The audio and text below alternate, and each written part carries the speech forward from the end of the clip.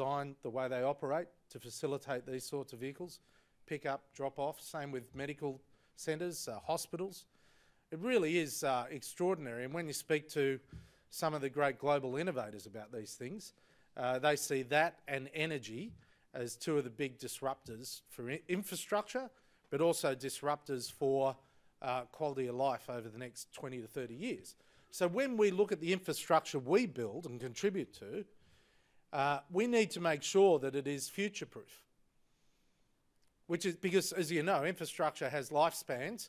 When you're building roads and building public transport and a range of other things, airports and so on, you need to ensure that the infrastructure is usually funded on a 50 to 100-year basis, and you need to think about what it's going to be able to cope with as a result of the disruptors over the next 15, 20 years, because some infrastructure will be obsolete before we know it. And this is a huge issue for anyone investing in the energy sector as well. They'll be thinking about it quite deeply, about the longevity of their investments in particular suppliers of power or water or a range of other things. Treasurer, thank you for reading our research report last week that said almost everything you just did. So thank you. There's a bit of free publicity for our report. Well, I'm glad we're synced here. Oh, we always did, Treasurer, surely. I have time for one further question. Gosh. I do. I have in the middle. Thank you very much.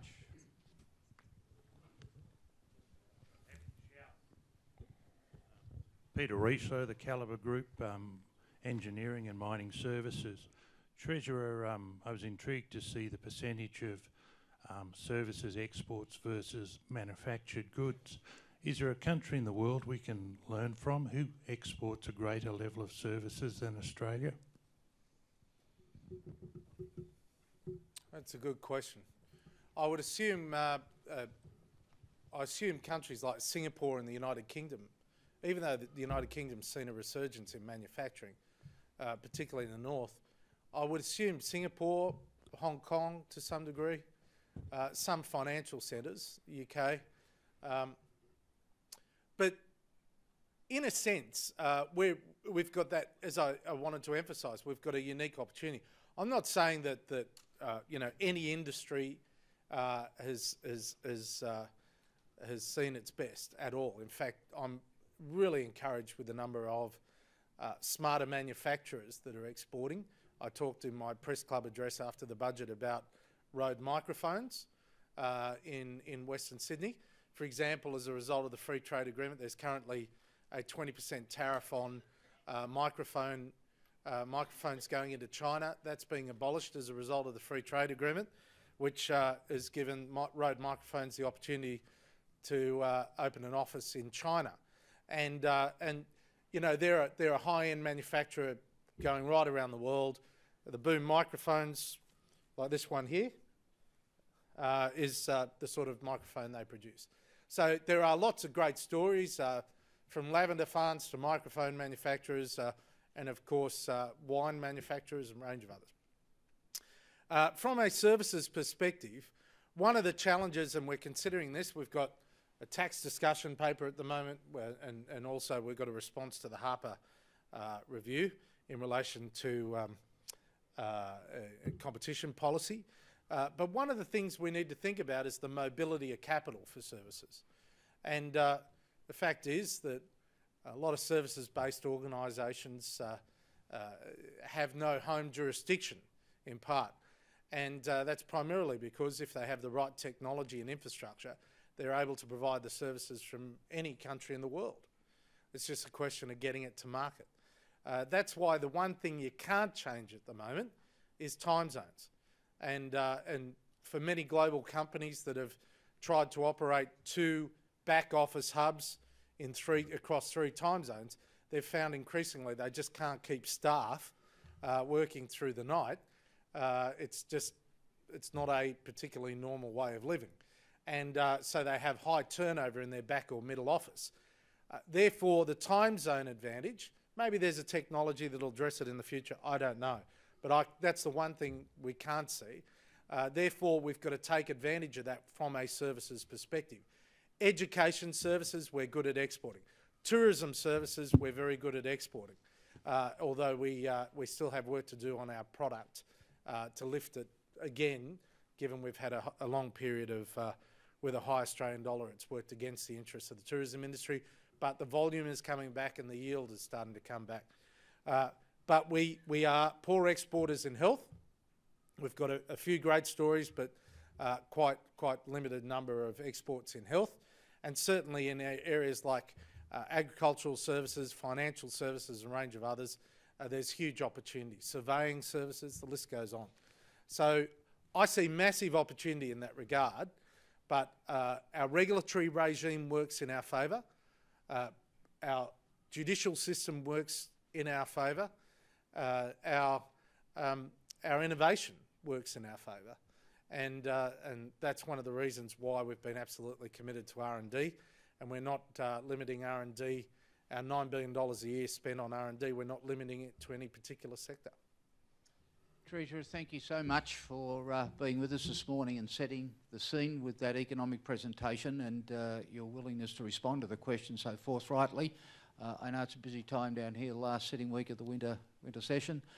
Again, would you please join with me and thank the Treasurer.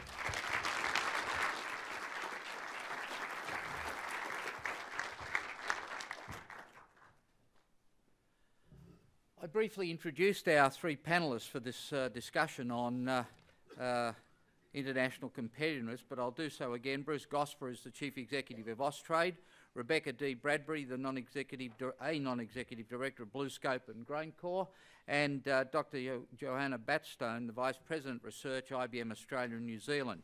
Each of them will give a presentation, and then, as always, the opportunity for questions will be directed to the panellists. And I think, Bruce, you're first cab off the rank. Thanks. Well, good morning, everyone. Thank you, Stephen. It's a pleasure to be here today to talk about the competitiveness of Australia's international business. Now, I'm not going to talk, of course, from the perspective of the theory of competitiveness and factors like productivity and innovation and work practices and the macroeconomic factors, as important as those things are, of course, for competitiveness. I'm going to talk more from a practical perspective and bearing in mind the sorts of things that Austrade does. So Austrade, a good part of what we do are with firms who, well, the 8,000 to 10,000 firms who have turnover or exports between 250,000 and $50 million. And it's a pretty constant group. We deal with around about 11,000 firms during the course of a year, and a lot of them fit within that category. And they fit within generally the category of sectors of the economy which have productivity which are above our competitors. In areas like oil and gas, agribusiness, health, education, tourism, parts of manufacturing, those sorts of areas. So that gives you a sense of the perspective that I offer here. And when I talk about a practical perspective, I have in mind the sort of perspective that was offered recently by Richard Viator, a professor from the Harvard Business School, who wrote a book called How Countries Compete. It's been quite commented on over recent months. And he talked about the fact that business managers need to understand global markets and government policies so that they know their competition, so that they can evaluate international expansion opportunities, so that they consider the risks and benefits of investment and production decisions, and so they can anticipate changes to trade, exchange rates, investments, and the like. So those sort of practical perspectives is what I'd like to deal with. Now, of course, it's an ultra-competitive world that even our more successful industry sectors and firms face. And I'll give you two examples. Two of our key industry sectors, of course, are in tourism and education. But in tourism, there's a lot happening here in Australia. There's a lot happening in Asia as people move to a middle-income situation and think about the education of their children, the food on their table, on their opportunity for leisure a little bit more. But it is a highly competitive world. People are competing quite actively for that tourist flow. And one of the measures, of course, is visa conditions.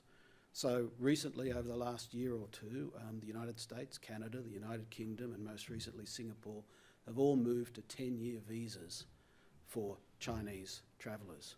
It's an international arms race for tourism. And so that's why I was quite pleased that, that Austrade, but most particularly the Department of Immigration, were able to work and support the government last week to announce that Australia will be moving to a 10-year visa for Chinese travellers. That's a very significant development. It's not the end of what we need to do to keep pace with this war to attract those very significant dollars from the tourism flows, but it's an indication of the sorts of things we've got to be doing.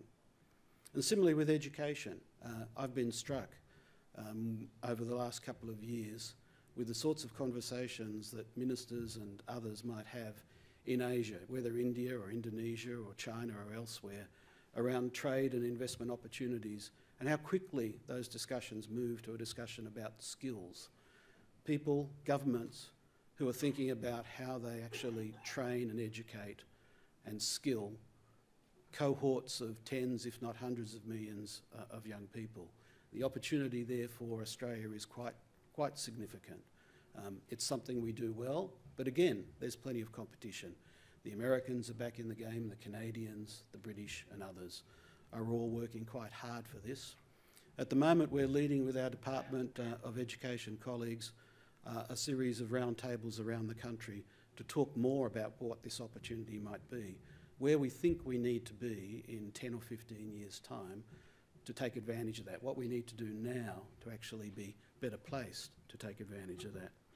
So it's a competitive world, and there's lots of reason to think forward, to think proactively about how we can engage with that sort of thing. So today I'd like to say a few words about some of the factors that we think affect the ability of our firms to take advantage of international markets and the growth that we see. In particular, I'd like to mention the four major factors we think that can influence business success. That is free trade agreements, global and regional value chains, foreign direct investment, and lastly, market intelligence and insight. Of course, when we think of competitiveness, a traditional price versus quality approach is no longer the main game.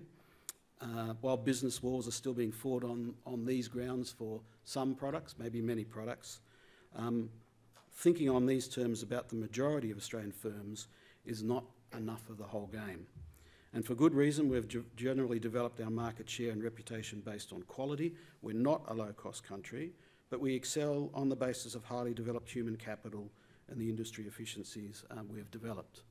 And we only need to look at some of our mining services sector or our medical research and related capacity to appreciate that. So businesses must continue adapting to both long-term and rapid change, innovating and anticipating emergency opportunities. This can redefine how companies approach their business and respond to accommodate market demand. It's partly driven by technology and reflects increasing global demand for sophisticated services.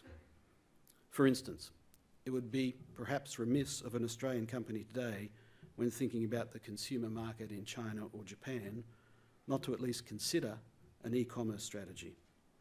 In China, this would mean ignoring over 300 million shoppers and a sophisticated marketing and distribution system. So there's a lot possible in that field.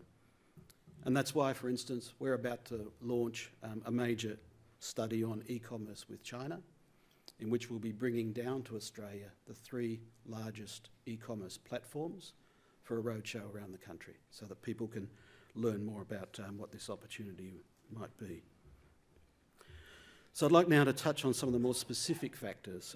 First of all, free trade agreements. We've got 9 free trade agreements currently in force: New Zealand, Singapore, Thailand, the United States, Chile, the Association of Southeast Asian Nations, Malaysia, Korea and Japan.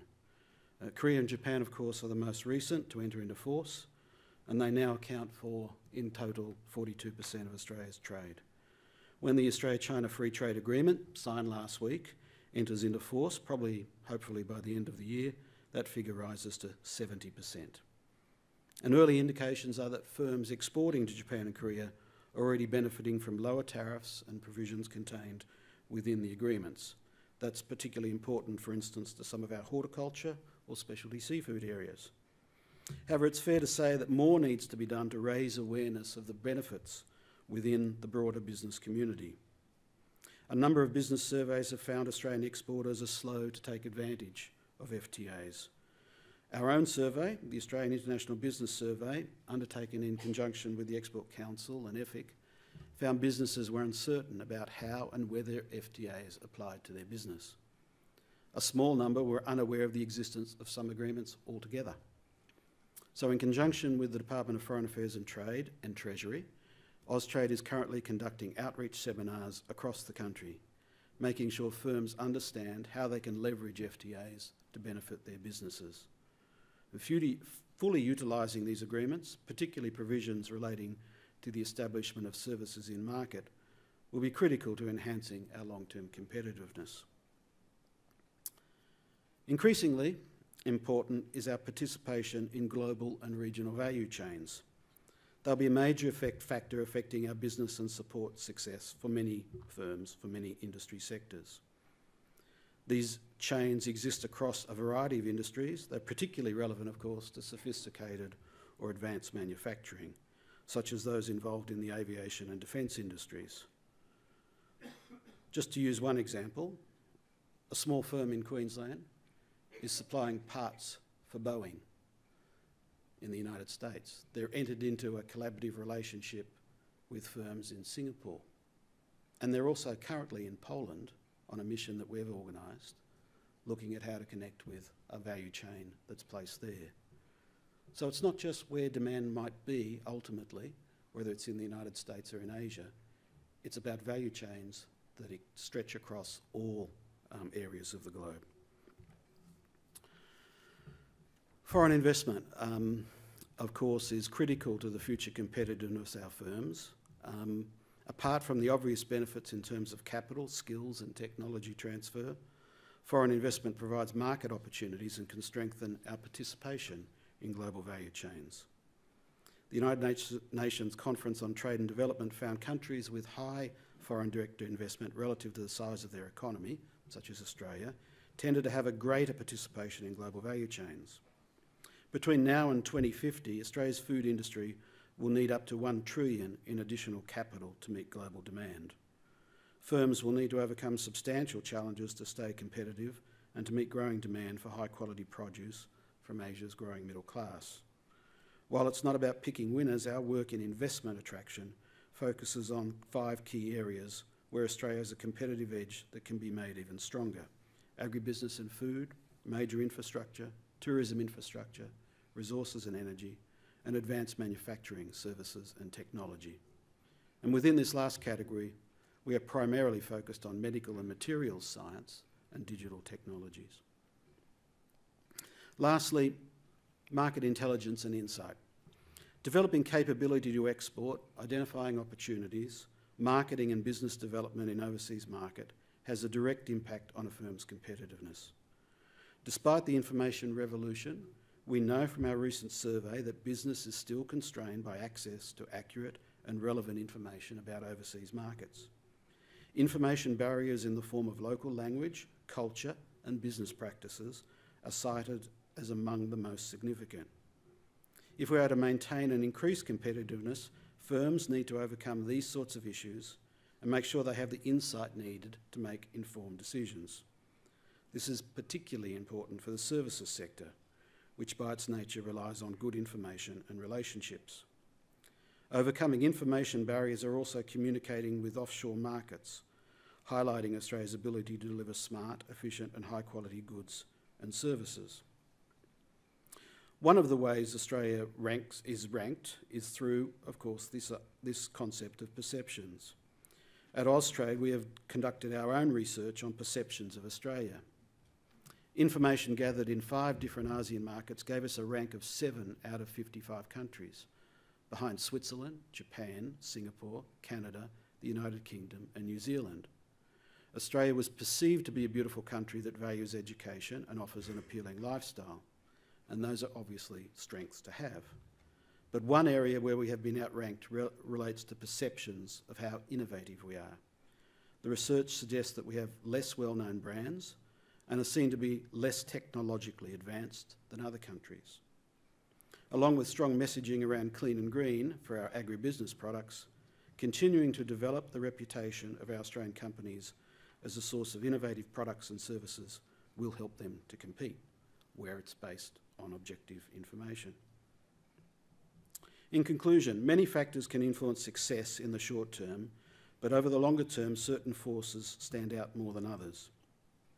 In thinking about competitiveness, it is important to consider the practical challenges that firms face, as well as the opportunities.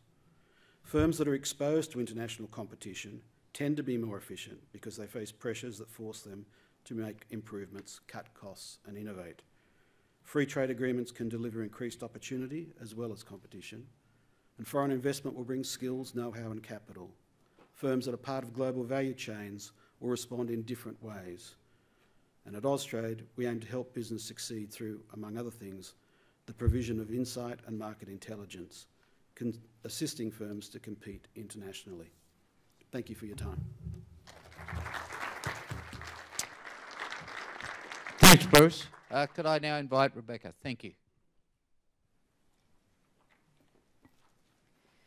Good morning. It's a pleasure to be here with you today to discuss what I like to think of making good on the promise of agri-food in Australia.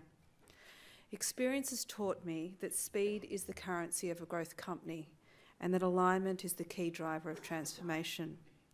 It is my truth, therefore, that speed and alignment are the currency of growth sectors and ultimately of growth economies. Sadly, as a nation, despite having a burning platform, we have not yet addressed the issue of international competitiveness with speed nor alignment. Other nations appear to have done so.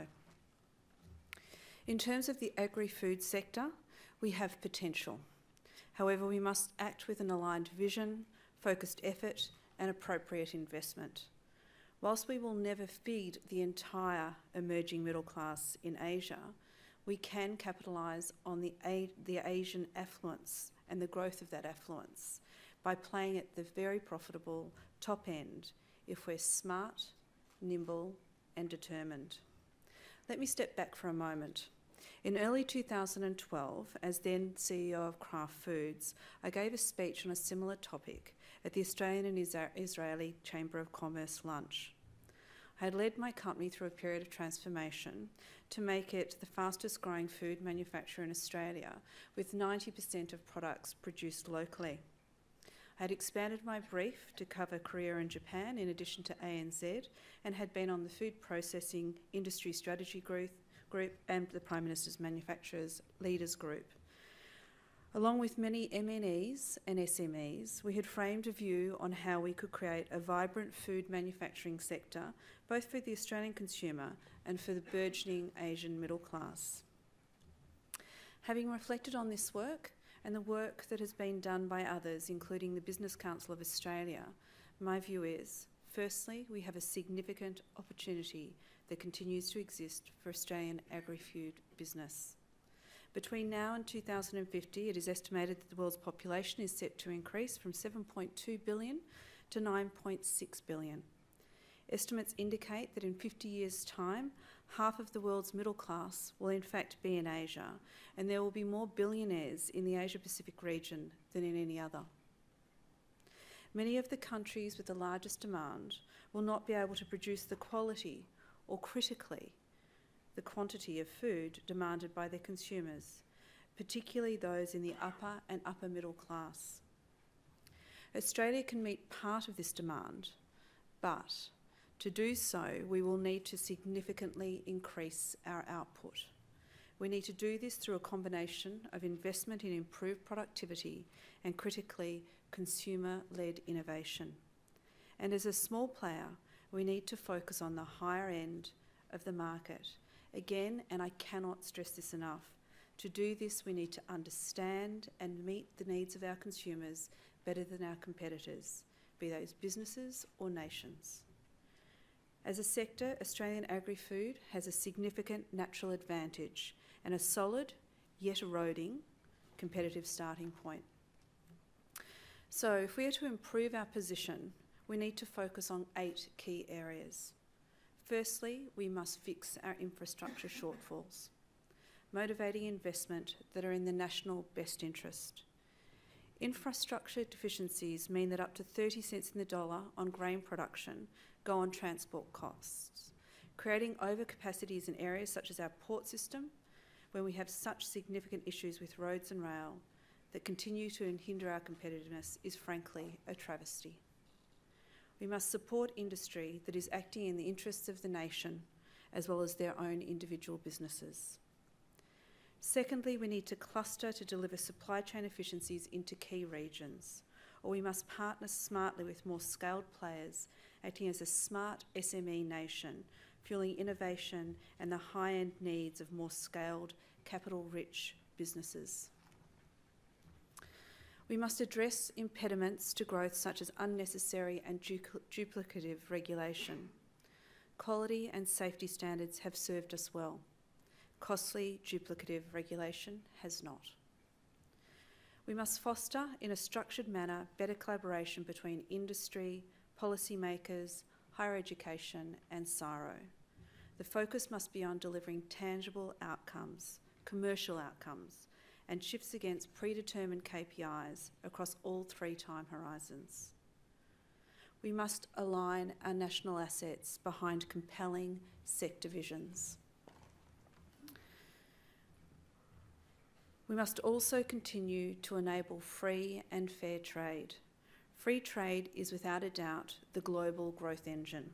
However, it must be free and fair, where Australian manufacturers are competing on a level playing field both domestically and internationally.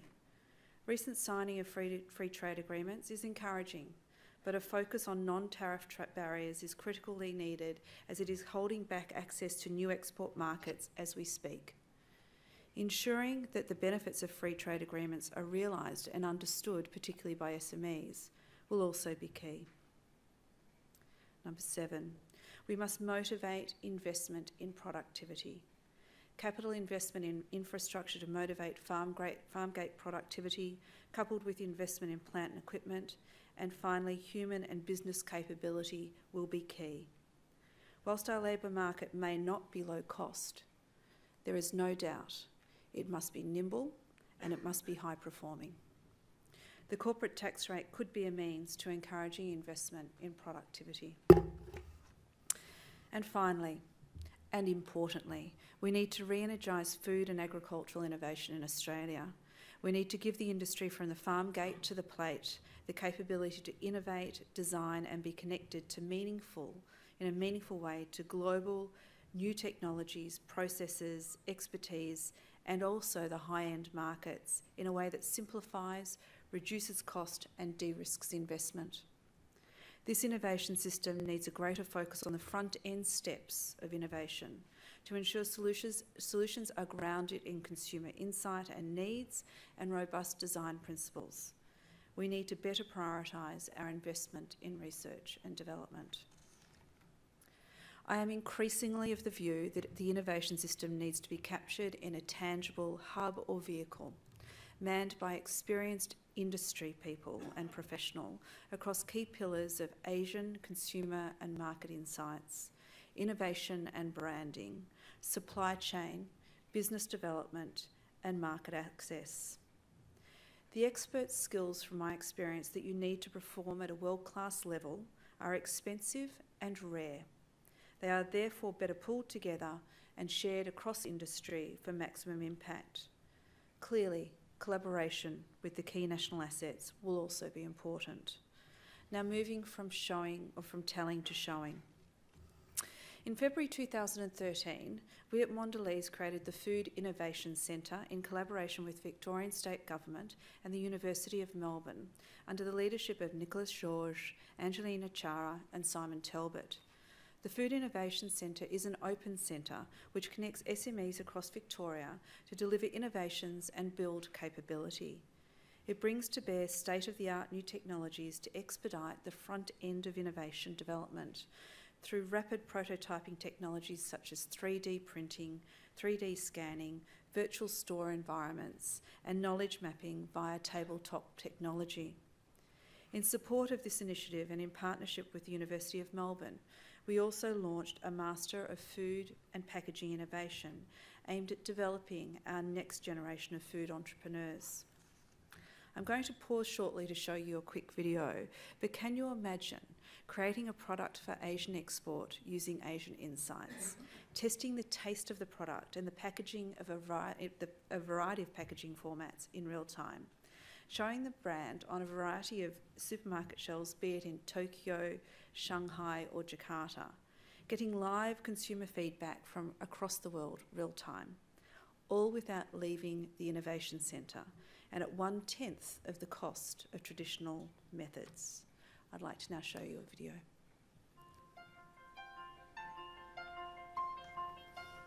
The world is ever-changing, with broadened competition across local and global markets, and a growing middle class in Asia.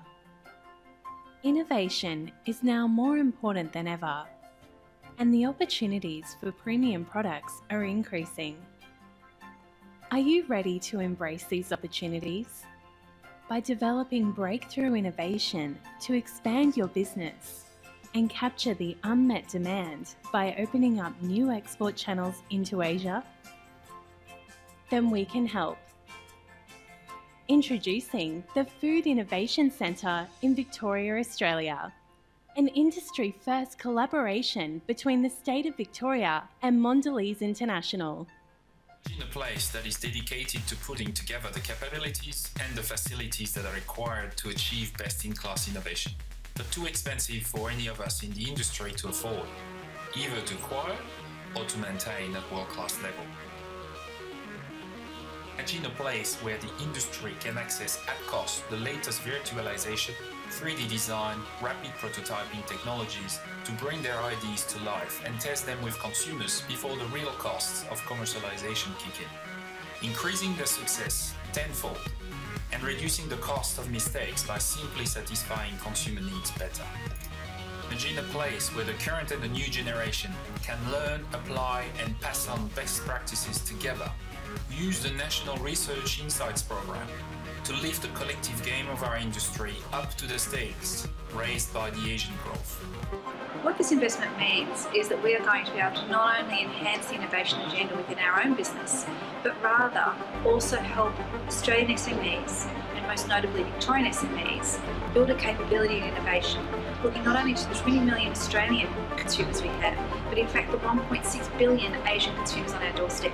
We're incredibly excited because this is not just about craft. It's also about the SMEs in our supply chain that we partner with. It's actually a collaboration with higher education to actually build smarter, brighter, more future-proofed graduates. And it's actually about creating manufacturing as a thriving, prosperous and competitive sector going forward for Australian consumers and population alike.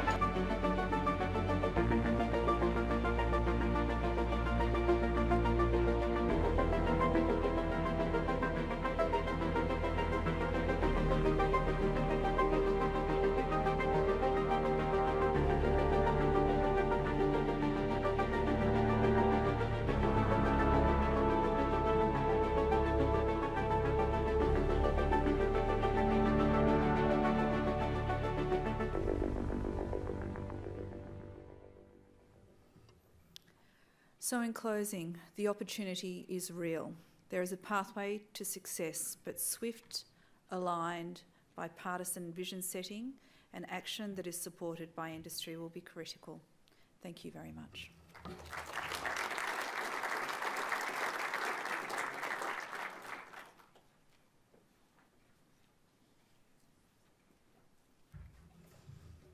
Thank you, Stephen, and good morning, everyone. It's great to be here with such an esteemed group of political, public sector, and business leaders to discuss the vital issue of international competitiveness. I've held a variety of technical, research and development, and business leadership roles, both in Europe and the United States, and now here in Australia. So I have first-hand experience in the whole process of innovating, from research to development and bringing products to the marketplace. So what does this have to do with competitiveness? It has everything to do with it, because what more and more organizations want from IBM is to gain a competitive advantage through innovative solutions.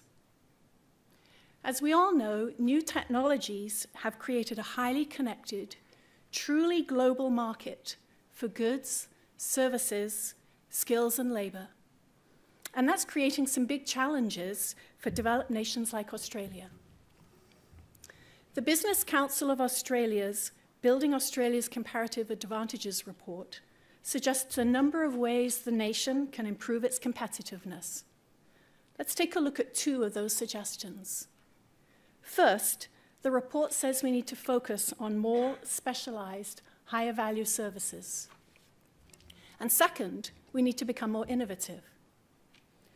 That first strategy would align with the approach that globally integrated enterprises, like IBM, take when investing in their regional branches. IBM operates in more than 170 countries, each with varying degrees of competitiveness in costs, taxes, investment incentives, skills, infrastructure, and resources. Yet IBM invests heavily in Australia.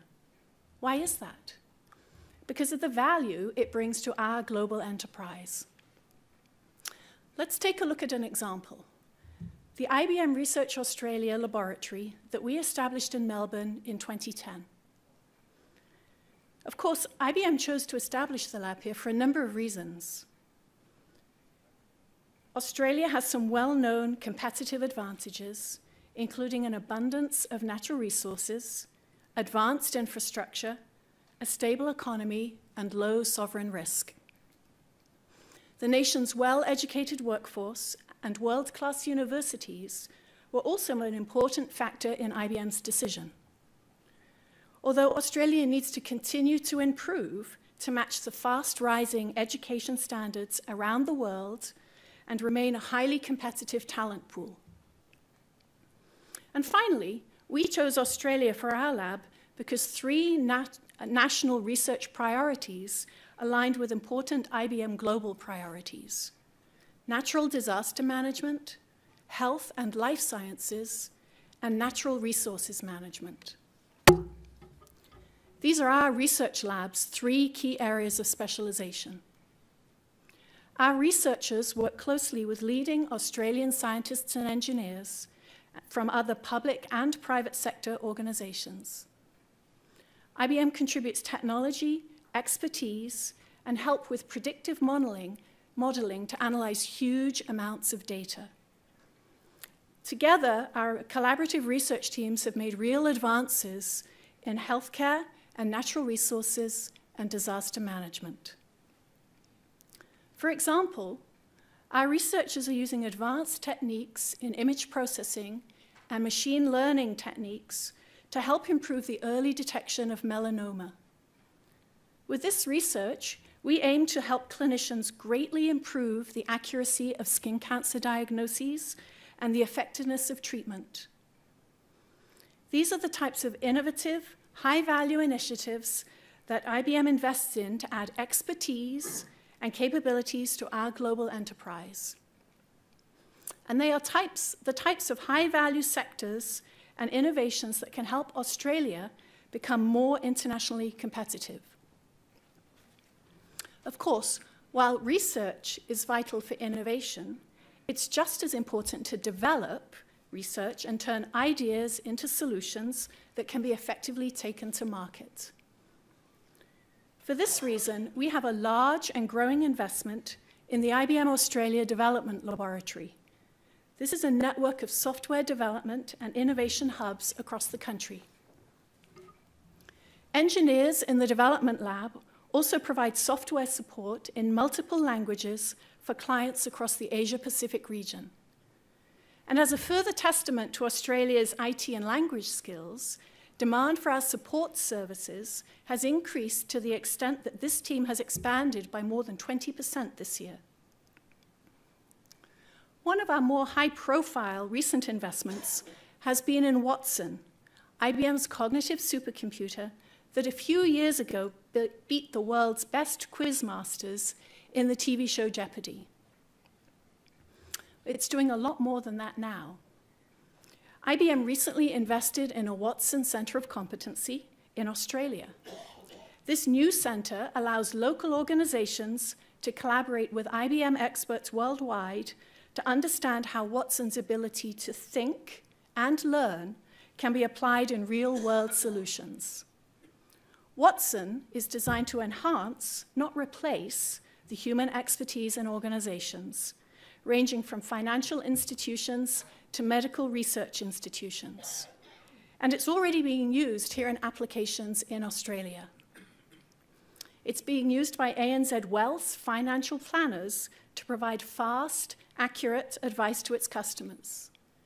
It's being used by the Department of Immigration and Border Protection to draw insights from external data to boost its risk management capabilities. And Watson is the intelligent technology behind the online student engagement advisor at Deakin University. These are types of innovative solutions that organizations are adopting to become more competitive.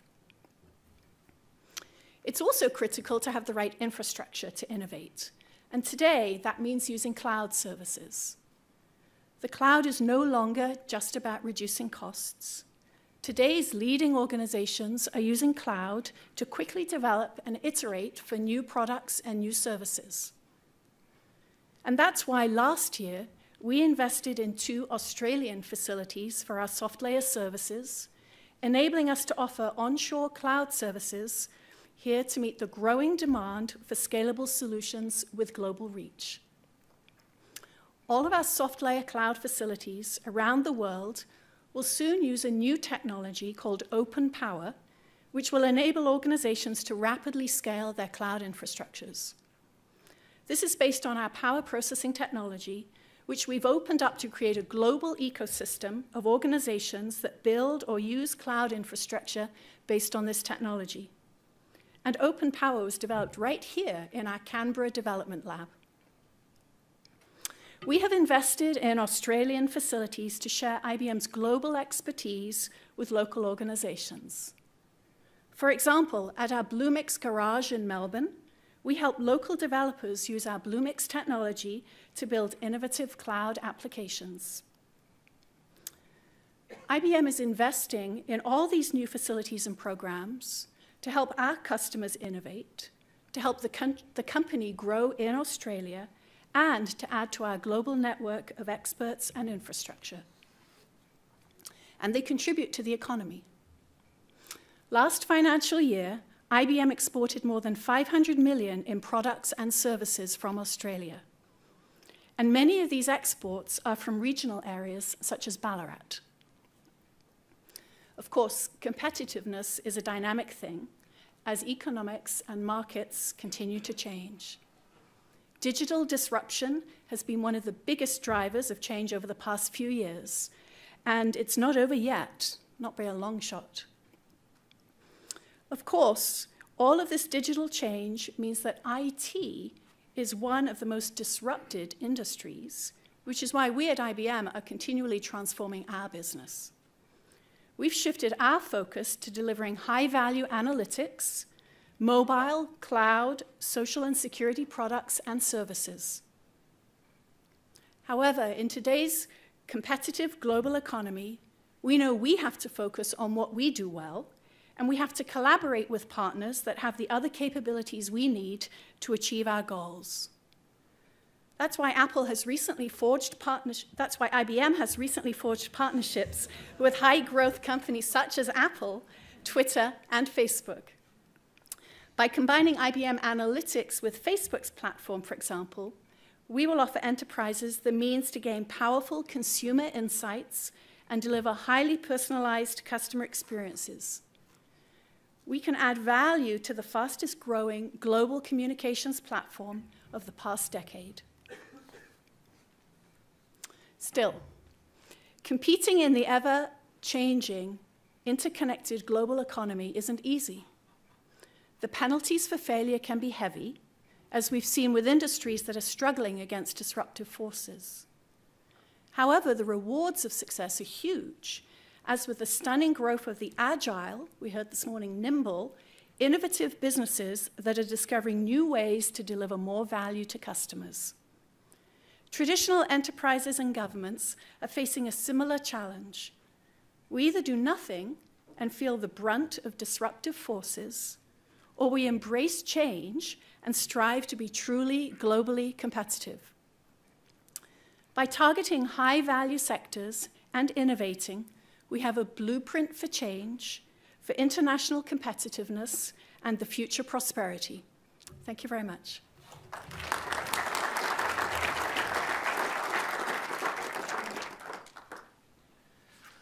Well, thank you to our three panellists.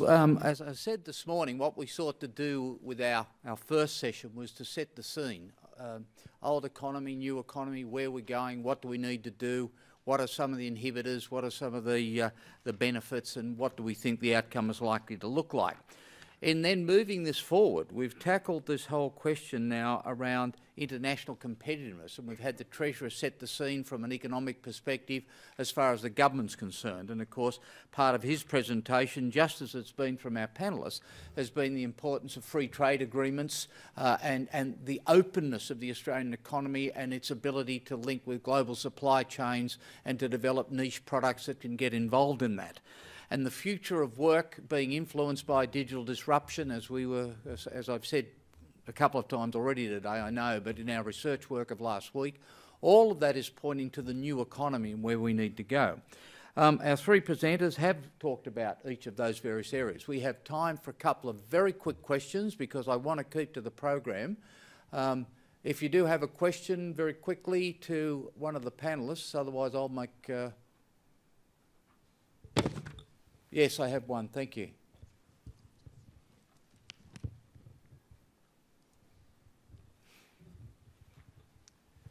Andrew Tulloch from Trade Investment Queensland. I just want to focus on this opportunity of the middle class in Asia that the Treasurer mentioned with his slide with the circle and more population in that circle than outside it. And a question for Bruce Gosper of Austrade. Obviously, free trade agreements are a key element of the approach here, and there's some really good news with the China, Korea, Japan agreements. I was just wondering what you see as coming beyond that, the opportunities in India and Indonesia, etc., or where do you see the other opportunities to capture this middle class opportunity in Asia? Yeah, it'll come on. Thanks very much, Andrew. This is a big cohort of people we're talking about, of course. A lot of people talk about it moving in a straight line, and it's not necessarily the case it will. And of course, we're not talking about middle class often in the way that we might think of middle class people. I mean, some people think of middle class in parts of the world here as people with, say, more than $10,000, but they have some discretionary ability to put different food on their table or think more about their children's education or travel a little bit. There's enormous things happening, but you can't get carried away with the sort of too much with just the size of the trends. It's about finding the right product in a very competitive environment and being able to deliver something and get paid for it in the right way. And often it's that last bit that's the hardest bit, of course. There are significant things happening in India, now looking at sort of 6 or 7% growth. And if Prime Minister Modi is successful, maybe that even has some upside potential.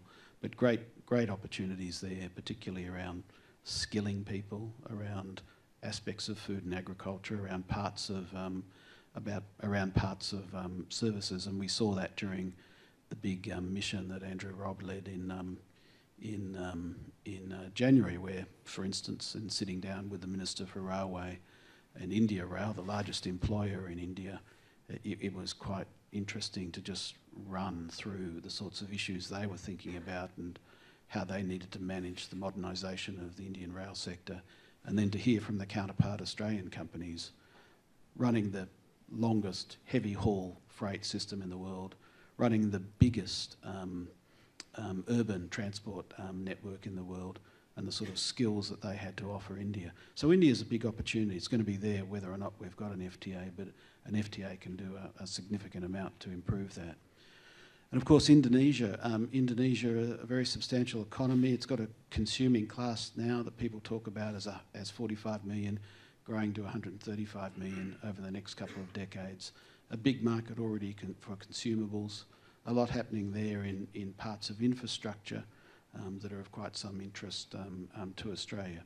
So again, you know, we can't just assume that because these big trends are happening that there's an easy place for us, or that we know precisely the place that will deliver the right sort of commercial outcome that suits the demand and the capability we've got. So that's why I think it's so important that we do work. The business sector, the business associations, the state governments like yourself, Andrew, and the Commonwealth to make sure that we're identifying the market opportunity, and more particularly doing our role in connecting people in markets where government has a particular role in opening a door to allow the sorts of conversations that might lead to some commercial outcome flourish. Thank you. I have one final question. Thank you. Brad Pragnell from the Australian Payments Clearing Association. A question for Rebecca. You identified the need for industries to be strategic and collaborative, and your example, the food industry, is an excellent one.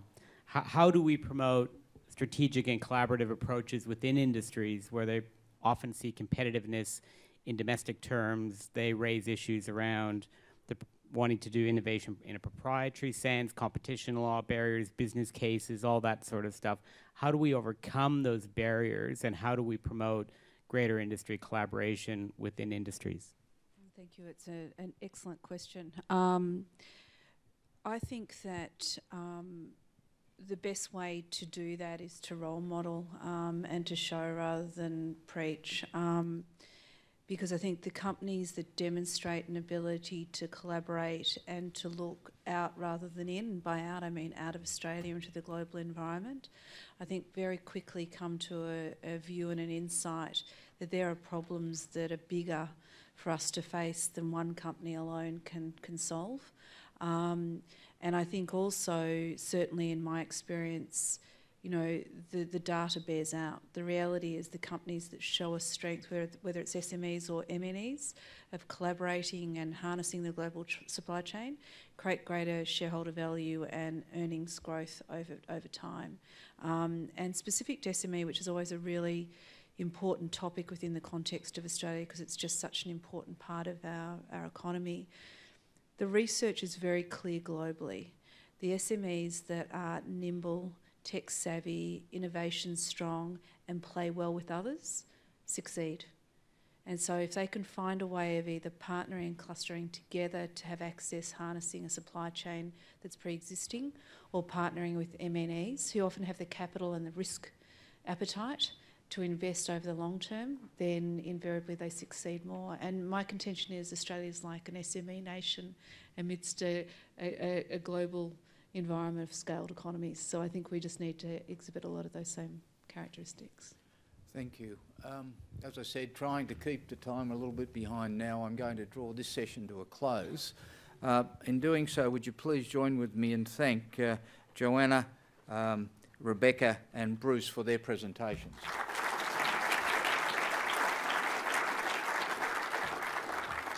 We will very nicely now transition into, having set the scene for international competitiveness, come back in the next session and think about conflict and trade and what the implications might be for Australia given global issues at the present moment. We will have a 15-minute break now. I understand morning tea will be served in the foyer here. I will definitely be back this time, but I want you back here by 5:02. So we've got approximately 15 minutes, please. 5:02 for the next session. Thank you.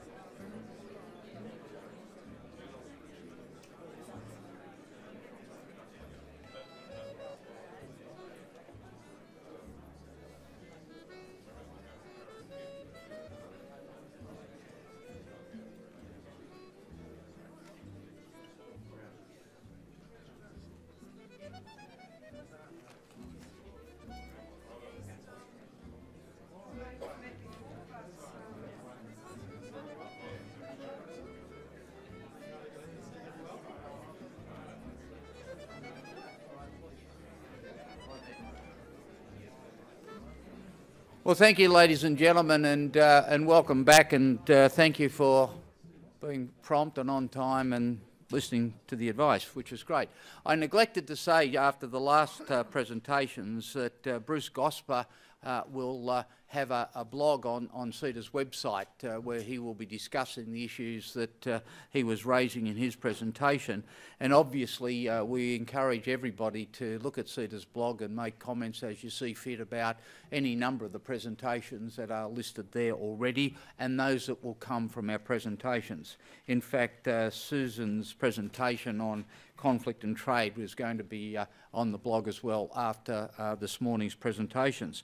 But the first thing is I have to do a mea culpa and apologise. Unfortunately, the Minister for Foreign Affairs has been called to a National Security Committee of Cabinet meeting and accordingly is unable to be with us. But we do have in her place her Parliamentary Secretary, the Honourable Steve Chiobo, Federal Parliamentary Secretary to the Minister of Foreign Affairs, and he will present on behalf not only of the Minister but also himself. Steve represents an electorate in Queensland. He has served as a Parliamentary Secretary to the Treasurer, and after some toing and froing within the government, he's now in Foreign Affairs and Trade, which is a great place to be as a Parliamentary Secretary. Mate, I was one. It's sort of, you know, you go up and out. It's great. So these things happen in the fullness of time. So please, will you welcome the Parliamentary Secretary?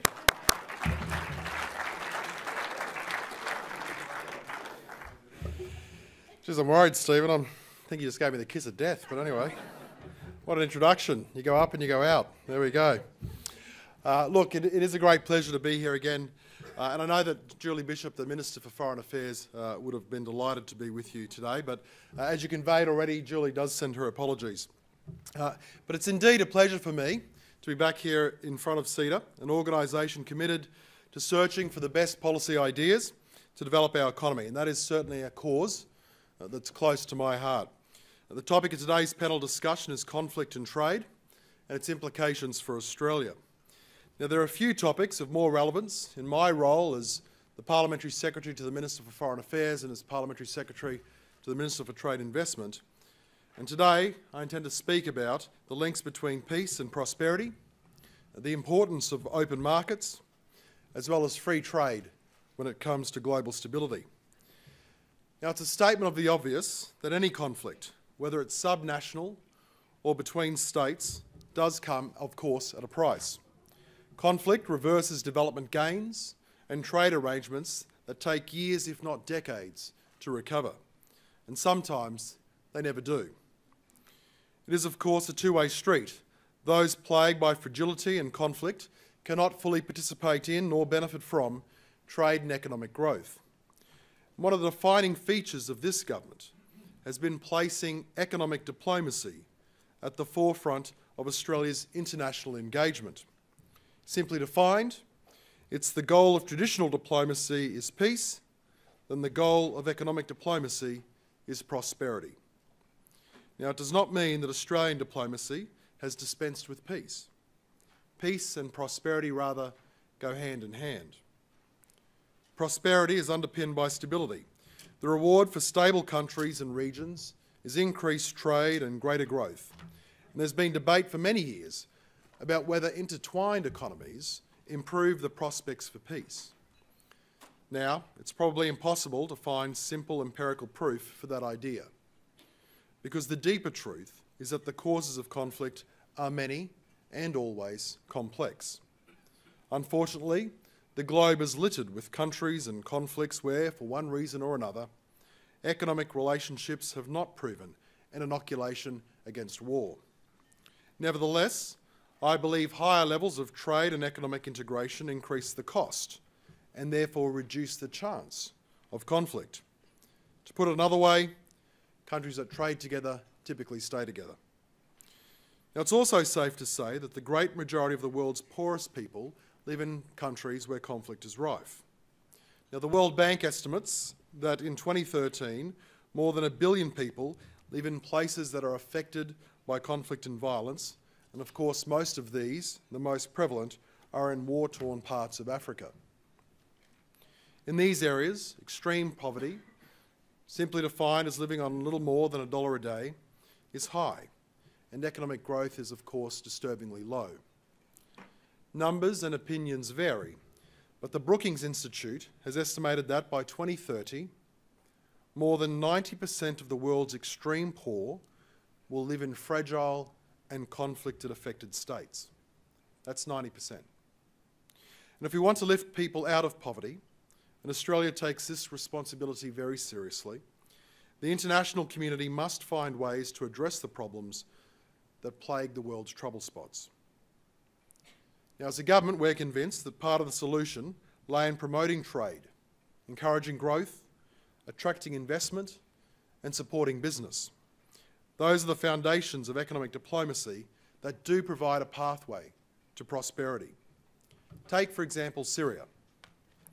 Since 2011, Syria has been crippled by a brutal civil war, which has killed an estimated 220,000 people, many of them innocent civilians, and resulted in millions fleeing to neighbouring countries and beyond in search of refuge. The human cost of this conflict has been immense. But consider for a moment the economic impact that wave after wave of violence in Syria has had not only on the country, but also on the region. The violence in Syria has destroyed sophisticated trade and economic networks, as well as the supply chains that were built up over many years. The closing of borders, the cuts to exports, the destruction of factories and warehouses, and the subsequent loss of jobs has devastated the economy. Why is this so crucial? Because those millions of displaced Syrians need more than just an end to violence if they're going to reconstruct their lives. They need livelihoods to be able to go back to. Rebuilding the economy, creating jobs, building business opportunities is by no means the only answer. It is, however, the foundation upon which a peaceful and stable society can be reconstructed. Now, ignoring the economic dimension of any plan for long-term recovery is a recipe for continued instability. Now, for its part, Australia has built its wealth and prosperity on the back of international trade and investment, underpinned by the long regional peace that we've enjoyed. We're a top 20 economy, we welcome foreign investment, and we certainly encourage trade.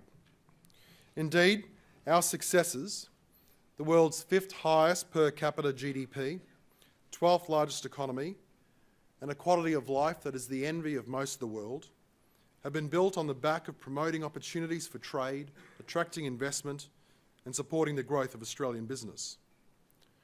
Australia's trade with the world is equivalent to 42% of our GDP. Our economy is open and diverse, our private sector is outward-looking, and we're committed to continuous economic reform across the political class. We're open for business, and we are and will continue to be a welcome recipient of foreign investment. The stock of foreign investment in Australia is some $2.8 trillion, while Australia's investments around the world total nearly $2 trillion. Foreign investors in particular are attracted to Australia's political and economic stability, as well as, of course, our predictability. Now, it may be hard to lay out a direct causal relationship. However, our long history of political stability is underpinned by our economic history of prosperity, and I have no doubt that our stability reinforces peace throughout our region. In the years ahead, Australia is not at the position where we can rest on our laurels. Our prosperity is interlinked. It's interlinked with developments in the global economy, and we certainly have a very strong stake in the stability of the global trading and financial system. And this is particularly the case in our region. A more prosperous Indo-Pacific region, where the benefits of global wealth are spread broadly, helps to create stability and, of course, security. As the global centre of geostrategic and economic gravity shifts to our region, Australia has been quick to respond. And a central part of our economic diplomacy strategy has been to pursue free trade agreements, that is FTAs, with the biggest economies in our region.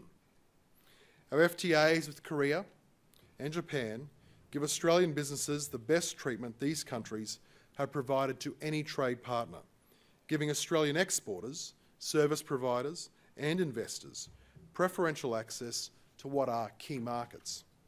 And the benefits are already flowing. Japanese and Korean cars, for example, are cheaper. Farmers are exploring new export prospects. And Australian firms, keen to expand their presence further in the region, are certainly scoping out new opportunities. The China-Australia FTA, or CHAFTA as it's called, will of course add to these opportunities when, as expected, it comes into force later this year. CHAFTA promises to unlock new opportunities for Australia in China, already our largest export market for both goods and services, and a fast-growing source of foreign investment for Australia. Few of our competitors have this level of access, and this suite of high-quality FTAs is a major achievement for Australia. The Coalition, however, is doing more than just tying Australia to the economies of North Asia. The Coalition government is negotiating a bilateral agreement with the emerging economic powerhouse that is India. And Australia is, of course, a key player in the two mega-regional FTAs that are currently being negotiated. That is, of course, the Trans-Pacific Partnership and the Regional Comprehensive Economic Partnership, or RCEP. Now, the TPP, set to become the world's largest FTA, is in the final stages of negotiations. It will bring together countries generating more than 36% of global output and, in creating common and transparent trade investment rules, provide new opportunities for Australian businesses in the fast-growing Indo-Pacific region. The TPP will expand Australia's economic footprint, creating new opportunities in countries with which we currently do not have FTAs, including, for example, Canada, Mexico and Peru, and build further on those agreements that we already have in place with Japan, the US, Vietnam, Malaysia, Brunei and Singapore. Australia is also working with China and India to create new trade and investment opportunities in Asia through the Regional Comprehensive Economic Partnership, or RCEP, as I said, negotiations. Now, the numbers here really are quite staggering. The 16 countries involved in RCEP account for almost half of the world's population, nearly 30% of global GDP, and more than 70% of Australia's exports and 16% of Australia's two-way foreign investment. Now, RCEP is an initiative of the Association of Southeast Asian Nations, and ASEAN is one of the region's greatest success stories. It's transformed Southeast Asia from a region of strategic conflict into one of remarkable cooperation and consensus. The result, stability. Peace and prosperity going hand in hand once again. Including China and India, developing Asia's GDP grew almost 19-fold between 1980 and 2014. Now, over the same period, the world economy grew less than 6 times. And GDP of developed economies increased by less than 5 times. So this is certainly no accident. ASEAN has greatly accelerated economic growth in the region by fostering deeper economic and political links. And ASEAN countries are on the cusp of creating the ASEAN Economic Opportunity, which aims to integrate the economies of Southeast Asia. Now, the creation of a single market in Southeast Asia and the free flow of goods, services, investments, capital and labour is an ambitious commitment that has the potential to further transform our region. Businesses engaged in the region will be well placed to take advantage both of its immediate benefits and those that promise to emerge over the longer term. Now, this is all good news. And despite this good news, there are, of course, some risks to Asia's uninterrupted growth story. Consider the South China Sea, a disputed maritime zone through which almost 1/3 of the world's crude oil and most of Australia's merchandise trade travels. Now, clearly, anything which interrupts seaborne trade through the South China Sea could have major implications for our region. There are also a number of unresolved issues and potential flashpoints that pose significant risk to regional security. North Korea's nuclear and missile programs and its proliferation of sensitive technologies are a threat to international peace and security. In the last 3 years, the North has successfully launched a long-range rocket, conducted its third and largest nuclear test, expanded nuclear fuel production, tested over 100 rockets without warning ships or aircraft, and threatened to use nuclear weapons. This is not happening far away. A false move by North Koreans could have a devastating impact on our economy. The capitals of our 3 largest export markets all lie within 1,300 kilometres of Pyongyang. Conflict in Kashmir and insurgencies in a number of the region's developing countries also pose, to varying degrees, threats to our regional security. The impact on Australia, or indeed the world, if a war broke out in one of our major export markets, is certainly difficult to contemplate. Happily, this is a what-if scenario and not a what-now scenario. And Australia is doing everything in its power to ensure it remains thus. Each of us has a stake in making sure that events in the region do not reach the point where they pose a risk to trade or to the stability of the region. And Australia's prosperity and the future prosperity of our entire nation depends on it. Thank you very much.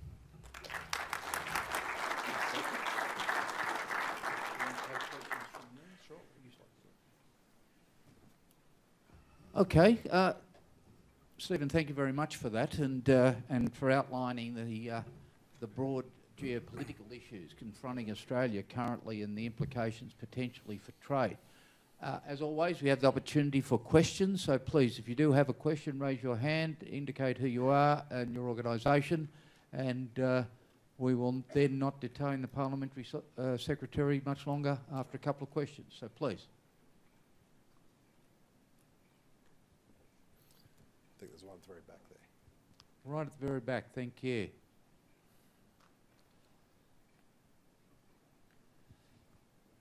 Lisa Martin from Australian Associated Press. Mr Jobo, you wax lyrical about ASEAN. Do you envisage a time when Australia might seek observer status in that organisation? Well, I'm not going to announce policy, you won't be surprised to know. As the Parliamentary Secretary, my job here today is to represent the Foreign Minister and not to make policy announcements. But I think to go to the broader issue about what we're doing throughout the region. Look, Australia, and I'm going to be mindful that I'll give a short answer because there's other questions I'll probably ask I'll be able to speak more directly to. But I think what the speech goes to and what I've tried to highlight is that we consider the region to be fast growing, we consider stability to be crucial, and we consider the links between economic prosperity and peace to be absolute. So in that respect, anything that we can do in the region to improve our integration, anything we can do in the region to improve upon the already terrific work, frankly, that we've been able to achieve as a government, I think is going to be a positive step forward. Please.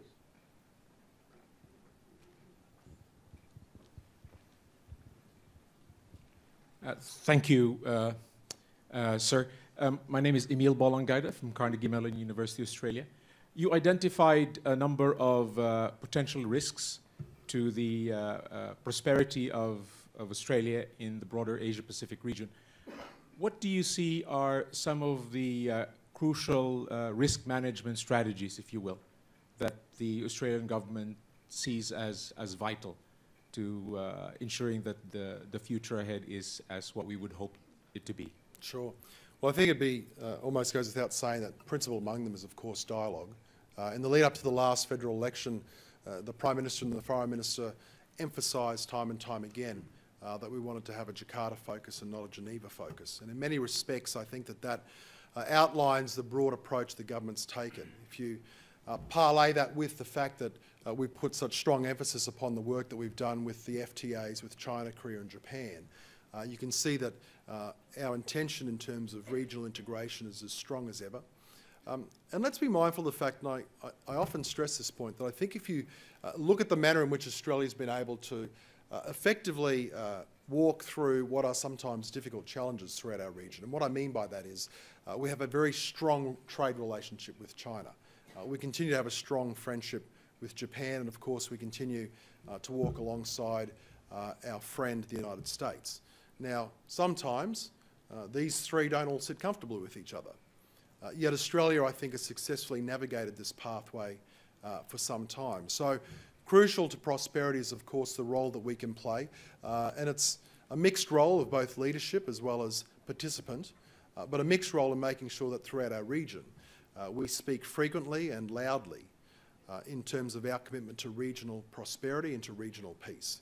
I think a reaffirmation of those core values, as well as the values upon which as a nation we've been founded upon, the importance of trade not only to our national interests but of course to those that we trade with, and an articulation on an ongoing basis that it's in our collective interests for that to remain front and centre, I think is perhaps the best inoculation against any instability that might take place. I have time for one final question. Let me then, Chairman's prerogative. Both the Treasurer and yourself have reiterated that the government is committed to and welcoming of foreign investment. There has been some reporting of recent times that perhaps that welcome mat is not as enthusiastically embraced by some of the Cabinet colleagues in this government, particularly around Chinese investment in agriculture or Chinese investment full stop. Do you have a comment, without commenting on policy per se, but a comment as in your role as assisting with two significant Cabinet ministers in advising on policy? Sure. I think John Howard used to say we're a broad church. You know, there's no surprise that there are different points of view that sometimes are put forward, but what matters at the end of the day is government policy. I, for one, have been around the political process for a little while now, Steve, coming up to 15 years, and I think it's a strength, frankly, to have different points of view articulated, debated, the merits analysed, and then a consensus opinion reached. But if you look at government policy, it couldn't be more clear. When I was Joe's Parliamentary Secretary, I had oversight of the Foreign Investment Review Board. I approved around 800 FIRB applications worth around $150 billion. Over that period of some 18 months, we said no to one, which was the ADM bid from the United States. So when you consider we had 800 approvals, one knockback, $150 billion worth of investment, I think that that speaks more than perhaps the musings of any one particular individual or otherwise in the chamber. We are very focused on foreign investment. Very focused on the positive success that foreign investment provides in terms of our national prosperity. I think sometimes people get a little ahead of themselves. If you look at, for example, recent announcements in relation to prosecutions that might be taken against those that have breached the rules, the real story there isn't about some kind of pushback against foreign investment at all. The real story there is simply to say, well, we haven't adjusted the rules around foreign investment, but we're seeking instead to be in a stronger position to enforce the rules.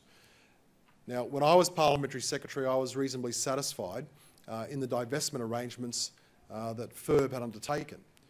FIRB would look at where they felt that there was a breach or had realised that there was a breach and then would negotiate with parties to divest, as most recently occurred with the $39 million home in Sydney.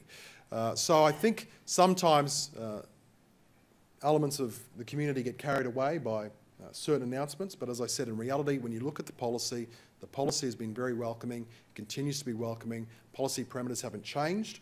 All we've done is made clear that we will not tolerate those that continue to, or would like to, flout our rules. So the story is a straightforward one. Foreign investment is good for Australia. We want to encourage foreign investment, and it is going to be an ongoing benefit to our nation to maintain it. Comments like that, Parliamentary Secretary, on the way up.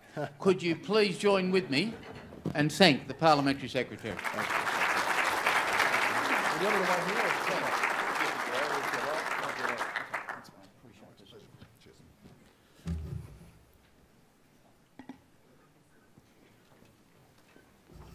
It's my pleasure now to introduce our two panellists to discuss conflict and trade implications for Australia and to comment on perhaps a couple of the things that the Parliamentary Secretary had to say. Alan Oxley, of course, is one of Australia's most authoritative advisors on international trade. Having worked in the bureaucracy, having left the bureaucracy and worked in a variety of national and international forums over a period of time, he is one of Australia's foremost commentators in this area, and we're delighted that he agreed to come and speak to us today. Susan Harris-Rimmer is an expert in women's rights, global governance and international law, all of which I think had major implications in the G20 outcomes, both in Australia and previously, and as well we were delighted that she has agreed to come and speak on our panel today. I'm going to ask Alan to speak firstly, then Susan, and as again we'll open it up for some questions. Alan, thank you. Thanks very much.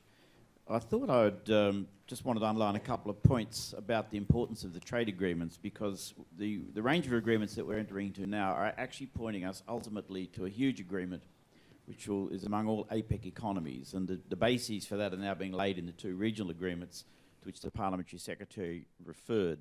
There's agreement in APEC to develop this agreement, and I think we'll start to see it in about a decade's time. It will encompass 60% of world growth. It will have China, Japan and United States in it. This was really extremely significant. Now, the interesting thing is the point the Parliamentary Secretary made is that trade, in fact, is a civilising process, particularly when it's wrapped up with legally binding agreements. You can't have legally binding agreements with states that don't function. So Syria, in a sense, doesn't count. I'm always remembered that the thing that intrigued me most years ago is that if you think back 25 years ago, 30 years ago, Brazil and Argentina had nuclear weapons capacities which they're aiming at each other. It wasn't until they scrapped those capacities and created democratic governments that they're then able to join trade agreements, to start to accept agreements and bind their trade that way. They're still not very good at it, I might say. It's the countries which stick to the rules clearly, the ones that get a better growth. And these two don't fully get into that category. But China is, in fact, the interesting case. I don't believe that the Chinese government would allow conflict in the South China Sea to interfere with its trade relationships with its major neighbours. They are just too important. It's quite interesting that China chose to join the WTO, chose to use those rules as part of its process of reform, and it's continuing down that path. So in a sense, therefore, trade, as I said before, is very civilising. But I wanted to, in fact, touch a bit more, less on military conflict than political conflict, because we Australians have got quite a significant problem with our closest neighbour. This has been an old hobby horse of mine. I've always been interested in Indonesia. I did Indonesian studies when I was a student. I married my wife because she had Indonesian interests. And I think, not financial, what we do need to understand about Indonesia is that we are not on the Indonesian radar screen. In fact, nobody is, because Indonesia has what I call bigism.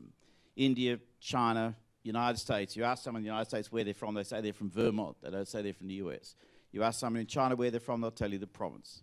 You ask someone in Indonesia where they're from, they'll tell you it's the area they live in. I'm always reminded, years ago, I was engaged in an exercise with a gentleman called Bob Hassan, who was one of President Suharto's business partners, let's call him that.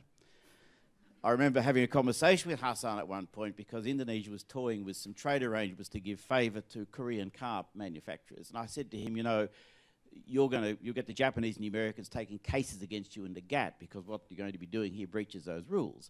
I said there may be a better way to deal with it. And he paused and he looked at me, and this is a guy who used to play golf with Suharto. He would have had a conversation on the 19th hole every week with Suharto. And he said, the Americans? He said, you know, we beat the Dutch, we beat the Japanese, we beat the communists, we can beat the Americans. That's the perspective, which is in the mindset of a country of 240 million who basically sees the world from inside. And what troubles me hugely about our relationships is that we're going to have continuing conflicts of the sort that we've had recently. They're going to continue, and it's going to be incumbent on us to make them work and succeed. And we're going to have to put up with some unpleasantness. But if we don't work at this, they're our biggest wheat market now. There'll be a big beef market. There'll be an important dairy market. We're going to find ourselves in considerable difficulty. Indonesia's not being taught in primary schools anymore of any significance. Most Australians go to Indonesia, go to Bali, don't realise they're Indonesia. Now they might, but that It's an old joke. In fact, I mentioned to a journalist recently who was working from the Australian in Jakarta. He said because he was there with his partner, he had to leave Indonesia every month to get his visa renewed. He went to Singapore to do that. One of his mates said, why don't you go to Bali? Symptomatic of a very significant problem, but this economy is growing at 7% every year. It's done that every year for the last 30 years. It'll continue. In a decade's time, its GDP will equal ours. Its ability to spend on defence will equal ours. It straddles our sea lanes. We have a major challenge in order to establish a relationship and working with them. And I think in that sense, the political conflict we have to manage is going to be an interesting one with our trade interests. I might leave it at that. Thank you, Al. Susan, please, thank you.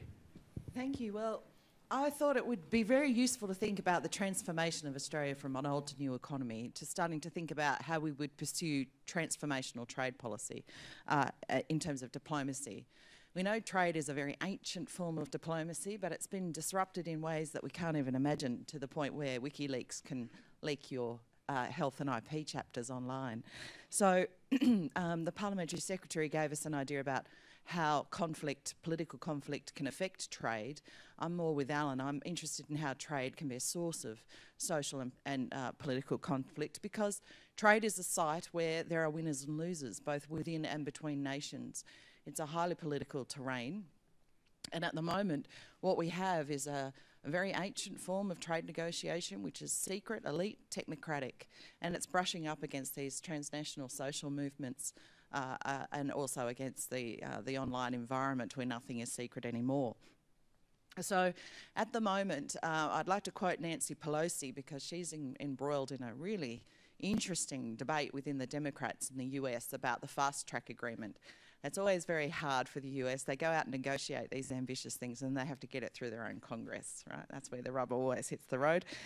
So she just told the USA Today, she said, in order to succeed in the global economy, it is necessary to move beyond stale arguments of protectionism versus free trade. Today, driven by a new technological revolution, national markets are being transformed into global networks of finance, production and distribution. Markets for goods, money and even labour are integrating across borders beyond the reach of national legislative bodies. And I think as we sit in the Commonwealth Parliament of Australia, that's something we really need to think about, how that global value chains and other disruptions to trade mean that parts of what is happening in the trade arena are going beyond the reach of national legislative bodies. So we're getting a whole lot of fundamentals in the trade world being disrupted. We're looking at goods made in the world in terms of global value chains, as John Ravenhill calls it. And one of the implications of that is that most international trade statistics, he thinks, are completely obsolete, because they're based on gross basis rather than value add, which is not how the world works anymore. And so we used to fret about bilateral trade imbalances. He thinks that debate is completely over. Traditional trade policy is no longer a lever to assist domestic production, says Mark Thirlwell from Austrade, which means a lot of the traditional debates we've ever had about trade and whether they will lose domestic jobs are also a thing of the past. So I've been asked to give you a few of the updates that came from the G20 summit in Brisbane. I'd like to give a shout out to the Parliamentary Secretary for his work there. The trade session was by far the most animated. It was where Joko Widodo was the most animated. Thankfully, because there was a very last-minute deal between India and the US, which meant that the WTO agreement on trade facilitation could move forward. Otherwise, it was going to be a very awkward pause, that particular session in Brisbane. Now, what is the G20 meant to do? It's meant to act as a circuit breaker on the most difficult areas of economic governance, and certainly the collapse of the Doha round in 2008 has got to be top of that list. But it has not been able to make substantial progress in this area. And so what we get in Brisbane are some quite modest outcomes. We're going to facilitate trade by lowering costs, streamlining customs procedures, reducing regulatory burdens, strengthening trade enabling services. They've been saying that for 5 years now. So what you're seeing is a range of sequence behind the border trade reforms, which are all good, but there has been no real ability to deal with the Doha round or resuscitate it or to change. And so now what we're hearing is World Bank economists saying, let's ditch it and start on the China round. Let's let's anchor China to the world trade multilateral regime. So this is what we're really grappling with in the world of trade, the WTO, which is really moribund at the moment, except in the dispute resolution phase. And so a whole range of countries are working around it in these series of ways. The way Australia's doing that is a range of plurilateral negotiations, like the Trans-Pacific Partnership, but also in a variety of other minilateral fora. So I just wanted to quickly talk about MICTA, because I think MICTA is going to be really important to the conflict area of trade. So MICTA is Mexico, Indonesia, Korea, Turkey and Australia. It's a foreign policy grouping. It's only a few years old. Everyone goes, MICTA, what on earth? What do those countries have in common? What they have in common is they're not the BRICS, Brazil, Russia, India, China, South Africa, and they're not the G7. Okay, so that's what they have in common. They're large economies who are not part of either of those groups. They're not a voting caucus of the G20, but they're obviously all in the G20, and so they have a great stake in making sure those conversations work. So Julie Bishop has invested a serious amount of political capital into the MICTA enterprise. Why? Because it's those middle economies who have the greatest stake in the rules of global governance working for us all. So that, I think, is a very interesting area of what Australia is doing in trying to be more agile and nimble. The other area is the Indian Ocean Rim Association, a very diverse assortment of countries held together by the Indian Ocean and not a lot else. But in that realm, she's been focused, as Australia was the chair of EORA last year, on women and trade and trying to increase the access of women to formal trade in all those Indian Ocean Rim countries. Of course, great ancient trading nations, all of them. This is an area where there's enormous potential, both for macroeconomic growth and also for human rights progression. So I think that area of work is really important. So finally, I'd just like to say we were asked to talk a little bit about geopolitical drivers.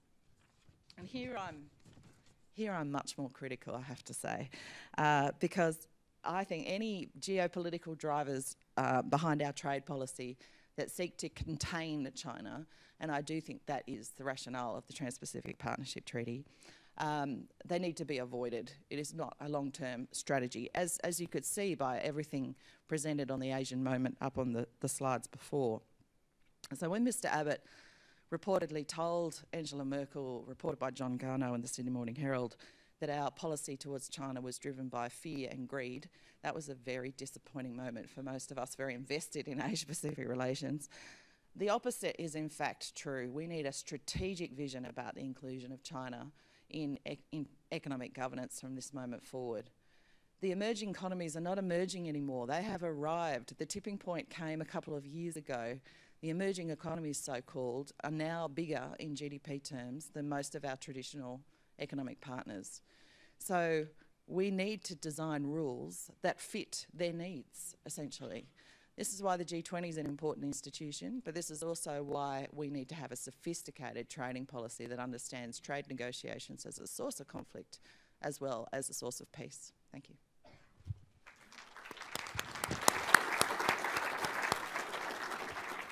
Well, thank you both to Alan and to Susan. Okay, the floor is yours, please. Questions? Oh, hands. All right, I've got one down here and I have one there. Thank you.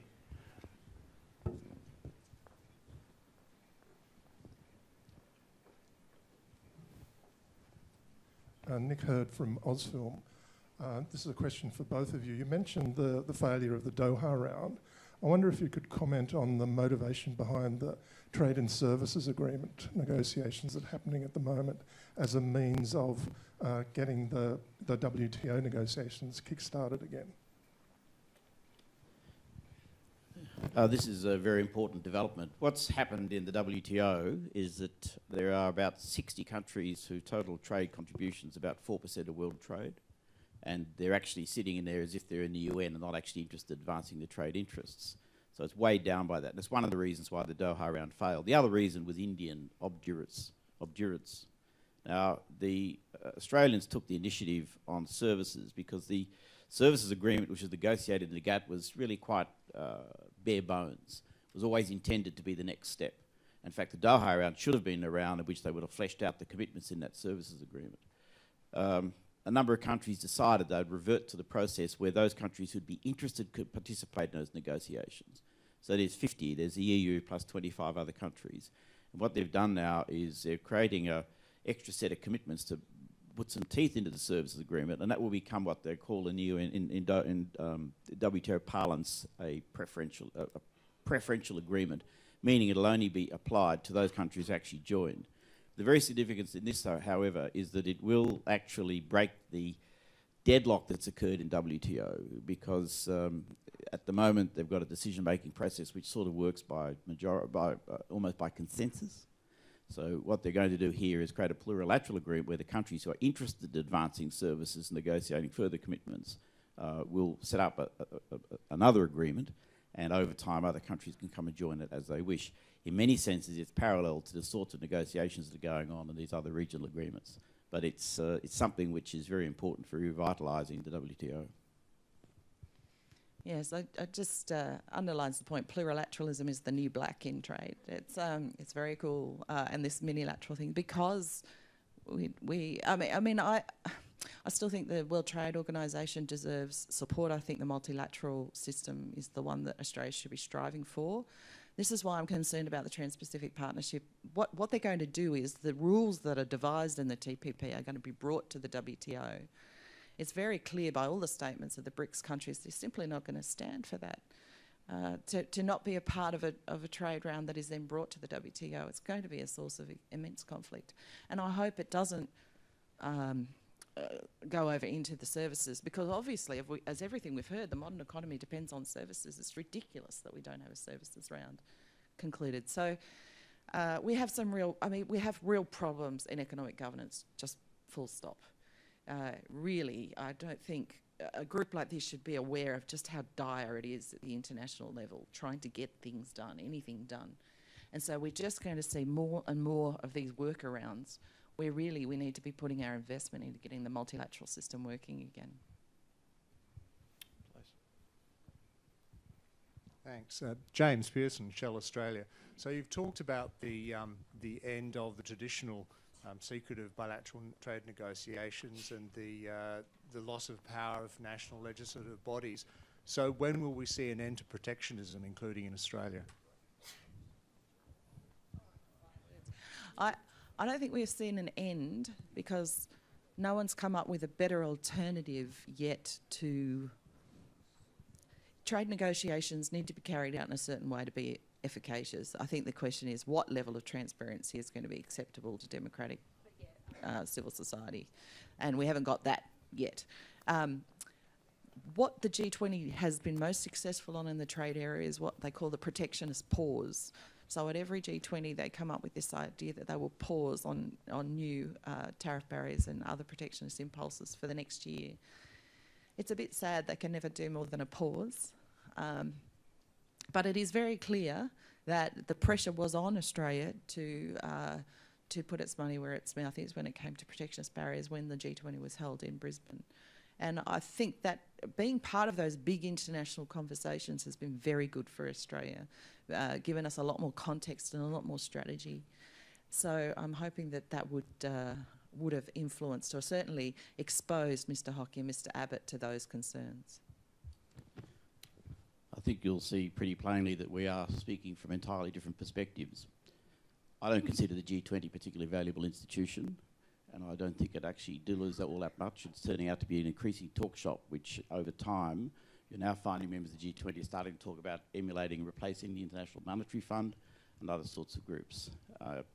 On trade, it merely parrots the same formula that's been saying the same thing about 5 or 10 years. Now, I actually also disagree fundamentally that these regional trade agreements are a problem. They are actually the answer, particularly the bigger ones. Now, the trick is to make sure that when the countries sign up to these agreements, and by the way, you mentioned TPP, China wants to be in the TPP. When Japan joined the TPP negotiations, it turned the heads in Beijing. And you had a change of administration. The reason we got that very good free trade agreement with China, where they gave us concessions, which were more than any other concessions that China's given, is until that point, China wasn't really willing to move beyond the established frame of what it did when it joined the WTO back 10, 15 years ago. hasn't actually advanced any progressive domestic reform since then. The new government wants further domestic reform. One of the reasons it wants to be in the TPP, and the Americans have said, you're not ready, and there's a degree of geostrategic playing here, but there is a difference. China and the US, the business communities, each want free trade agreements between them. And that will be the driver. And where we're going to see this manifest, as I said before, is we're going to see a free trade agreement of Asia and the Pacific, which will build on top of the TPP agreement, and which will build on top of the RCEP agreement, which was referred to by the Parliamentary Secretary. And that'll overarch the time, and that's where we're going to see something. Now, the challenge for keeping the credibility and authority of the WTO is to ensure that the measures in those agreements don't undermine it. Now, the one thing that remains extremely important in the WTO is its dispute settlement system. It is the most sophisticated system of international lawmaking and law regulation that you'll find anywhere in the world. That's quite startling. Countries join that. Once they join it, it actually depoliticises the debates on trade because there's common rules. So a country can stand up in the WTO and say to China, you're not abiding by this requirement because you're restricting trades for these reasons. Whereas they stand up in the UN, countries can't do that. They say, oh, you're not allowed to criticise my country. It's not the way it works. In the trade agreements, they've got formal agreements on the measures, and it's very, very effective. So yes, we need to be careful to look after WTO, but, and I don't accept that all these arguments about secret negotiations and so on, trade agreements have always been done, quote, in secret. It's the nature of the beast. Countries can't negotiate concessions without talking to each other, and they can't expose them because interest groups will come and press against them. And the interest groups that are running in this country complaining about the trade agreements are noisy but small. They actually don't represent a very wide set of opinion, but by crikey, they can make a lot of noise. Please. Thanks, John. Alan, taking your point that we're heading towards an Asia-Pacific trade agreement, that the elements are falling into place. And you said it will evolve in a decade, which seems to be rather a long time. Do you think there's a case for Australia to make this actually a central objective of its trade policy and push for it in the way that it pushed for APEC 20 years ago? It is effectively doing that, John. At the last APEC meetings in China, what went relatively past without notice was an agreement which was actually put together by the Americans and the Chinese to start work to lay the bases for an APEC-wide free trade agreement. And that's always been an Australian objective. We've never shouted it with megaphones, but if you go look through the statements over about the last 10 years, you'll find it's been a consistent Australian view. So the short answer is yes. If I could just respond on the last point. You're absolutely right that the groups who are concerned about the TPP are very noisy, but I object to the fact they're small. The public health community in Australia is not small. The public health community invested in the plain packaging of cigarettes, for example, and also the users of the internet are not small, and they're very noisy. I'm talking about people who are going to object if their downloading of Game of Thrones becomes even more difficult and more expensive. So. The lobby groups are small, but the user base is large, and that's what we're seeing in the US, is that the Trans-Pacific Partnership has to be explained to the domestic constituency much, much better in order for it to gain political support. So there's a great saying in diplomacy by Robert Putnam that it's a two-level game. You need to win the domestic, you need to coordinate the domestic, and then you need to win the international. I think on trade policy we often win the international, we don't necessarily win the domestic very well. But this is because we're in this new area, this highly new area of these mega regional trade agreements outside the multilateral framework. It's new, it's pioneer. Neither of us really know how it's all going to pan out, but it is an area that you should keep your eye on. Nice.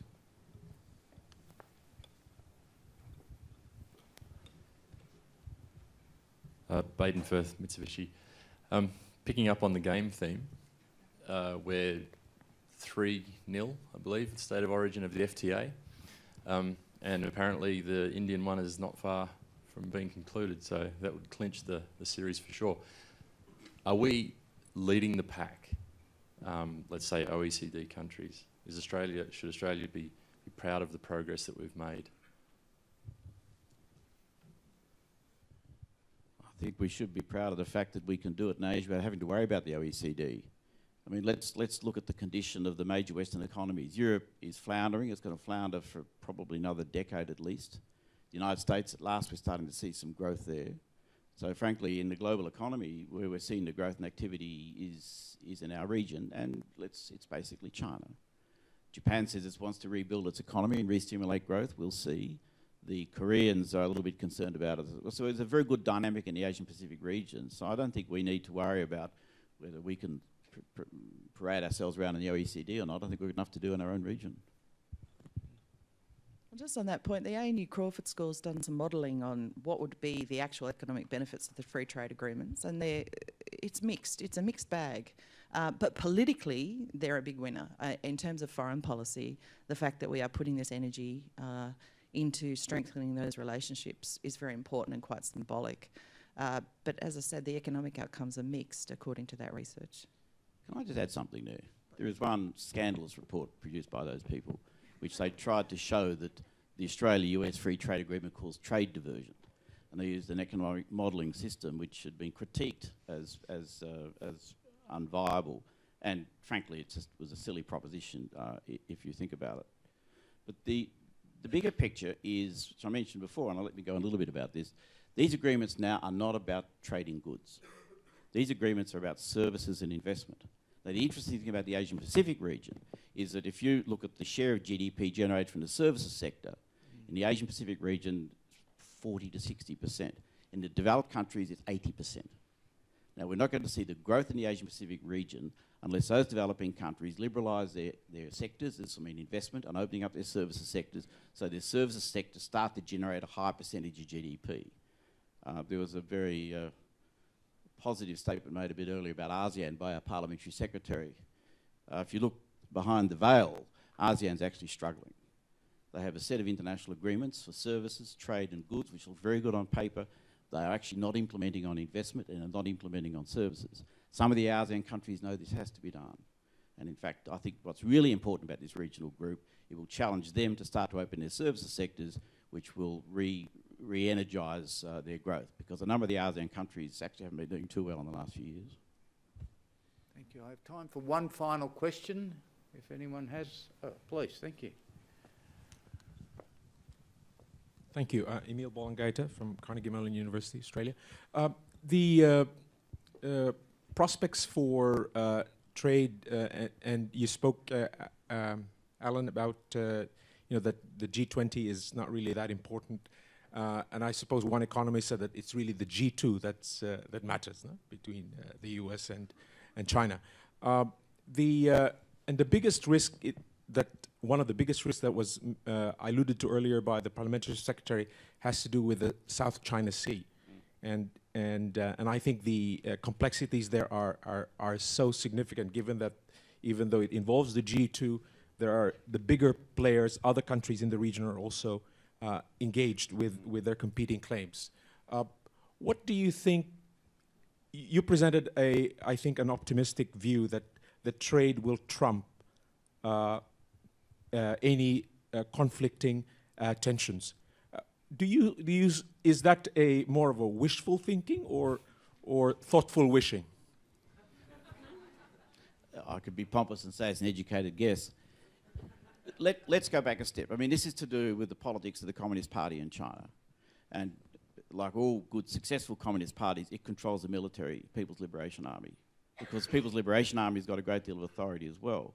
Now, China still has not achieved its long-term target, which is to raise the living standards of all its people.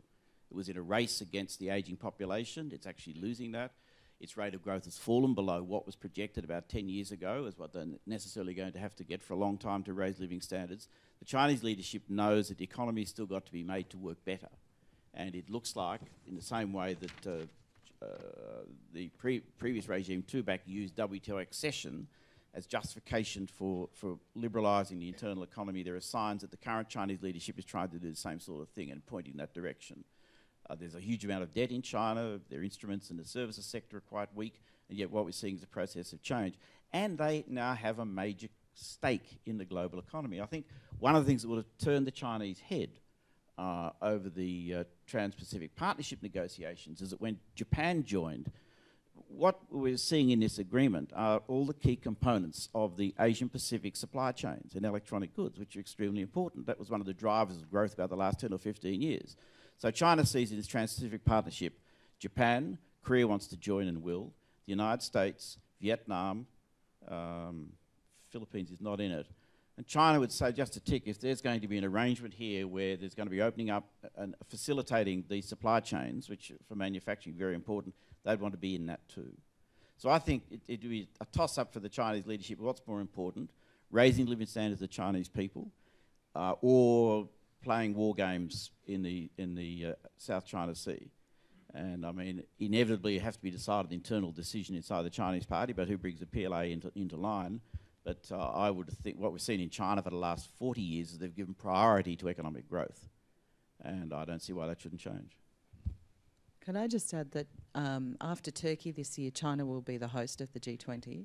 So despite my colleagues' perfectly legitimate misgivings about the G20, I think it's going to be a very important international moment when it will be China for the first time in charge of an economic governance forum of its own devising, whereas, as it says, it's going to be a rule maker, not a rule taker. I also think it's important that Turkey will be the chair this year as the first Muslim majority country to ever host a major forum of international governance, and they've brought forward Islamic finance onto the governance agenda. We're seeing more diversity in views about what are the rules and what should be the rules of economic governance. To me, that can only be a good thing. But I will say that China is going to throw everything at its G20 host year. You can see it already. It's going to be amazing to watch. Well, thank you to both our speakers. I think what has been presented both by the Parliamentary Secretary and now in the commentary that we've heard is that quite obviously this broad question around conflict, trade, implications for Australia, free trade agreements, multilateral trade, the impact of the G20, the impact of the G2, containment of China, the fact that emerging economies have actually arrived, the ditch Doha and onward and upward with the China round. All of these are significant and important issues and have an implication for Australia. If we're talking about the theme of this conference, which is old economy, new economy, as we move to this new economy, the significance of the services sector, as has been pointed out, investment and services fundamentally are the core of the trade agreements, not so much in goods these days, but the global supply chain nevertheless is a critical component of that as well. All of that, I think, is a good way to wrap up this morning's presentations, having, as I said a little earlier, set the scene with our discussion around old economy, new economy, what's needed, where we are, where we're going, what do we look like, to consider the implications internationally, international connectedness, get a government view from the Treasurer representing the Prime Minister on government policies in that area and how we're setting ourselves up, and now bringing it together in talking about the real politic, if you like, of international connectedness. And that's, I think, a very good point at which to end this discussion. Would you please thank both Alan and Susan.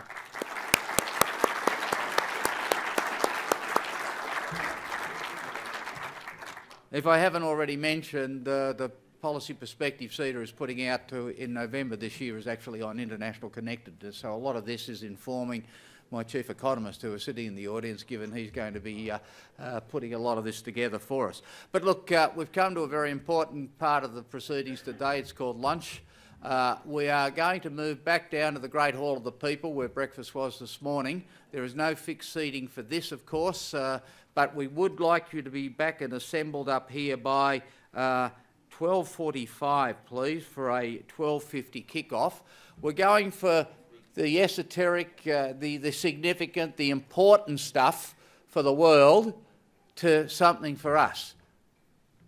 The B grade, the Senate, how we can get reform in the Senate, how we get, sorry, I'll have it die hard, how we get reform of the Senate, what are the implications for Australian policy makers. We know that, you know, we constantly hear of an obstructionist Senate. We have heard after the last election, with micro parties being elected and being successful through preference herding and so on, people criticise the fact that democracy as we know it is completely different. Conversely, of course, people would argue democracy is anybody can put their hand up to stand for Parliament, and if they get elected, democracy has worked. Doesn't matter how it happened, but democracy works. We're going to explore this in the next session immediately after lunch. If you could be back here in 50 minutes' time, that'd be brilliant. Thank you very much.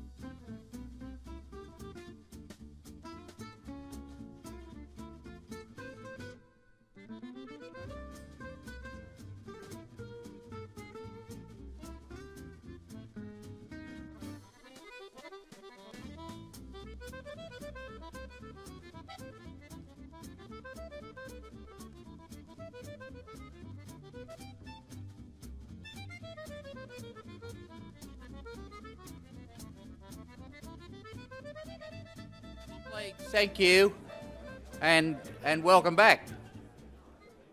And again, big vote of thanks for being so prompt and obviously interested in the session that we're about to discuss. We have, unfortunately, another apology in that Senator Nick Xenophon has been recalled to South Australia. I don't think it's anything I said, but he's gone back to South Australia and is apparently not here today, so therefore he's a late scratching, as we would say, which in itself is a little disappointing given his decision recently to create, rather than be an independent as such, to create the next Xenophon party and to roll candidates out around Australia for the next Senate election. So it would have been interesting to get his views on what that means from being an independent one-person type of person to then creating a party. But now Clive Palmer, the leader of the PUP, is coming, but he's a little bit late, and so he was going to speak first, but he will now speak last. And rather than delay proceedings, and given, of course, that my two colleagues to the left here have critically important roles in the Senate, and they have to be there for question time that starts at 2, and therefore have to be prepared well and truly in advance, we're going to get the show moving. So, of course, I'm delighted to welcome both Senator Mitch Fifield, Senator the Honourable Mitch Fifield, Senator for Victoria, but importantly, currently a great supporter of CEDAs, and in his role as a minister, he has spoken for us probably 2 or 3 times already in the last 12 months or so, tackling some of the social issues that the government is faced with, and he's here in his role, of course, as the leader of the government in the Senate. Senator the Honourable Penny Wong.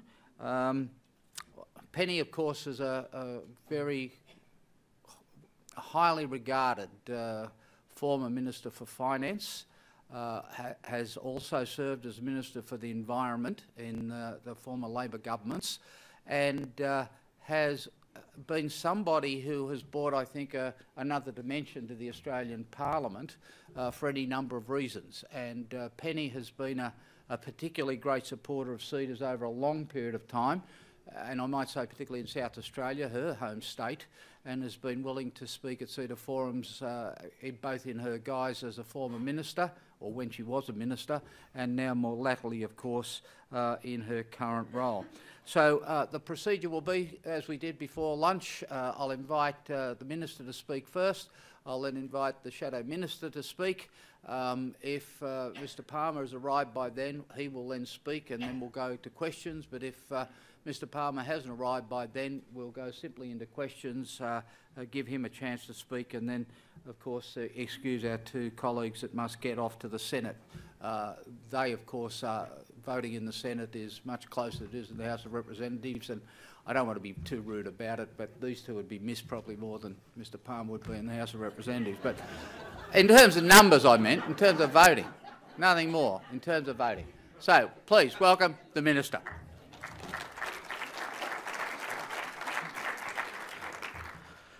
Well, thank you very much, Speaker Martin. If I can follow the American protocol and continue to call you such. Paul McClintock, Chair of CEDA, good to see you. Penny Wong, and ladies and gentlemen. CEDA's contention, which you will have seen in the material, is that the Senate is a battlefield. And I was just joking with Penny, for those of you who are old enough to remember, it sort of echoes of Pat Benatar there.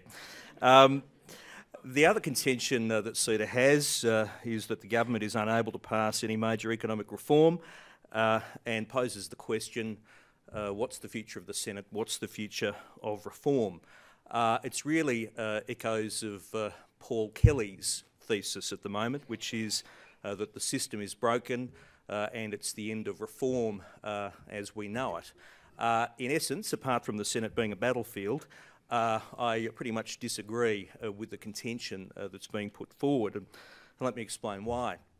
I think the Senate is probably the most misunderstood of Australia's 15 legislative chambers, the 9 lower houses and the 6 upper houses. We do get a particularly bad rap not least of all from our House colleagues, who joke that the collective noun for a group of senators is a soiree of senators. And we all, of course, know of Paul Keating's assessment of the Senate as unrepresentative swill. I don't think our reputation has ever been quite as bad as that of the New South Wales Legislative Council, which up until the mid-80s had 12-year terms, no constituents, no electorate officers, and not even elections. Legislative Council members were appointed on the basis of the proportion of the vote that the parties received at the preceding general election. And also they got their superannuation after only serving one term in Parliament. So we've never had a rap as bad as theirs. The Senate has always fundamentally been a popularly elected and democratic chamber. I think the other misapprehension is that the Senate in some way was modelled on the House of Lords. It wasn't. It was modelled on the United States Senate. The intention was for a strong upper house, equal numbers of senators from each jurisdiction, the Senate being equal in power to the House of Representatives in all regards except for the capacity to initiate money bills. I also think sometimes we lose sight of the fact that the Senate is a house of review, that we have 16 fit-for-purpose Senate committees, 8 legislation committees and 8 references committees, as well as the estimates committees. So we do have a strong role as a house of review. And we do have that important role, which I think is sometimes not fully appreciated. Change and reform in a nation with 9 jurisdictions and 15 legislatures obviously is more challenging than somewhere like New Zealand, where you have 1 jurisdiction and 1 legislature. We're different to the UK, where the Lords doesn't have the capacity to deny, it can only delay. So yes, federations are hard. It can be tough to have things done. But the governance arrangements that you have in a federation is the price that you pay for the establishment of the federation in the first place. But elements of federation are periodically being refurbished and periodically renewed. And I wouldn't want you to have the view that the Senate in its current form is somehow pristine and in its original state. The Senate has always been evolving. There have been complaints about the Senate since federation. And the system of voting for the Senate has always been evolving as well. There was the first past the post system from 1902 through to 1918, where candidates were listed on the ballot paper in alphabetical order, and you put a cross next to the number of candidates that you wanted to support. And that saw outcomes such as the Nationalists in 1917 winning all Senate seats. Preferential voting was used in the Senate from 1919 to 1946. Now, there were, even under that system, electoral wipeouts, where you often had the Nationalists, as they were then, and Labor, with 35 or so out of 36 seats. Proportional representation was introduced in 1949 to address these lopsided results. And in 1983, there were further changes. So we had group voting above the line for the first time. And although that's been there, available as a voting option, there are still many people who vote below the line. In fact, I've got a friend who always votes below the line using Roman numerals, from 1 to 75. And when I ask him why, he says, well, because I can.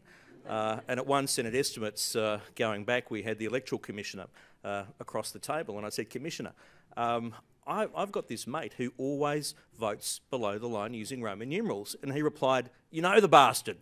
The Electoral Commission always has someone on standby to count my friend's vote. But anyway, that's just to emphasise that the system of voting for the Senate has always been evolving. In '83, also for the first time, you could register preference orders, and also, and this is probably the most single significant change in the history of the Senate, was increasing the size of the Senate from 10 senators per state to 12. That is the change which, in effect, entrenched more often than not that minor parties would have control or the balance in the Senate. Now, as part of good practice, the Joint Standing Committee on Electoral Matters always reviews the conduct of an election after each general election, and you'd be aware that they've presented a report which makes a number of recommendations, and that's currently being considered by government. So I can't tell you what the government response will be, other than it's currently being under consideration. I'll say this with Penny here, but I've got to say I actually prefer the current Senate to the one that was in place before the middle of last year. It's a Senate we can do business with. Now, obviously there's a lot of focus on the Senate, on the voting system, and yes, structures do matter, but it's actually the individual players, the individual personalities that I think matter much more than the structures themselves. That you can have good structure, but if you have players not approaching things in a constructive way, then it doesn't matter how good your structures are, the system won't work, and vice versa. You can have bad structures, but if you've got individuals approaching the job in the right way, then the system can work. And some of the key considerations are, is the opposition of the day being responsible? Is the government of the day making its case well? But regardless of the system that we have, politics is always governed by the iron laws of arithmetic. You need 50% plus one. Doesn't matter if it's in a branch meeting, a pre-selection, a state council, a federal council, or the floor of the parliament. You always need 50% plus one, and if you don't have the numbers, you've got to get them. And in a chamber where you don't have the numbers, the relevant factors are, to make things work, you need a responsible opposition. You need an alternative government that is prepared to put the community interest first. And minor parties are only dealt in when the opposition of the day allows that to happen. And when the crossbenchers are dealt in, it's important your approach, obviously. And talking with crossbenchers, dealing with crossbenchers is no different to any other human relationships. You can't deal with people where you think they should be. You can't deal with people where you want them to be. You've got to deal with people where they are and then work back from that point. And if you do that, you can get good outcomes. The other important consideration in a chamber where the government doesn't have the numbers, obviously, is the government making its case for change, its case for reform. And it would be fair to say that the government has learnt some lessons. And one of those lessons is the extent to which you release all of your significant budget measures on budget night. To some extent, you constrain your capacity to present the budget measures in context. So you would have seen in the lead up to this budget, we were talking much more about individual budget measures even before the budget. And I guess one of the best templates is the goods and services tax, the new tax system. That wasn't just released on budget night. There was a case for change made, then the proposition to respond to the need for change. So we've learnt a little bit as we've gone. Just in conclusion, just to emphasise that in the current environment we still have got significant things done. I'll remind you, obviously, of the abolition of the carbon tax, the abolition of the mining tax, the passage of legislation to reintroduce temporary protection visas, legislation through to deliver our direct action policy. And this week it's looking good for pension reform. And overall, we've also passed 4 tranches of national security legislation. So there have been some significant changes, but just to put some numbers on that, since we've been in government, we've passed 234 bills in 161 packages. We've had 15 bills negatived in the old Senate, 18 bills negatived in the new Senate, and that includes some measures which were subsequently passed. So yes, we've had difficulties, yes, we've had challenges, but we have some significant achievements to get through. We do have a significant reform agenda, tax reform, the Federation White Paper, our plan for Northern Australia, higher education, social welfare reform, our small business package, not to mention things in my own portfolio like the National Disability Insurance Scheme and some significant aged care reform. But I just want to leave you with the thought that yes, structures do matter, but I think it's the personalities and the players and how they conduct themselves that matters much more. Thanks very much.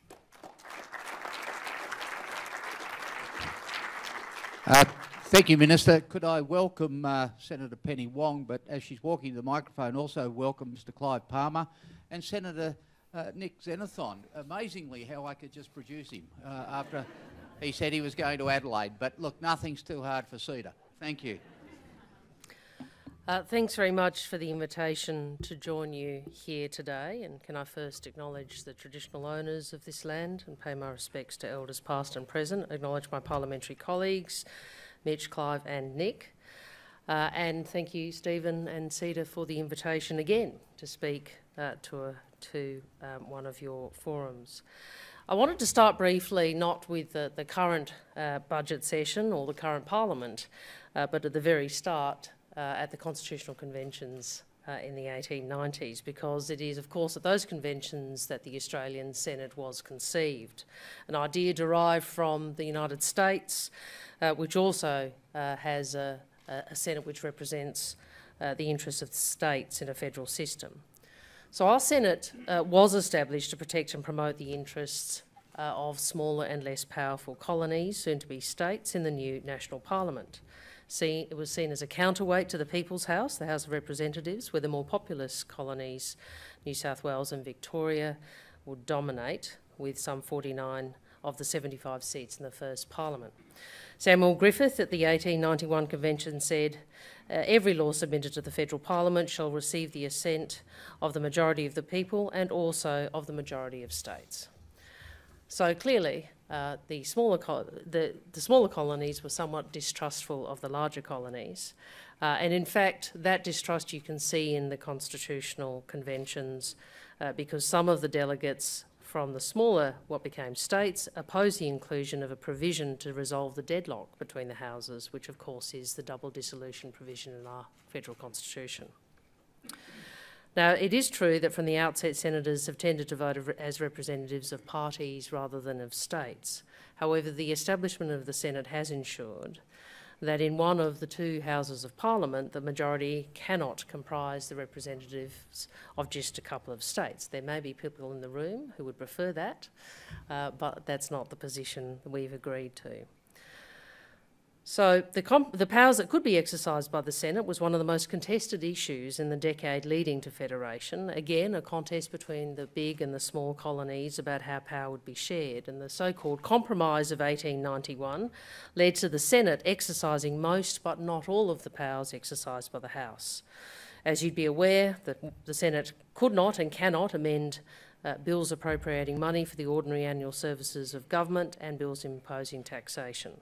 What it can do is amend other types of appropriation bills and request amendments to those bills it is prohibited from amending. Apart from this, in all other respects, the Senate is equal to the House. And possibly for this reason, it is described as the second most powerful upper house in the world after the US Senate. So why the brief history lesson? Well, because like it or not, our way of governing was designed by men, and they were, I think, all men, born in the first half of the 19th century. And the frustrations experienced by modern governments are a design feature, not an unintended consequence.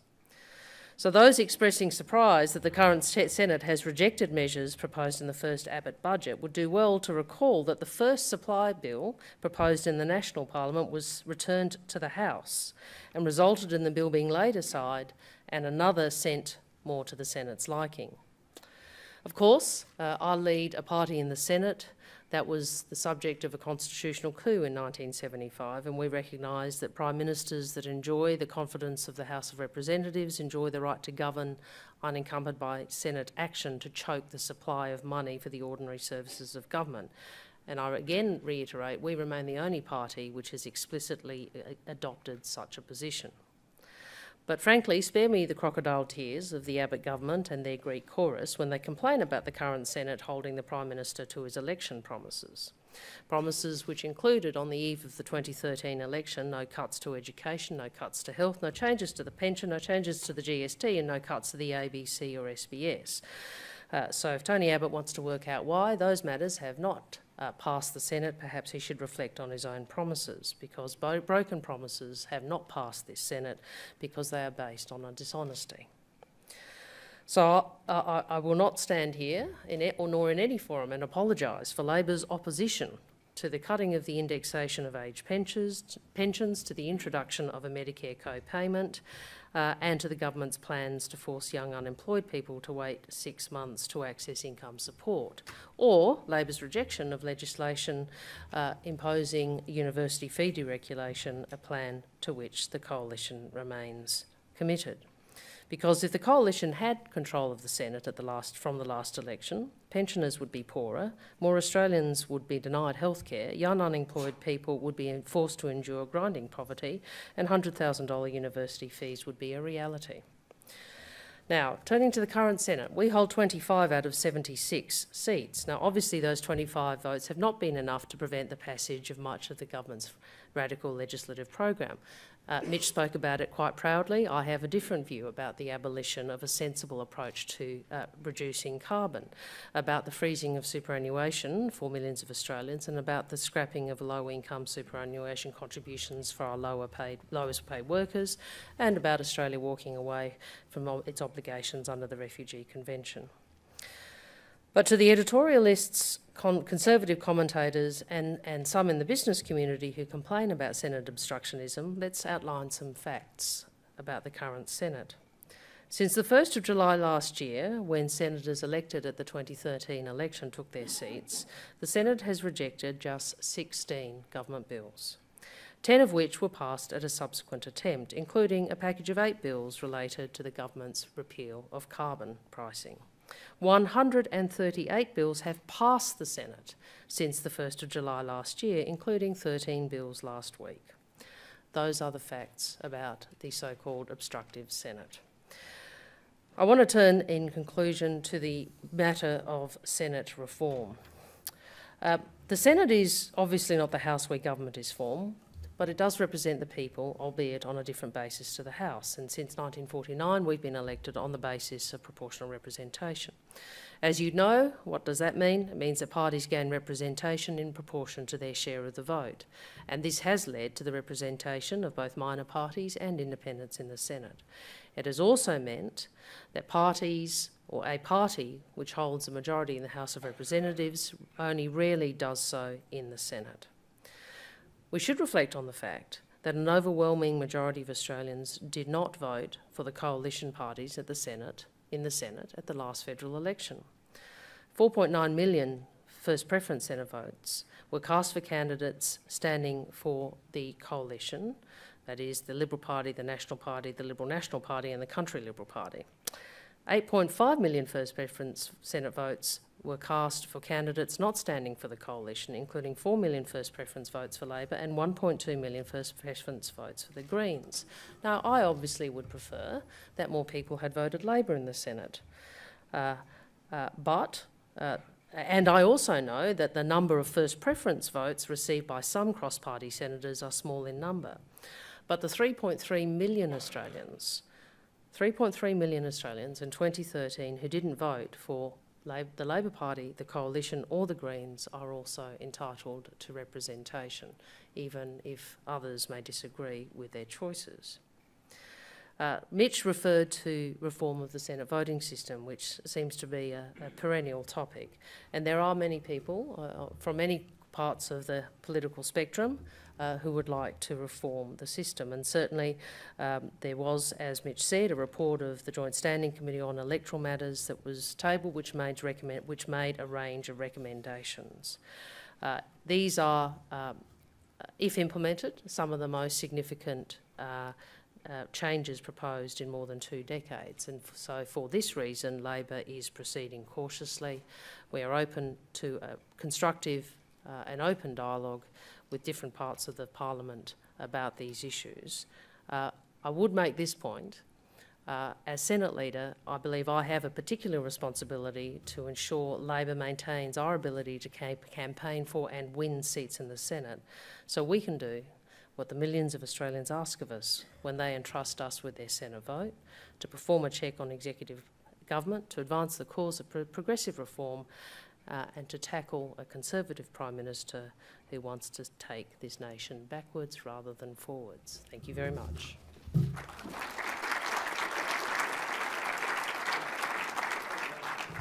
Thank you, Senator.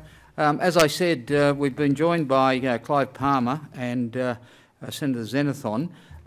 We've spoken from government, opposition, and what we had in mind here by certainly having Clive and Nick present is just the reform process of the Senate that's being advocated, but the role, of course, that these 3.5 million voters have caused in the Australian electoral system by supporting other than the traditional main Australian political party. So I'm like you, I'm very interested to hear those views. I'll invite Mr Palmer first of all, followed by Senator Xenophon.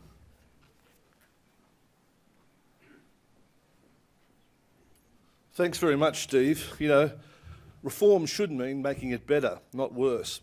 It doesn't mean fixing the result.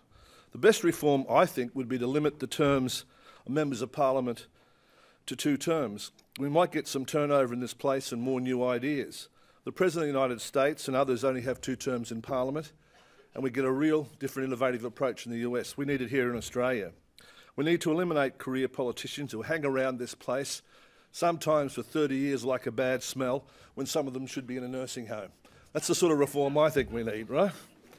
We need to remove politicians' super entitlements to be the same as the rest of the community. In 2012, I was a delegate to the National Convention of the Liberal Party in Melbourne, where we were instructed to pass motherhood resolutions and to stand and clap and hail the leader whenever he entered, much like Comrade Stalin used to do in Russia or in any Eastern Bloc communist countries. And you know, the ALP is just as guilty in limiting their agenda and standing and clapping for their leader wherever he comes in. So the show must go on, they say in show business, but politics shouldn't just be show business. Then there's our free press, where 70% of all our newspapers are owned by one American who tells his editors what and when to write and trades favourable coverage for favours. The Treasurer, in an answer to one of my questions, said it would be a waste of government resources to determine how many millions of dollars the Australian government spends with News Corporation each year. In Parliament, I can ask one question every 2 weeks, and my speaking opportunities are limited. Every government and opposition member asks a question in question time, determined not by them personally, but by their organisation. Parliament is a very stage-managed and things are run by a consensus between the government and opposition. I get 5 minutes, adjournment speech every 4 to 5 weeks. When I arrived in Parliament, I sized up the situation. I looked to my right, and at the time I thought, these guys are pretty hopeless, you know, by corporate world standards. Then I looked to my left and I thought, well, these guys are pretty hopeless as well. Then I realised that they were advised by people who were absolutely hopeless, the public service. It's not the Labor way or the Liberal way that matters. It's the right way for all Australians.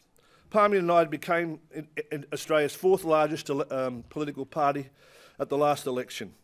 We received more first preference votes than the National Party, and the Liberals only became government because of our preferences.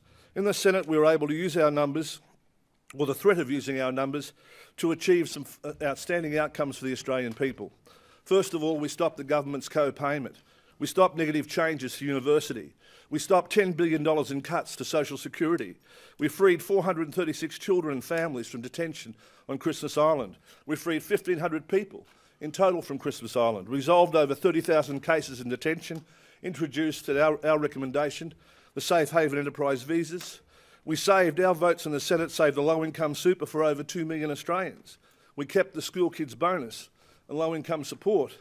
And the carbon tax debate, we ensured the government reduced electricity prices Australia-wide by 10% as the cost of our support for removal of the carbon tax. We moved in the Senate 15 changes to direct action and then passed direct action so it could take effect and achieve the outstanding results it has so far. We saved the Climate Change Authority, saved the Clean Energy Corporation, saved ARENA, saved the RET, And we fixed pensions for ex-veterans and ex-servicemen and women over 55. More importantly, I like to think we played a significant role in stopping Campbell Newman in Queensland. We're able to recommend to the government and have implemented 3 government inquiries, one on trade, investment and growth, one on the Australian Fund, which was for drought relief, and one which you've probably all heard about, into the Queensland government. Our votes were critical in abolishing the mining tax and abolishing the carbon tax. And last week I introduced a private member's bill on the foreign death penalty. We protected maritime workers' jobs, proved that our debt isn't as bad as they said it was in the budget last year, and Cabinet adopted our policy to ban lobbyists from party positions as the first decision of the Abbott government. We stopped the GrainCorp sale, introduced a private member's bill about that.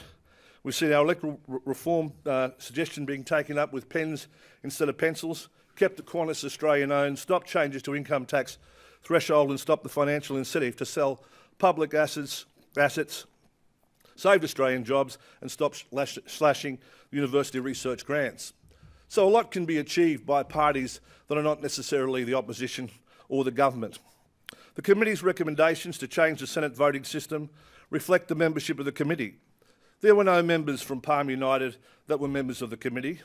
There were no members from the crossbench in the House of Representatives.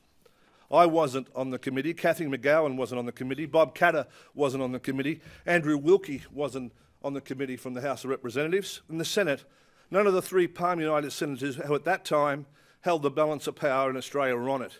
Senators Bob Day from South Australia wasn't on it. Senator David Lynham from New South Wales wasn't on it. Senator John Madigan from Victoria and Senator Muir from Victoria wasn't on it. There are in this place about 226 members of Parliament, which represent about 0.5% each for each Australian. So to make these allegations that Australians of a certain minority shouldn't be represented don't reflect the reality of this place. We've got 226 members, as I said. All of them represent average on 0.5% of the population.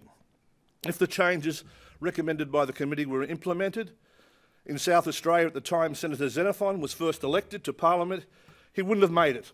Politics would have lost his great service and his great contribution, but it hasn't, because we had a democracy operating, and that's why Nick Xenophon is the great senator that he is today. The recommendations of the committee, I believe, are unconstitutional and will, if made, be challenged by our party in the High Court of Australia. The committee was purely made up of members of the Liberal Party, the Labor Party and the Greens. Not surprising, the committee reports and recommendations serve the interest of those parties and the individual politicians who made up the committee, and not the Australian public.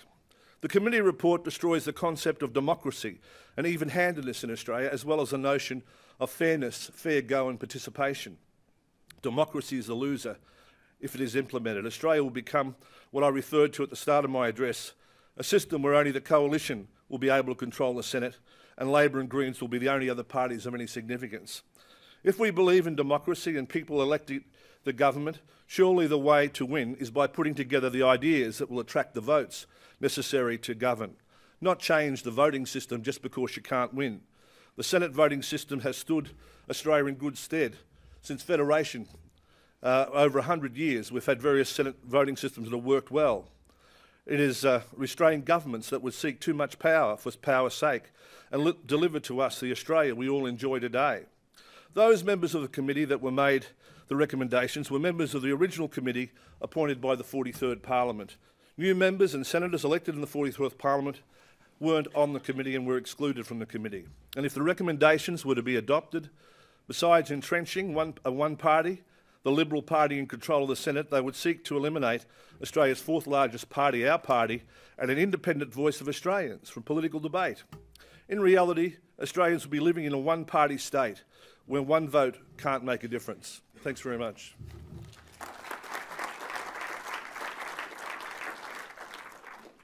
Thanks, Clive. Tell us what you really think one day. But Senator Xenophon, thank you.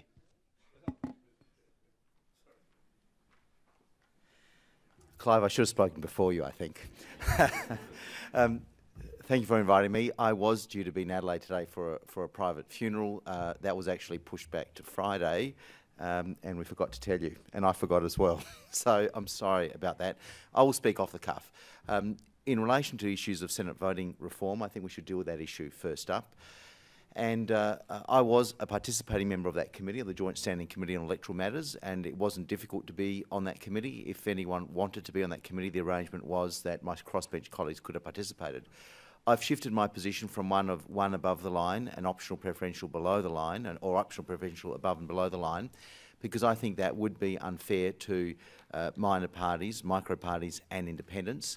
I think the solution is, if you want to get rid of the perverse outcomes you can get with our current preference whispering system, where you can have cascading preferences, which I don't think reflects the will of the electorate, and you do get rather strange results, where if you look at the preference stills done, you have, for instance, the climate sceptics were preferenced by the Greens in South Australia ahead of my running mate, who actually is a passionate believer in climate change and effective action. So I thought that was and there are many other examples in respect of that. I think the way forward in respect of Senate voting reform would be a compromise position where you require people to put at least 3 above the line and as many more as they want to above the line, but at least 3. So that way, most voters would have to think about voting, presumably 2/3 would vote for one of the major parties, but they would need to consider voting for a minor party or a micro party or an independent above the line.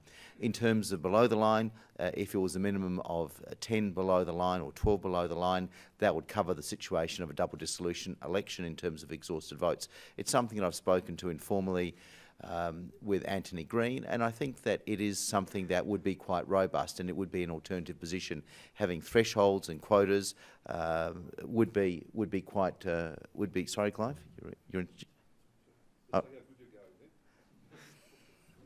And no, I mean, I think we should have that debate and discussion. In terms of the point made about when I was first elected to the South Australian Parliament back in 1997, I got 2.86% of the vote, about 35% of the Legislative Council quota.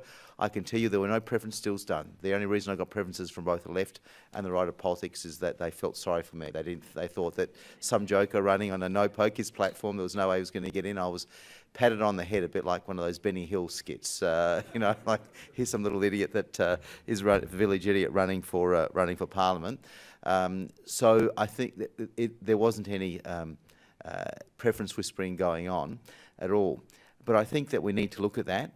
I think the Senate is a better place for the diversity. I think Ricky Muir and Jackie Lambie and all my crossbench colleagues have made a terrific contribution. But I think, what do you say to voters who say, I gave my first preference to one particular party, but we've ended up with someone completely different as a result of cascading preferences? And I think we need to look at that very closely. So in terms of the new Senate, it does provide a real challenge to the government of the day. I think that the record number of crossbench combinations previously were 3 over the years, and now there are 9, including the Greens and 8 individual senators who have to be herded together by the government of the day, or indeed the opposition, if it depends, if it's a question of opposing legislation. I think Annabel Crabb put it best, saying that it's a bit like bunnies in a basket. Just when you've got them all in the basket, one happens to pop out, and so it goes. I think issues of voting reform are important, but it must be done in a way that isn't seen to be unfair to minor parties and independents and micro parties. It needs to be fairly robust, and we don't want to rush it. I would rather we do nothing than rush forward with some changes that would basically choke off the ability of minor parties to be and independents to be represented. But I think it is important. We do need to deal with the whole issue of preference whispering and the undue influence of those involved in that. And I think it's not just micro parties that are involved in that. The major parties do their preference whispering of sorts as well, if you look at some of the preference stills that have been done.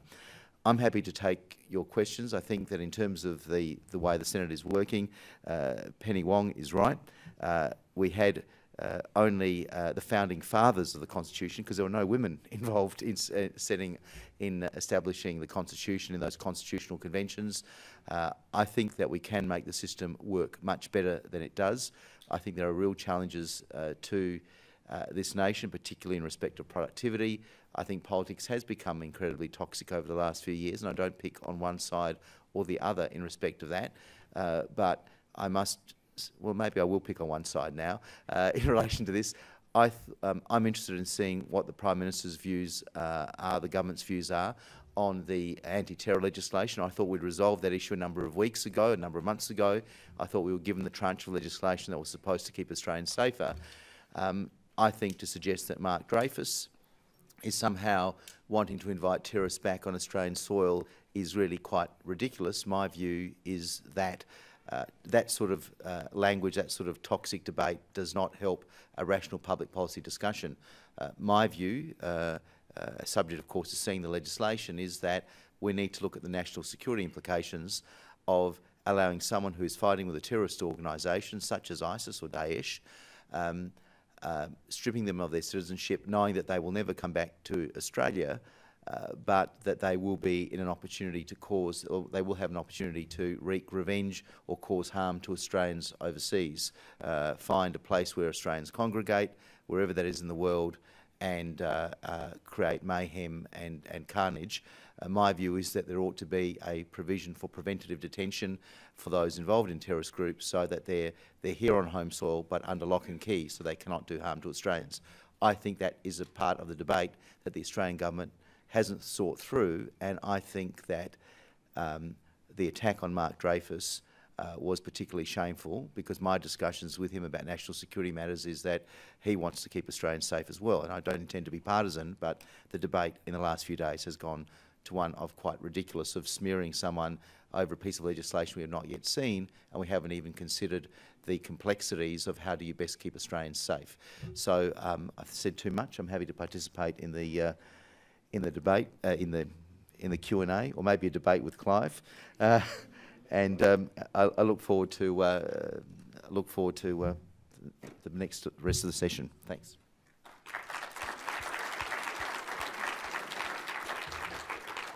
Well, thank you, Senator. No, it won't be a two-way debate with you two on the end. This is an interactive, okay? So as I've indicated always, this is an opportunity for our delegates to ask questions of our participants. Please, as always, raise your hand. A microphone will be brought to you if you indicate who you are and the organisation that you represent and who you wish to direct your question to. Thank you.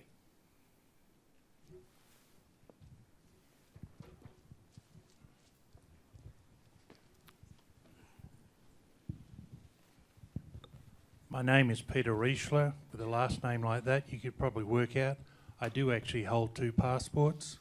I'd like to direct my question to all the senators. Over the last decade or so, we've seen a dramatic encroachment on our civil rights, and as a holder of 2 passports, who will look after my civil rights? Sure. Well, thanks, Peter. You're right that there is an ongoing evolution in relation to national security legislation. It's something that's happened under governments of both persuasions. It has, on the whole, been a bipartisan approach. You're right, we do need to be ever mindful of individual liberties, but in this area, it's always a balance between the rights of the community as a whole to be safer, and the rights of individuals not to be transgressed. That's the balancing act that we have. That's where parliamentary scrutiny is important. That's where the joint House-Senate Committee on Intelligence plays a very important role. It has representatives from both sides. I think, to date, whether it be under the previous government or this government, we've got the balance about right. Well, I don't have a lot to say on a bill I haven't seen, although we've had a lot of discussion out of the Cabinet about it. There is always a matter not only of a balance between civil liberties and security concerns, but also in the context of this, the constitutionality of legislation that's presented to the Parliament. So we'll take a responsible approach as we've sought to do.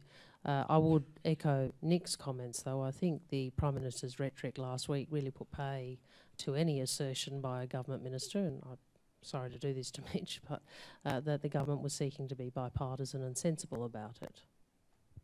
Well, in 2009, Malcolm Turnbull lost the leadership of the Liberal Party primarily because a Treasury official lied to the Senate, and that's an established fact. So the question is, should anyone lose their citizenship if a public official is going to lie, as they have done in the past? And should they lose their citizenship if they can't correct that mistake or that lie? That's what the debate's all about. Not whether they should lose their citizenship if they're guilty, but whether should they lose their citizenship without even knowing what the facts are and having a right to defend themselves.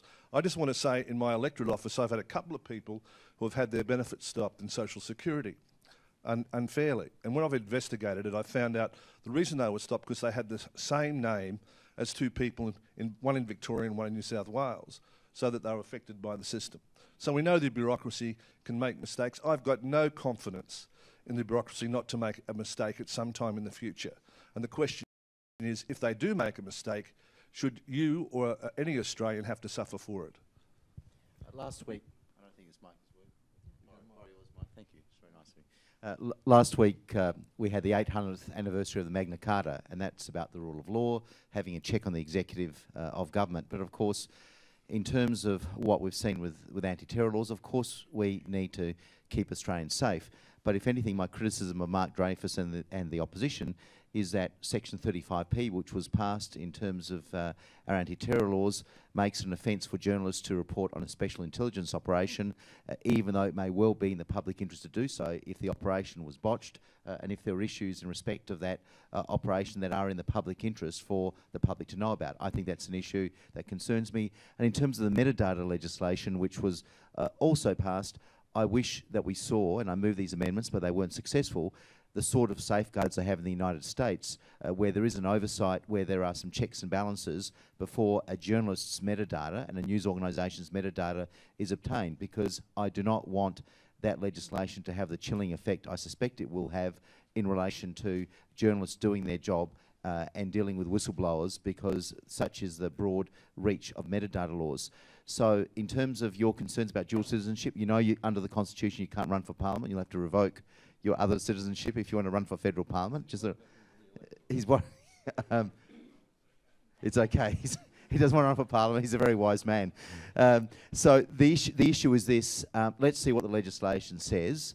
I think the sort of talk last week where Mark Dreyfus was attacked was really quite irresponsible, and I think we need to shift it not from a debate not just about due process, but will stripping citizenship of someone fighting for a terrorist organisation overseas actually make Australians safer, because they may not be on our soil, but they could wreak havoc somewhere else. I'd rather they be under lock and key here. Thank you. Other questions? I have one then, exercising my prerogative. More so to our guests at the end here. The electoral system in Australia over the last several years has seen substantial change, and everybody's made reference to the fact that minor parties, micro parties, have now had the opportunity to see people elected to, in the Australian case, to the Senate. This has triggered some argument about whether or not somebody who gets 0.22% of a vote somewhere, but through preference wrangling, suddenly ends up as being an elected representative. And did the people of Australia really vote that way? I just, in the light of the comments that you've both made, do you have a broad comment about, and particularly, Nick, since you sat on the Electoral Reform Committee and oversaw some of the recommendations that came from that, do you have a view as to how the question of democracy can be entrenched, but at the same time, what would appear to be the people's will is also seen to result in people being elected in the way that people actually voted for them?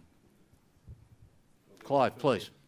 Well, the question really is, does anyone have the right to interpret, you or me, what the people's will is? Because we don't know. That's supposition. And the way information's controlled in Australia, it's really limited. We've got a lot of propaganda from a centralised media organisation. Democracy means about people expressing their will in the ballot box and how they vote. And our elections are really on how people vote. A large number, the majority of Australians, may not like the fact that there are minor parties, but that doesn't mean they should squash them. That doesn't mean they should make it mathematically impossible for them to be elected.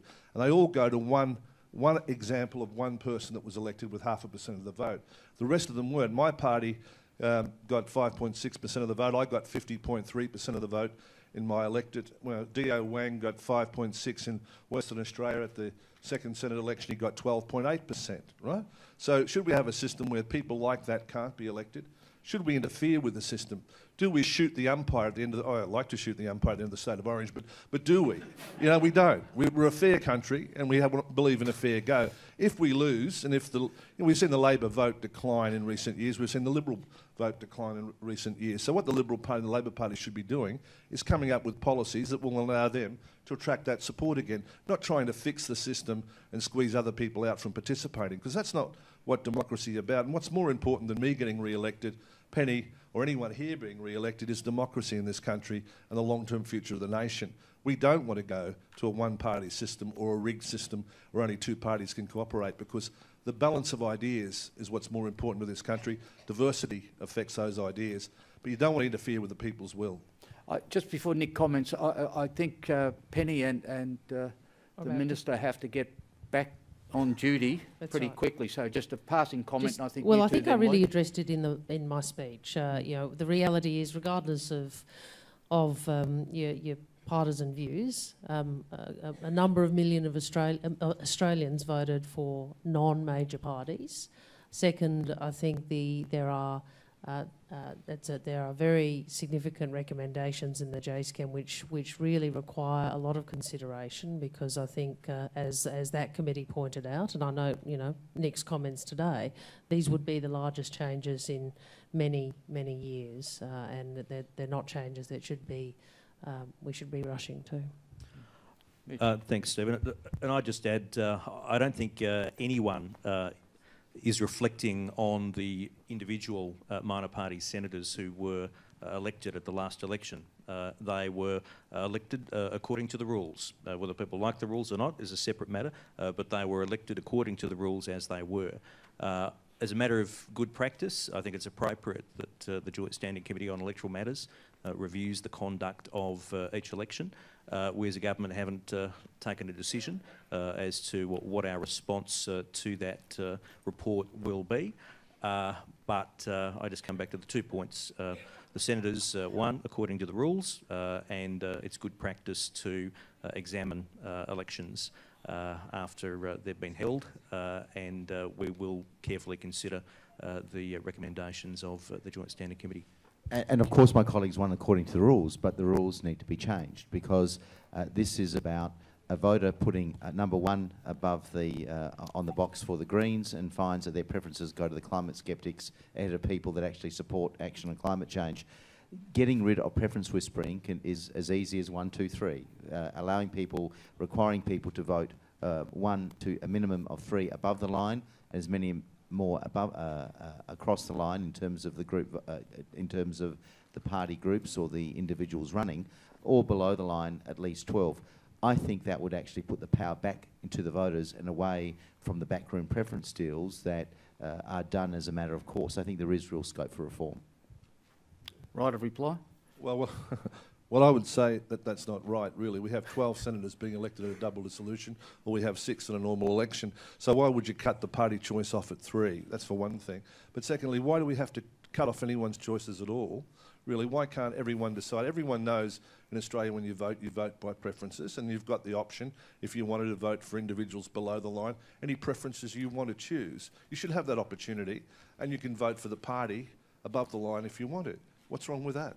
Except that it could be argued that the Australian public don't know that there's a preference wrangler or there's a group of deals being done amongst micro parties out there that ultimately will see somebody with a low vote get elected. Well, that's not true, because there is a group voting ticket. It goes on the AEC website and it shows them exactly who they're voting for at that time, please. Right? And ask anyone here, have they been on the AEC? Yeah, not only that, it's also up in polling booths, Stephen. I remember it well. Do you look at all the, I mean, you would have known, but seriously? I looked at yours, Nick. I looked at yours, and I thought you'd put us down the bottom. I thought, this is a bad guy. Yeah, that's right. But this is a really bad guy to put us so low down the bottom. At least the feeling's mutual. I like him. He's a nice guy. I love his haircut. And I don't dye my... You can apologise for saying I dye my hair? You don't dye his hair. He doesn't. I guarantee I withdraw that unreservedly. Yeah? Thank you. I don't dye mine, unfortunately. You know, so. Look, group, I think there is scope for reform. I think the Labor Party is nervous about these changes because I think they're actually nervous about having optional preferential voting in the lower house, which they see would be very disadvantageous to them. So that may be part of the rationale for their reluctance to go along with this. But I think that people, you know, the group voting tickets, most Australians, when they're voting, don't understand where the preferences go. So maybe it's a question of greater education. But at this stage, I'm not optimistic that there will be a sensible reform. I think we'll probably have the status quo. Yeah, but the other thing I'd just like to say, if I can, Steve, is that this is really a minor issue. The major issue is about the country and the economy and what we're doing. We don't want to just focus and change the system every time. We want to focus on how we can get more jobs, more economic growth. That's what your committee wants to look at. That's what is important work we need to do. You know, making Australia a better country for all of us, creating more economic wealth in Australia. That's what we should be doing, I think. This is just a distraction. I have time for one final question. Anyone besides me? Otherwise, we'll be here all afternoon. Thank you. Great. Aaron Willens from the National Australia Bank. Question for you, Mr. Palmer, but also welcome Senator Xenophon's views on this. You bemoan the quality, really, of some of your peers in the House, yet you're talking about lowering superannuation for those members, and presumably for the APS as well, given your views. The defined benefit scheme has already was ended a number of years ago. So really, what is your proposal to increase the quality of people being elected into public life? And how can that be made more attractive for those who are interested, particularly from those in the business community? Well, I think if we look at the United States or some other countries, we see that public service is a very important thing, and you've got a lot of important people in the United States that have been heads of larger companies or corporations or public service bodies that work for $1 in Washington heading up various departments. I think that's a very amicable situation. In Australia, most of our heads of departments come from the departments themselves. They may have started 40 or 50 years ago in the department and worked their way to the top. So I think we need to have that interaction with the community, and the emphasis should be on public service.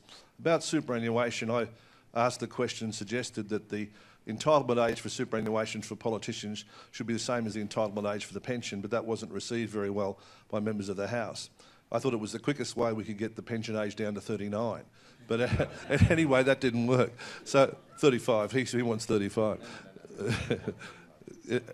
Yeah, some have been that young. But I mean, the emphasis should be about serving our country, not how much money we get. I mean, I personally, because I can afford to do it, donate my salary to charity, because I don't believe you should be paid if you can afford to serve the people of Australia. You shouldn't be paid for it. You know, it's a real privilege and honour. And just like I don't think people should be career politicians, I think they should come in for 1 or 2 terms, and you know, once you've given your ideas, made your contribution, you should get back on with normal life. And I think what we have is a lot of politicians on all sides of politics that get elected when they're 23 or 24, they're still here when they're 45, they're trapped, they can't go out to another career, so they've got to stay here, so they've got to follow the party structure along. I think we need to have a law that just says that 2 terms is enough for anybody, regardless of who you are. Can I just go to the issue of super? The defined benefit scheme doesn't apply for anyone elected after 2000, from the 2004 election. That was one of Mark Latham's rare victories.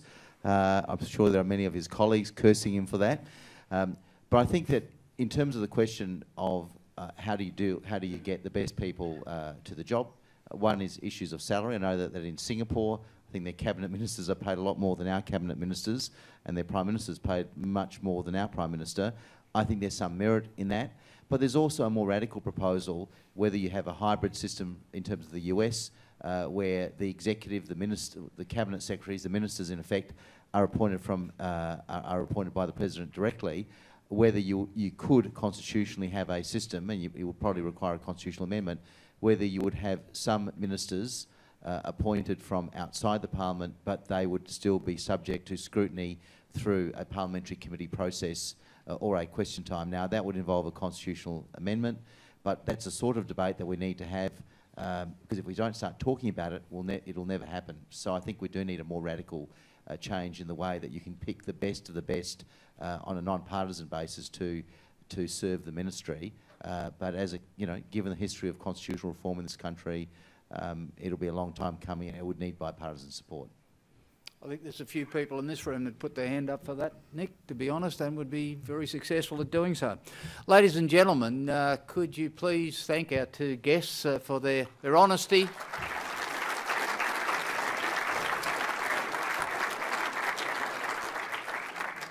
and we wish them every success in their respective houses over the coming, well, 2 terms in Clive's case. And yeah, I know what you got to go. That's all right. Yeah, thanks very much, gentlemen.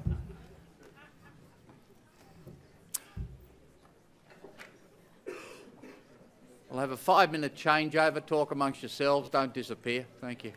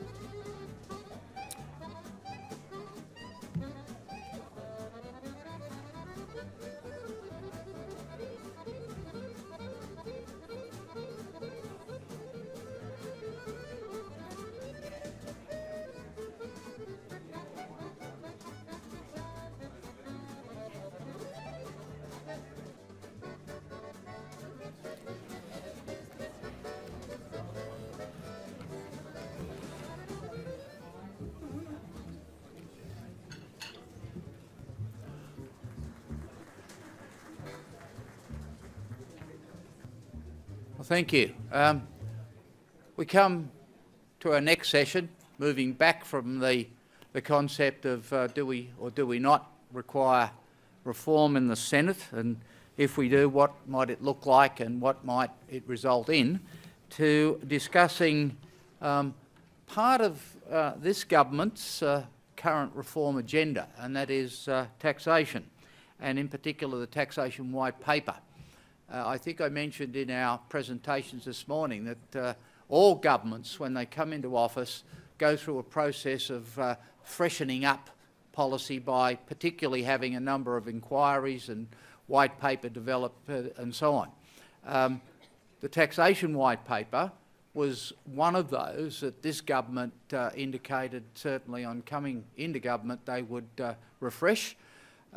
A number of people in the community, in the business community particularly, have made the comment, well, what will another inquiry tell us that we don't already know? Why not get the previous inquiries of Ken Henry and so on and just dust it off and throw it up and talk about that again? Well, we'll see what comes from it. And in fact, it may in fact reflect that. But there's always something new, there's also always something changing, there's always something in the area of taxation that's different. We saw, for example, at the G20 an agreement around looking at transfer pricing and international profit shifting. We've seen some economies of the world starting to move on that.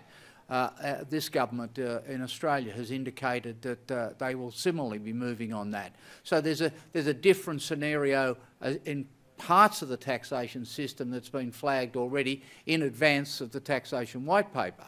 But importantly as well, we've already heard the government say there will be a white paper process, but by the way, as we go through, we're going to rule out this, this and this. These will not be considered. And any changes to the GST has been one such measure which the government has indicated is not on the table.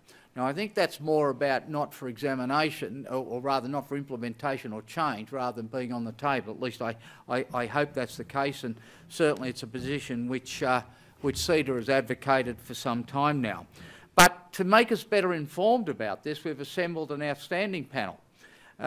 Tony Shepherd, AO, is the chairman of the Federal Government's Commission of Audit, or the former Commission of Audit, which handed down a report to the government and helped shape this government's economic agenda.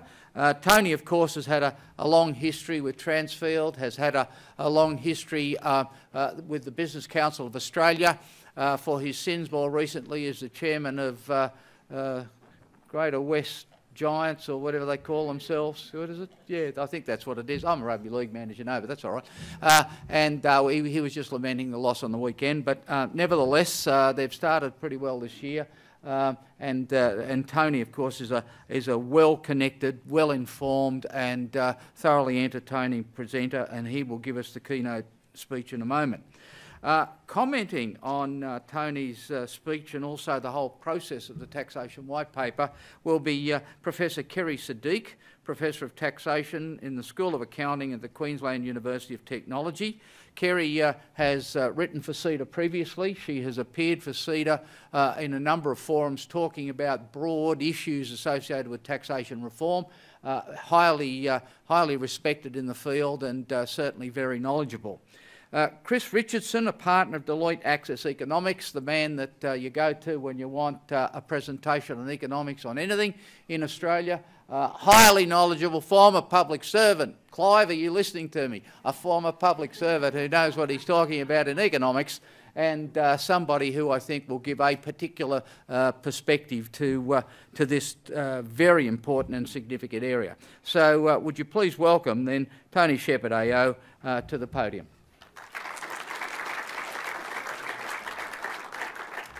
Well, thank you very much, Stephen, for that introduction. Tax is not really my strong suit. I did do tax as a part of my original economics degree, and after 3 years of tax, I said, I'll never go there again. But it is a necessary evil, and certainly in business, we're well aware of its implications. When we talk about tax reform, though, it's very important that we just don't zero straight in on tax reform.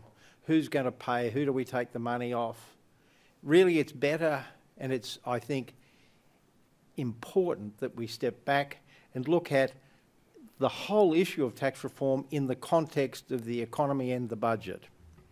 And we have to decide, what are we seeking to achieve out of tax reform? Is it the overriding consideration, balancing the budget, getting somebody else to pay? Is it growing the economy and locking in long-term prosperity? My personal view is that the latter is the priority. Although, of course, balancing the budget is an important consideration. And if I just do a quick reprise on the audit, the National Commission of Audit, we are proven that what we said was correct, that we do have an expenditure problem, and 12 months on, that is demonstrated absolutely in the IGR and the latest budget. In our case, we've focused on the 15 largest growing programs: usual offenders, aged pension, aged care, health, hospitals, Medicare, NDIS, education. These are all growing far faster than the economy itself and far faster than any forward predictions of growth in the economy. We looked at other things, but federation, public service efficiency, grants, bodies and what have you, yeah, sure, very important and needs to be dealt with and can improve the efficiency and productivity of the federal government, but really will not be enough to fix the budget. And if I go back to the Treasurer's speech when he was in opposition in London, great speech on entitlement, that is the core issue, entitlement. The entitlement mentality now is almost ingrained in Australia. Over 50% of our population now gets some form of government payment from the Commonwealth Government. In real terms, over the last 40 years, payments per head of population in Australia have grown from $6,000 to $16,000 per head in real terms. So that's gone up almost 3 times. Our report was based on reasonable assumptions. We were not optimistic or pessimistic, maybe being a little bit optimistic in some things like terms of trade and inflation. We did allow for bracket creep, and I'll come back on that later, but bracket creep, of course, is one way of slowly but inexorably killing off the incentive to work.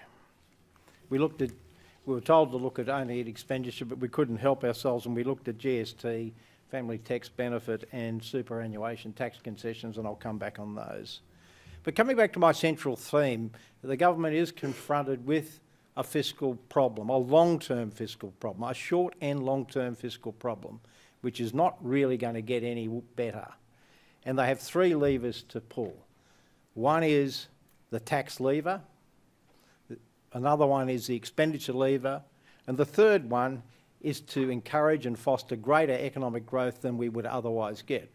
And of course, again, the latter is the preferred option, because not only do you grow the economy, generate more wealth and taxes, you grow more jobs, and you decrease the level of dependency of the individual by providing such employment. New Zealand decided, in their wisdom, to pull all three levers simultaneously, and frankly, it's worked. It's worked. They increased the GST, the consumption tax, they had economic reform, they had fiscal reform, and they're ahead of us on all the key performance indicators.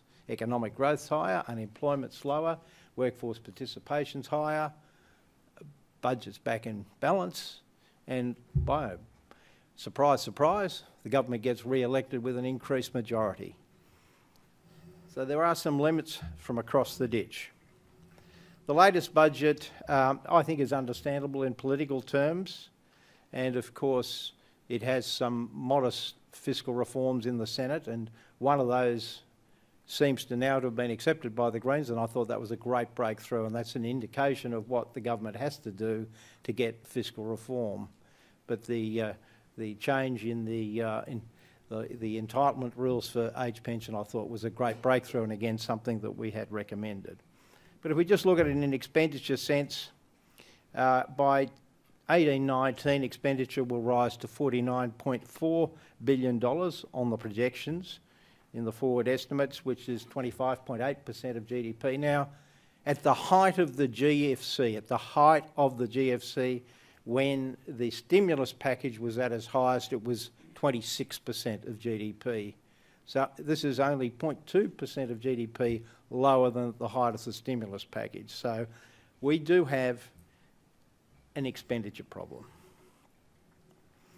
And of course the budget is based on, I think, some reasonably optimistic assumptions regarding economic growth returning to trend, Senate approval of these fiscal reforms, and world growth continuing, and our own growth not only continuing but growing a little bit more. So I pray they're correct. And I pray also that there's no further downturns in the global economy, because if there are, we will find ourselves very exposed, because we have no reserves. Unlike the GFC, where we had plenty of reserve capacity, we don't. We've fired off all our shot. So Australia is at a crossroads. The resources boom is nearly over, at least the investment side of it is nearly over. The volumes are up, the prices are down, and we're seeing the Australian economy now for what it really is. The resources boom masked the real underlying economy in Australia for a number of years. We have low productivity growth, we are a high-cost country, we have an ageing population, and business and consumer confidence haven't really recovered from the GFC. So I'd say we're just sort of, we're not going backwards, but we're just sort of treading water at the moment in an economic sense. And as I said, the fiscal outlook is based on continuing and higher rates of growth. But turning to taxation, and we just quickly run through some of the things we did look at in the audit report. GST, my view, and the view of the Commission, a no-brainer.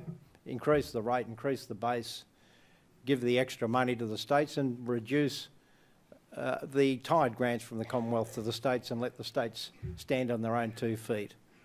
And those states that are growing faster will get more GST, and they need more revenue, and it'll be a virtuous circle. But I just can't see how we can get by in terms of balancing the books in the future, sharing the tax burden fairly without an adjustment to the GST.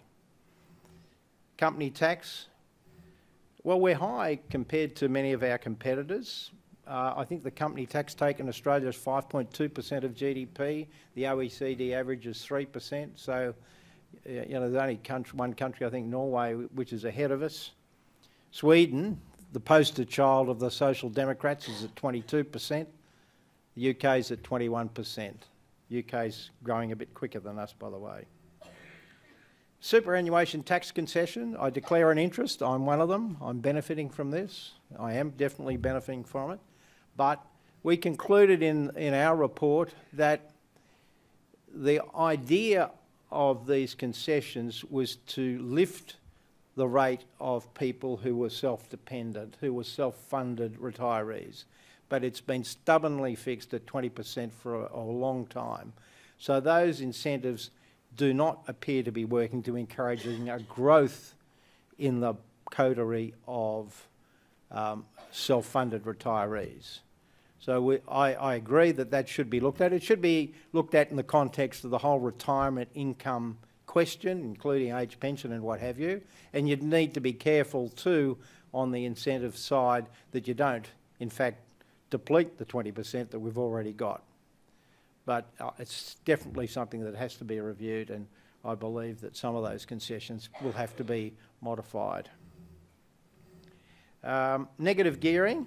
Again, it's another one of those taxes you've got to be careful. I mean, it's, you know, it's a sort of a Sydney-centric thing, perhaps a Melbourne-centric thing, that we assume that residential property prices are going to increase forever all over the country, and you know, negative gearers are going to make a huge capital gain at the expense of income tax in the meantime. Well, yeah, that may be the case, but we have had downtowns before, and this is not across the country. Far North Queensland, for example, you can buy a property there that for the same price it was sold in 2005. So somebody negatively gearing up there has certainly been paying a pretty heavy price, even though they've been getting a tax deduction. And I'm not sure what the impact would be on the rental supply market, because not all of Australians own or will own forever, and so it could have a negative effect there. My own view on house pricing is that it's basic economics. If supply is constrained, demand's high, the price goes up. The real problem, and the Commonwealth, I don't know why they sort of get too deeply involved in this, the real problem is at the state level, supply. Supply is the issue in the Sydney market, certainly. Melbourne is a little bit cheaper. The supply side of Melbourne is stronger. Capital gains tax, I'm personally, and we didn't get into this in the Audit Commission, I'm personally in favour of bringing the CGT rate up to the income tax rate. I can't see any reason for treating it differently, and I think it does, in fact, probably lead in some respects to a greater emphasis on negative gearing. I can't see any reason for treating capital gains any different from income gains. Base erosion and profit sharing, well, again, I think you need to be careful. Obviously, all companies making sales and profits in Australia should pay their fair rate of tax, but it is very complex in an international environment. And if you look at a company like Apple, they design in the United States, manufacture in China, sell here. Where do you make the profit? Do you make it in China? Do you make it in the US? Or do you make it here? You know, which jurisdiction gets the biggest share of the cake? Maybe America should get it. The best antidote, of course, to price shifting and profit shifting is really have a competitive tax system. A competitive tax system is, in fact, the best antidote to profit shifting. So returning to our central theme of what exactly do we want out of tax reform? Do we want to balance the budget and pay for our extravagance? And that's the only word I can use to describe the current expenditure profile of the Commonwealth Government, or grow the economy and provide for the future? And clearly, I mean, if you even went through this House, you'd say virtually everybody here would say the latter is the preferred option. I think we can make some tax changes, but these have got to be relatively modest unless we want to kill the economy. And we do certainly, in terms of our tax system, need to simplify it and rationalise it. And frankly, I don't know whether there's anybody in Australia that understands the complete tax act from all its volumes from page 1 to the end. We do need, though, overarching, and this is what CEDA is all about, a new economic reform agenda. We need to reduce entitlements, we need to reform labour markets to encourage flexibility and productivity. We're the only jurisdiction post the GFC that's re-regulated its labour market. We need to deregulate both at the federal and state level, and to do that I think we will need to make incentive payments to the states. We need to invest more and more cleverly in training, and skills and education, particularly in STEM, and create jobs for the future, or people trained for the jobs for the future. Innovation, broad term, covers a multitude of things, but again the focus has got to be on innovation with a small country, with a small base and a small market. That's the only answer for us, and that will cover things like tax and regulation, labour markets, training and skills. And all of these things, when we review tax, we should keep in the front of our mind. Before people say I'm being too negative, I've got to say this is a great country. I'm not going to say we should whip ourselves to death. The ball is at our feet. We're well-educated people on the whole, we're healthy people on the whole, we're a very peaceful country and we are prosperous. But we've got to resist the temptation to blow it out of complacency, or worse still, selfishness and short-sightedness. So increments the board, including fiscal, tax and the economy, can set us up for the future and an even more prosperous future. Thank you.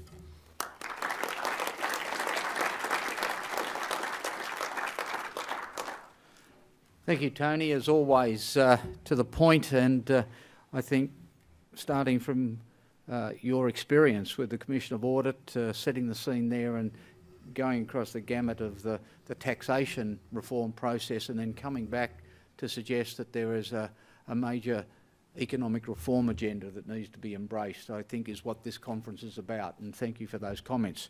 To comment on those comments, however, let me ask first, I think Kerry is going to comment, followed by Chris Richardson. Thank you.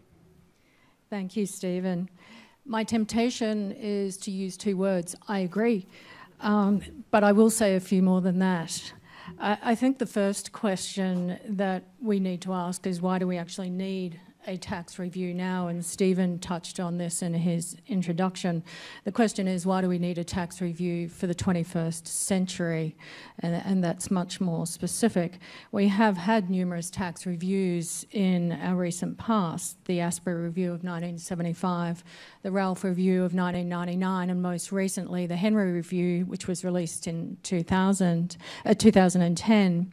So given our last broad review with its 138 recommendations was only 5 years ago, it's natural for everyone to be asking why another tax review. But I think broadly the answer comes from the tax discussion paper itself.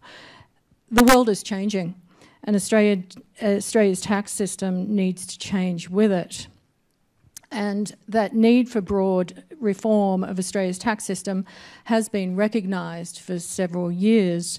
And as Tony has stated, the National Commission of Audit report did talk about the need for tax reform, and most notably from a tax perspective, the Commission report actually stated that the vertical and horizontal fiscal imbalances within the Federation are a major impediment to growth and prosperity, and that is one issue that we do need to discuss in tax reform. In its reports, the Commission acknowledged that the elected government had a right and obligation to determine any reform path, but suggested that doing nothing was not an option. I absolutely agree. We do need to do something. And subsequently, we've seen the reform of the Federation Issues paper and the reform of Australia's tax system discussion paper being released by the government. And the aim is for those two white papers to actually be closely aligned. Delving a little deeper into the tax discussion paper, it is designed to encourage broad conversation around tax reform, but has the mantra lower, simpler, fairer. It's going to be interesting to see how we actually achieve those, because it actually asks 66 non-limiting questions, and when submissions closed on the 1st of June, only a little while ago, a few weeks ago, the government had already received more than 500 submissions, and that will only increase as time goes on. And at the same time, we have the added complexity of the OECD G20 Base Erosion and Profit Shifting, or BEPS project, going on. And it's due to deliver its final recommendations by the end of this year. And I think that is going to add an extra layer of complexity to our reform discussion. So we're going to have this debate about fiscal federalism, but we're also going to have a debate about fiscal sovereignty, and they're two very different issues, but they will need to be considered in tandem. No matter what, I think these various reports and discussion papers indicate that tax reform is necessary. But as Tony suggested, at the outset, we need to work out what that tax system should look like within our economic environment. And there's always going to be competing interests and competing objectives. You know, do we raise state revenue versus Commonwealth revenue? How do we adequately tax foreign investment returns versus attracting foreign investment? Raising taxes versus providing incentives, simplicity versus equity, and that's just a few of the issues that we're going to have to think about. I don't think there's any simple answer to what our tax system should look like, but it is a question that we need to address before we start delving into the minute details of the specific taxes, and it does need to be discussed in the context of fiscal federalism and fiscal sovereignty. Now, I know for CEDA members that tax reform is clearly on the public agenda, and the results of CEDA's 2014 Big Issues survey support the view that tax reform should be a priority. And interestingly, the number one priority out of that survey in relation to tax was broadening of the GST base. Also removing certain welfare breaks, increasing the rate of GST, lowering company tax were up there in the top 6. Public submissions to the tax discussion paper support those findings, also indicating broadening of the GST, increasing the rate, negative gearing, capital gains tax, as Tony has suggested, came up, superannuation contributions and the reform of company tax are all imperatives in tax reform discourse. So as I started, I absolutely agree with what Tony's saying. Broadening of the base and increasing GST, superannuation concessions and multinational tax avoidance are all issues that have been in the media, the other one being property prices, but I'll leave that one alone for the moment. Some of those measures we can actually get estimates for, and we get those estimates in the annual tax expenditures statement. And if we don't want to actually increase taxes, the flip side of it is not only looking at direct spending, but also looking at the tax expenditures that are embedded into our tax system. And they're things like our exemptions, deductions, offsets, concessional rates, etc. And often they're viewed as hidden costs in our tax system. Now, tax expenditures play a very important role in our tax and transfer system. However, their costs in terms of revenue foregone can be quite significant. And to give you an idea, in the 2014 tax expenditures statement, and if you ever want to look at one of these, they always come out in January, so when everyone's on holidays, so they don't tend to get picked up quite as much as other documents. But for the 2014-15 financial year, the GST exemption on food, education and health totaled approximately $14 billion. In revenue foregone. Concessional taxation of employer superannuation contributions, $16.3 billion, and superannuation entity earnings concessions, $13.4 billion. So we're talking very large numbers in concessions. I'm not saying we necessarily get rid of them. I'm saying they should be part of the discussion. Interestingly, the very top one is the capital gains tax exemption on main residences, and I certainly don't think we'll be touching that. So GST, I think, is very important in the debate that we're going to have, and it was specifically excluded from consideration in the Henry Review. It hasn't been specifically excluded this time. It is also centred on that issue of fiscal federalism that I talked about, but I think international comparisons are inevitable. And again, to give you some figures, our rate is approximately half of the average GST rate of OECD countries, and our base covers approximately 47% of consumption of all goods and services, with the OECD average at 55%, New Zealand at 96%. Now, obviously, changes to the GST system would need to involve appropriate transfer payments to lower income households to ensure that they're not disadvantaged. Now, the flip side of that is if we reform our international tax regime, and it's inevitable that we need to, that takes us from fiscal federalism to fiscal sovereignty. We don't have a figure that we can put on the problem to determine its magnitude, but we know that multinational tax avoidance and certainly aggressive tax planning is going on.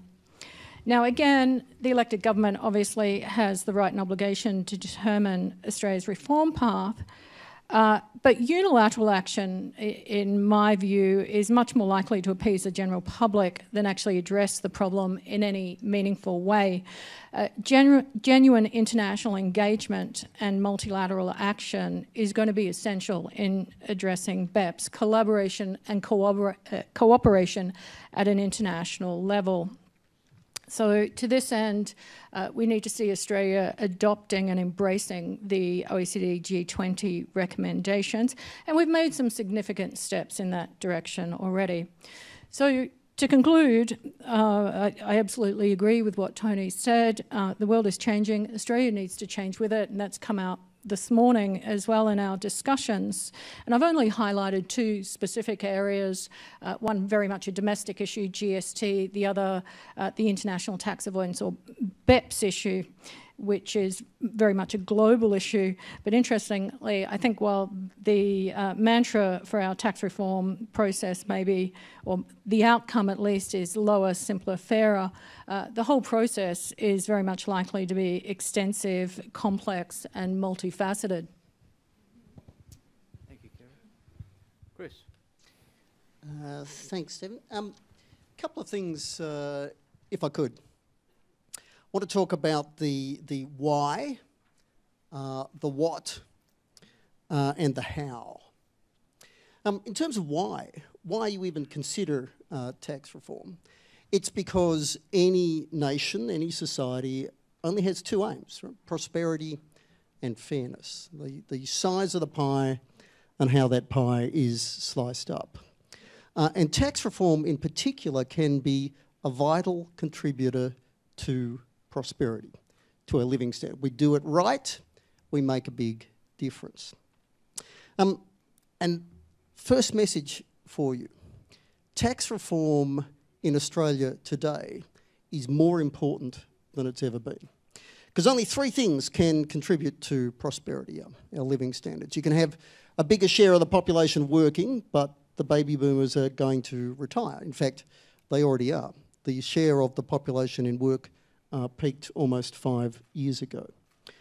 Or the world can give you a pay rise, as indeed it did for a decade, as China grew faster and coal and iron ore prices went through the roof. But we are now in the second decade of the rise of emerging Asia, and the first decade was a boom in prices and demand. This current decade is a boom in supply, and those prices are headed down. Or in other words, two of the three drivers of prosperity are headed the wrong way. Boomer retirement is a problem. Commodity prices are headed down. And that says productivity, the effectiveness with which we work, is got to be a vital driver of what we concentrate on as a nation, as a society. And sure, a bunch of things drive productivity, technologies and the like. But in terms of economic reforms, we have three standouts on the stage. Competition reform with my colleague Ian Harper. You've got federation reform and its close cousin, tax reform. Treasury's discussion paper hinted you might get 1.5% increase in the size of the economy, increase in living standards from a good tax reform package. In fact, it's better than that. If you want to raise prosperity, it's very simple. Just turn to page 25 of that discussion paper from Treasury.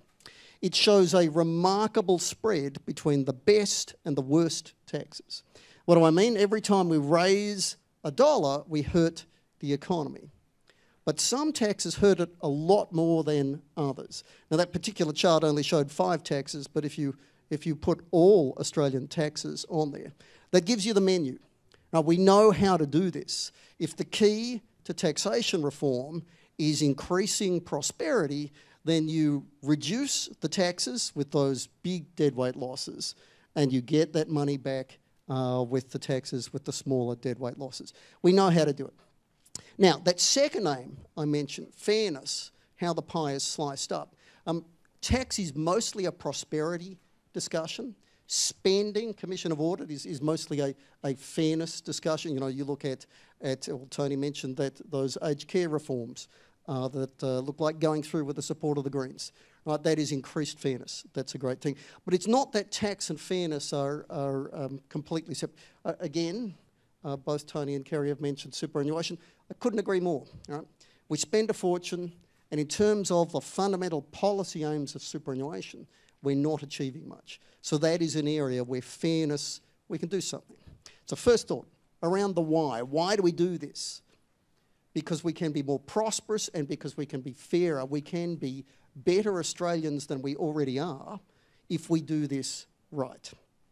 That's why we do it. And the what? We're shifting from those really bad taxes towards the taxes that are rather better, and we're shifting from more unfair types of taxation to fairer types of taxation. In terms of the how, though, that's the tricky bit. Kerry's right, some bits of the landscape keep changing. You know, new electronic forms of commerce mean that profit shifting is a bit of an, you know, all those things. Having said that, we know, all right, we know these answers. That discussion paper out of Treasury didn't tell us anything new. The Henry review remains a marvellous roadmap going forward. I have no problems with a white paper process. But we already know. We know how to do it. We just don't know how to do it. We are here in the House that should be doing it. But, as Tony said, you know, our politicians are failing us. They keep ruling stuff out, including stuff that they know would be good reforms. And if you ask me around the how, it's very frustrating. But moments like this, groups like this, gatherings like this can be part of embarrassing our politicians into it, if nothing else. It is really hard with the state of politics in Australia at the moment for politicians in either side to lead. It's getting increasingly easy to become Prime Minister and increasingly hard to do something with it. If we want our Prime Ministers, if we want our governments to do something, and there is genuine good tax reform that we could do, we all know, all right, we might disagree on the details, there'd be 80, 90% agreement in the room. We need to create the cover for the politicians to act. I think that's our task and our agenda. Well, thank you, Chris. Kerry and also Tony rounded off, I think, the discussion nicely there. And now, as always, your opportunity to ask questions of any of the panellists about this vexed question about genuine taxation reform as part of economic reform and building on what we discussed this morning and transitioning from old economy to new economy. The taxation regime, what part does it play? Please. I have one somewhere. I've got a hand up and I'm being pointed to, oh, up the back. Thank you. Sorry. It's late. Marty Dungy, University of Tasmania. I wanted to ask something which really for all three of the panellists, something that really you didn't mention in your rather comprehensive overviews, which is the issue around states. Tony talked a little bit about we should get rid of the grants transfers, but what about the issues around land tax and the taxes that the states are responsible with levying? How do we promote that debate? And I think we do need to lead it from an Australian agenda rather than necessarily trying to deal with it on a state-by-state basis, because nobody there is going to take leadership on it. I'll go first. Go. I think land tax is in fact falls into the category of a good tax, because you can't move the asset. It's there. It's obvious, but it has to be as a substitute for some other taxes. But I'd certainly, and the tax white paper, the tax discussion paper does cover that, and hopefully that will be part of the debate. And using that as a tax, you could get rid of a lot of bad taxes. And you've got to get back to the fundamental thing that 10% of taxes produce 90% of the revenue, so 90% of the taxes produce 10% of the revenue. So that's grossly inefficient. But land tax is already there in the form of rates, and that is a base that I think is very worthwhile considering. Chris? Could I just say, look, absolutely agreed. The worst taxes in Australia are state taxes. You know, as I say, page 25, that discussion paper from Treasury only had 5 taxes, but in essence, you know, the worst, and indeed also the best, the potential around land taxes lie in the hands of the states. Yes, we absolutely need to lead this nationally, at least in part because GST is a vital link between what's happening federally and what's happening at the state level. Can states do things by themselves? Well, we just saw South Australia start some tax reform. We are here in the ACT, which happens to be both a state government and a local government at the same time. So they are amid a long, slow, but very welcome transition away from transaction, slap you around the head every time you do something, versus taxing the base land tax. So they're the worst taxes in Australia, and if we make this just a federal conversation, we've failed. It needs to be a national conversation. You know, each individual state, you know, almost rushes to rule out doing something around the GST, including some who should be the biggest single supporters of GST reform seem to be the first to rule it out, Marty. Drives me crazy. But also remember that state taxes are just 4 or 5% of Australia's national income. They may be the worst, but there are some bigger issues at the federal level. Kerry? There's probably not a lot I can add to that, but because I would agree with both Tony and Chris's comments, I would have started by saying, yes, there's approximately 125 taxes in Australia, and the top 10 raise 90%. So we need to consider all of the inefficient taxes, and quite a few of those are the state taxes. Land tax is the only one that works effectively, that we probably should keep. And I think the Tony's National Commission of Audit report talked about or actually recommended that states should be given access to the Commonwealth's personal income tax base. And that's what, when I spoke about fiscal federalism, I think very broadly all of those issues do need to be considered, and we need to make sure they're not taken off the agenda. And we need to ensure, I know I spoke about GST and superannuation as 2 specific examples, but I think we need to talk about every single tax, not just the big ticket items. I have a sneaking suspicion that the Premier of South Australia might touch on a couple of these issues tonight, only because I read the double-page spread in the Fin Review today, but just inkling. Nick Greiner, thank you. Yeah, thanks, Stephen. These may be 2 points, maybe they're questions. The first one is, it starts where Chris was about the how. I mean, what bugs me about this conversation is that unless there is a grand coalition, a grand bargain, whatever you want to call it, which not only involves the states, involves, frankly, I think the welfare lobby's got the strongest position. If they endorse things, they've got huge power and it's in their interest. But I guess my point is that we should all be trying to push away from dealing with individual, let's take this off and put this on, because that just encourages people. It really does need, I think, to be a big deal, a big bargain, or whatever you want to call it. The second point, Tony referred to the expenditure areas being out of control. One of the problems is that no one really tells the truth, including to Ms Berejiklian in Sydney and Mr Weatherall who's coming tonight, which is that the money they keep blathering on about as a condition for their involvement in a tax reform process, in other words, money for health in the out years that's going to grow 3 times according to that arrangement, 3 times the inflation rate, or money for the NDIS, which I still think is monumentally unfunded despite huge support, or indeed the Gonski funding, which the states still hanker for.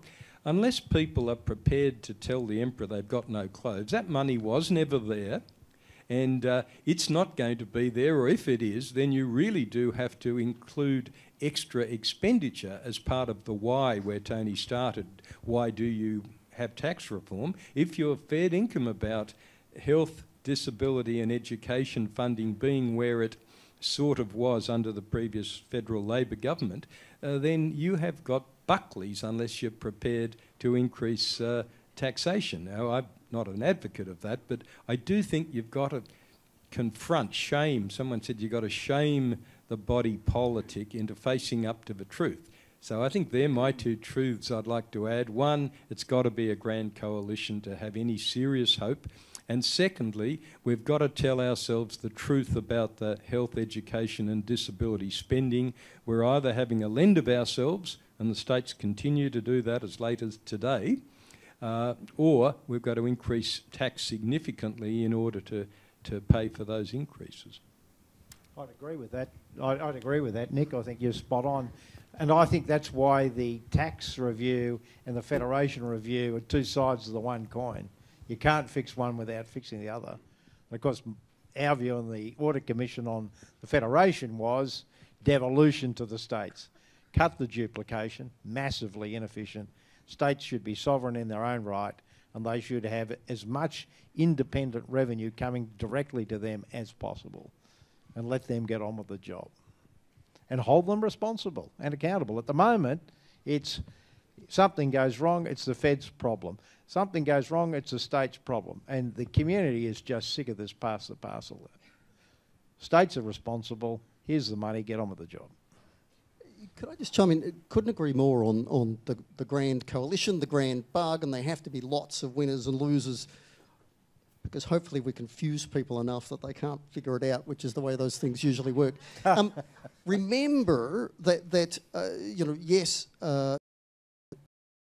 championed the GST, fought it through an election, but the actual genesis, the turning point, was ACCI and ACOS getting together.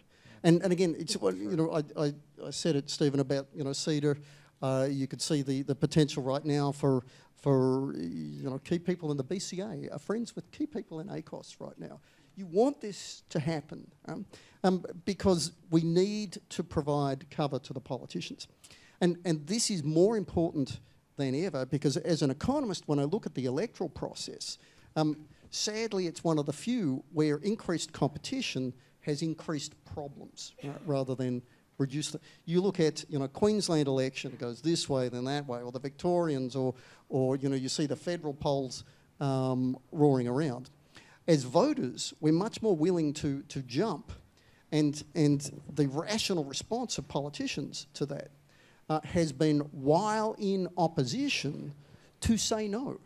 We've had 20 years of oppositions being increasingly populist, increasingly willing to say no to things that they proposed in government a handful of months ago. Why? Because it works. You know, you have a higher and higher chance of getting back in at the next... That was my point about it's getting easier to become Prime Minister and harder to do something with it. To break those chains, it's outside of Parliament that actually has to create the room for the inside of Parliament to work. Megan. Megan Motto from Consult Australia. I was, in fact, going to ask a question about communication rather than taxation, but I think that's been well covered now. Today, Consult Australia, along with AECOM, have released a major report into value capture, and I wanted to talk about the mandate for change and the trust that needs to go hand in hand with that mandate. So one of the things that we know, because it's been trialled elsewhere around the world, is that people are in fact willing to pay more taxation if they know that the direct beneficiary is going to be a particular project that they want built or a particular social reform that they want made or whatever it might be. But treasuries seem to continue to be institutionally resistant to hypothecation. And so this creates problems when we're trying to have innovative financing mechanisms for infrastructure projects where we can get new and innovative funding streams up and running, but the money needs to be sunk back into the future, forward estimates periods, into future budgets for that particular project, for the debt payback of that particular project, the capital costs. Have you got some conversation or some comments about the types of internal bureaucratic changes that we need to make in terms of regaining the trust of the Australian public in order to make some of these taxation changes? Well, there was a premier in New South Wales, I think his name was Greiner, and he brought in a 4x4 tax to fund roads. And in the end, they polled and it had like an 80% community acceptance. Now, I don't know whether Premier Greiner did that with or without Treasury support, but it certainly worked. So I think you can do it, and it's a question of leadership. It's a question of leadership. So, like Mike Baird has said, all of the money coming from the sale, the lease, I should say, not the sale, the lease of poles and wires will go into the Restart Fund. He's going to WestConnect's, the project that I'm chairing, is going to be developed as a toll road and then sold, the money recycled into new projects. I think in the end that will become a very popular thing with the community. So it's a question of leadership, I think, there. And you're right around the behavioural economics. So speaking as the ex-Treasury officer in the room, and I know not the only one, I still hate hypothecation, but I understand that I apologise. But I understand that sometimes you have to be able to get this going in the public's mind. And you know, you mentioned and Nick mentioned, you know, communication and honesty, and indeed to come back to Nick's other point, you know, national disability insurance. We're a rich nation, right? We should have something like this. But as a nation, we've committed to something like 1% of our national income going into that, and like. A pig going through a python, right? You know, those dollars are coming, and they're stunning dollars, and you know, so an important part of our social compact. That's what a budget is: a state budget, a federal. It's absolutely a social compact, and we need to make people recognise we've changed that social compact. Now, you know, we need to do things. It doesn't say that you pay for all of that with taxes. You look at across, you know, what needs to be done on both spending and taxes, but there's a lot there. And the other thing, we keep noticing the aged, and you know, very true, across those 15 big programs that most of the, a lot of the expenses in and around ageing, birth rates in Australia have gone up 20% since 1 decade ago. That's the other pig through the python. Those kids are now at the bottom of primary school. There's a hell of a lot of expense coming there as well. You know, we've got to have those conversations and bring people along with us. I had here. Thank you. Yeah. Joycelyn Morton from the Thorn Group. I sat on the Tax Law Improvement Project for more years than I care to remember. They were the most excruciating years of my life because we were never allowed to do what the title was, Tax Law Improvement. And it didn't matter. It didn't matter which government it was, and I sat through 2 or 3 governments on it. Every one of them said, "But you're not allowed to touch policy, right? You're just to simplify the words." How do you ever simplify the words if, in fact, you can't fix the underlying policy and correct the underlying policy? And you know the reason why all of them were so paranoid about it was because of the bureaucrats behind and the forces, primarily I think in Treasury actually, as opposed to the tax department themselves, who are actually terrified of the loss of revenue, and that somehow what would be written into the law would be another tax scheme or another tax arrangement.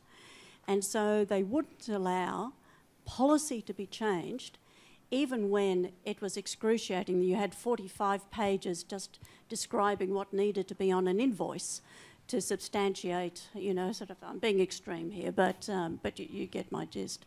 So until it's not just the politicians, you actually have to have a change of thinking and a change of understanding at the level, the public service, the bureaucrat level, who are going to be instrumental in advising. And so business has to be there, the welfare group have to be there, but your bureaucrats have to be there as well to ensure that at the end of the day, they're not going to sort of advise against everything that's being proposed.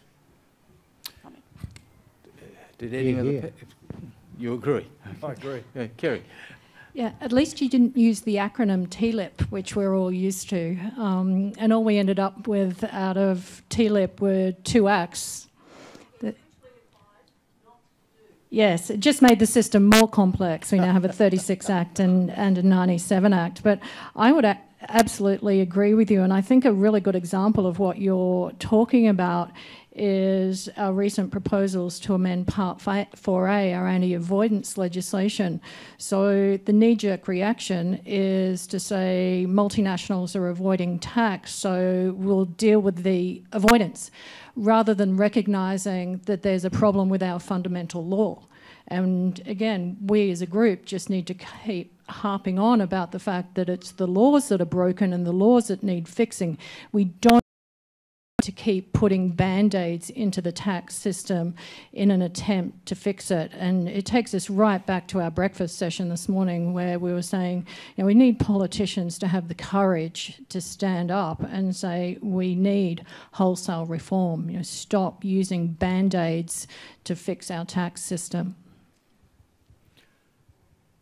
I'm just reminded that the more things change, the more they stay the same. In 1989,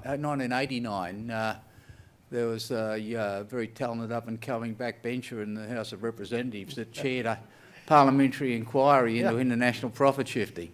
And our report, the report, was entitled Follow the Yellow Brick Road. Well, I tell you what, Elton John, eat your heart out, because nothing's happened.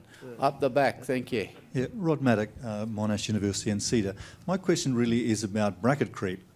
One of the reasons that it's so easy for the government to rely on bracket creep to raise taxes is we don't actually measure the tax expenditure implicit in the progressive income tax system.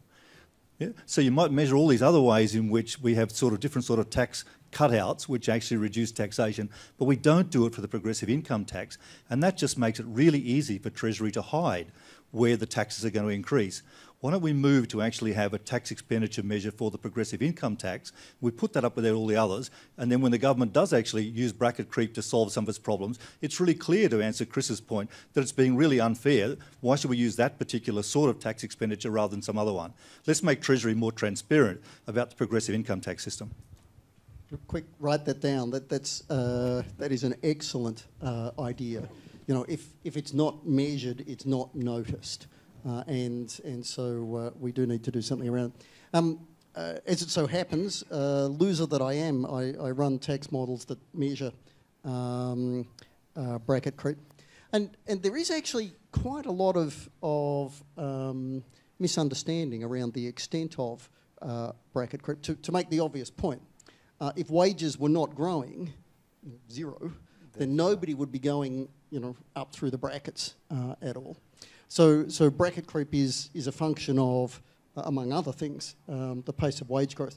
Pace of wage growth in Australia is the lowest ever on the measure we're currently using, and certainly the lowest since the recession almost a quarter of a century ago.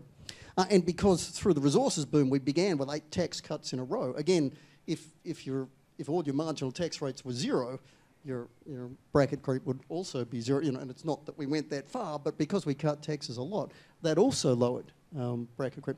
Bracket creep is running at about $2 billion, a little bit more, a year. Now, that's, $3 billion a year. Now, you would bend down and pick that up. Even Clive would bend down and pick that up. If he could. And you know, it is part of budget repair. But you see people throwing around, you know, it's 80% of budget repair. You know, no, it's not. If you want to measure it that way, it is 30%. You know, again, big dollars, but don't get carried away about it. What it is, and Rod, coming to your point there, you know, it is an ungainly, an ugly and an unfair way of raising tax, and most of the political concentration is on those you know, median income earners about to go through the $80,000 a year mark. Remember that there are many, many more people between, you know, because their tax there goes from 33 to 37 cents in the dollar, 4-cent difference. There are 800,000 people between 70 and 80,000. There are 1.3 million taxpayers between 30,000 and 37,000. And when you go over 37,000, your tax rate goes from 19 up to 33. I'm using 33 applies from 1 July. Oh, no, it doesn't now. Whatever. 14 cents. And those people also are in a phase where they're losing a lot of benefits. You know, the highest effective marginal tax rates in Australia are at the bottom end as people are losing their benefits at the same time as they're racing up through the marginal tax. So, you know, beautiful idea, and we truly need to publicise this better, but don't get carried away. The dollars aren't nearly as big as many would suggest. I just wonder, on an important issue here in terms of business and around the whole question of attracting investment in Australia, goes to the company tax question. And I saw some months ago now a decision by a major Australian company, CSL, that they were going to build a new high-tech plant, but it's in Germany. And when asked what was the motivating factor behind that decision, it wasn't so much non-access to highly skilled, highly trained people here in this country doing the work they want to do. It was simply around the company tax rate. Tony, in your commentary, you mentioned, for example, the UK dropped it down to 21%. Yep.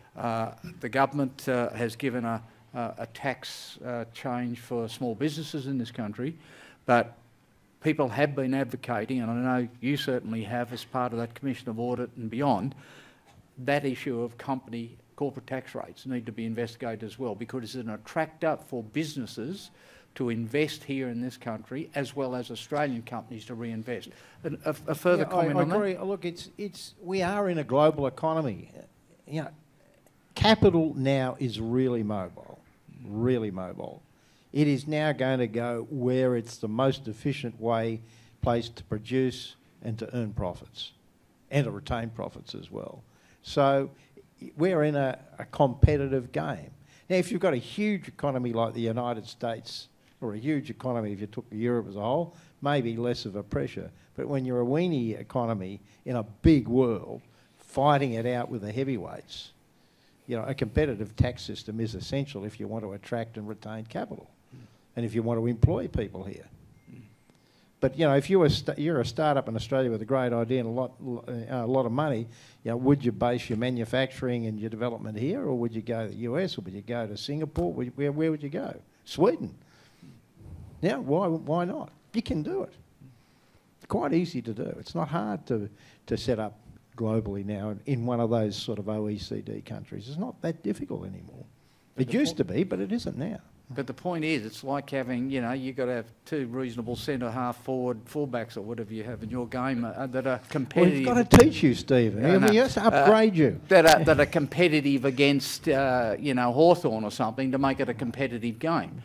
We are currently not, or it's argued, we are currently not in that circumstance. If we're talking about broad reform, and if we're talking about the taxation white paper and the discussion paper talking about broad reform, there are going to have to be priorities, there are going to have to be trade-offs, there's going to have to be, as the Treasurer was saying this morning, decisions made, and other comments have been made about age of entitlements and some of the changes that are necessary there. Surely this is a key for the business community of Australia and more generally to be able to compete fairly. Yes, I agree. I think the business community is probably embarrassed about asking for it because then they look like rent seekers, but economic modelling has shown that a reduction in the company tax rate can actually generate more revenue in the end than you lose through that reduction. In other words, it inspires growth, investment, what have you, which then generates more income than you're losing. So that modelling has been done and has been shown, I think, to be reasonably valid in the Australian context. As a recovering Treasury official? It's a 10-step program. Yeah. Used to be 12, but we made cutbacks. So what we're talking about is the mobility principle. If it moves, it's harder to tax, because you scare it away. If it doesn't move, then you know it's a mineral, and you can have a very high tax rate, or a land tax, or whatever.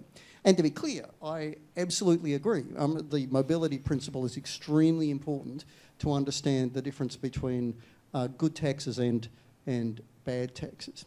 I would simply, and I am comfortably of the view that if we could, the corporate tax rate would come down. What I should say is don't be quite as convinced by economists and their models. I run this sort of thing, and economists are now really good at modelling mobility and immobility, but we're a little too good. And the answer is, you know, same around mining taxes, and so there's a lot more jointedness in production than you think. That sometimes the mobile factors aren't quite as mobile because they have to work with the, you know, and the immobile aren't quite as immobile as you think. So those basic numbers that the models churn out, you know, the difference, you know, these taxes are worse, those taxes are better. I couldn't agree more. The extent of the slope, I'm a little bit sceptical. Okay. I have time for one final question. If anybody has a question, I do. Up the back, thank you. Howdy, my name's David Rosham from Uber. I wanted to ask a general question for the group, not a specific topic on Uber or Airbnb, but the extent to which, you know, disruptive new technologies, the sharing economy is understood in the rooms that you are meeting in and the discussions that you are having. I think as recently as this morning, the Treasurer mentioned Uber, it's a sexy new thing, but I worry that it's not well understood, and there's not a lot of startups that spend a lot of time in Canberra sort of giving too many updates on what they do and how they work and what impact they think they might have on the economy. So general question for the three of you is, to what extent do you think this is understood, is being discussed, and will be part of this tax reform, not the 2020 tax reform? Oh, big question. I used Uber this morning, so I'm a user. I've got the app. I think it's a terrific service. How many people does Uber employ in Australia? 100, and how many in the United States? Yeah. So I think business, generally speaking, certainly big business, understands the nature of disruption and is racing actually to take advantage of it.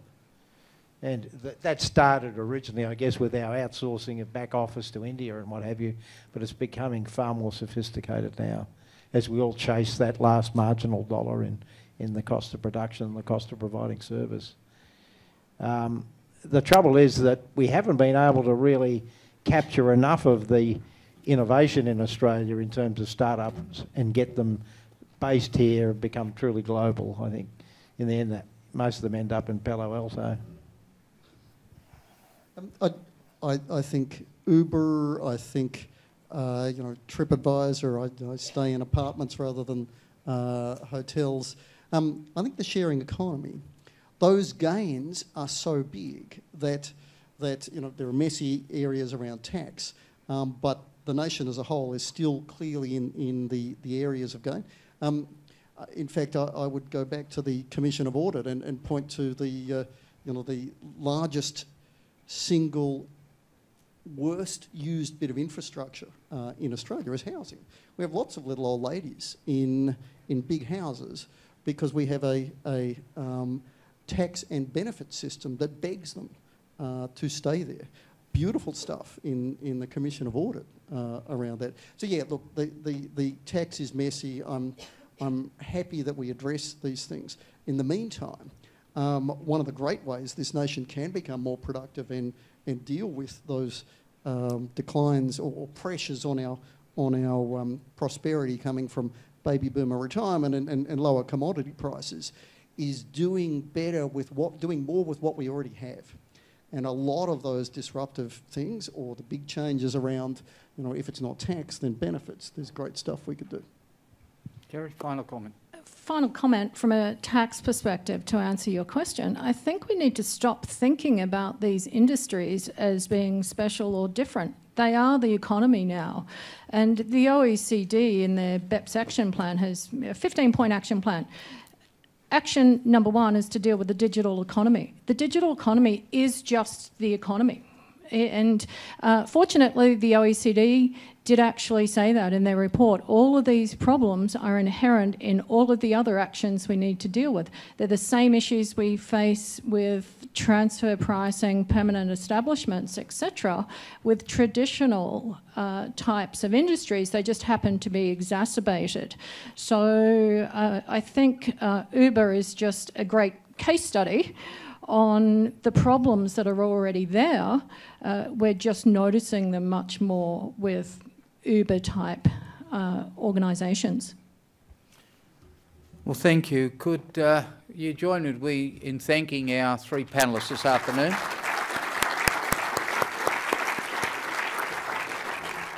I think each of them in their own way have clearly demonstrated. I thought it was fascinating, the good and bad taxes. I didn't know that. I thought they were all bloody bad. But anyway, good and bad taxes, that's a good way probably to end this session. Look, we've got about a 25-minute break. If we could be back here by 3:35 for the final session this afternoon before the dinner tonight.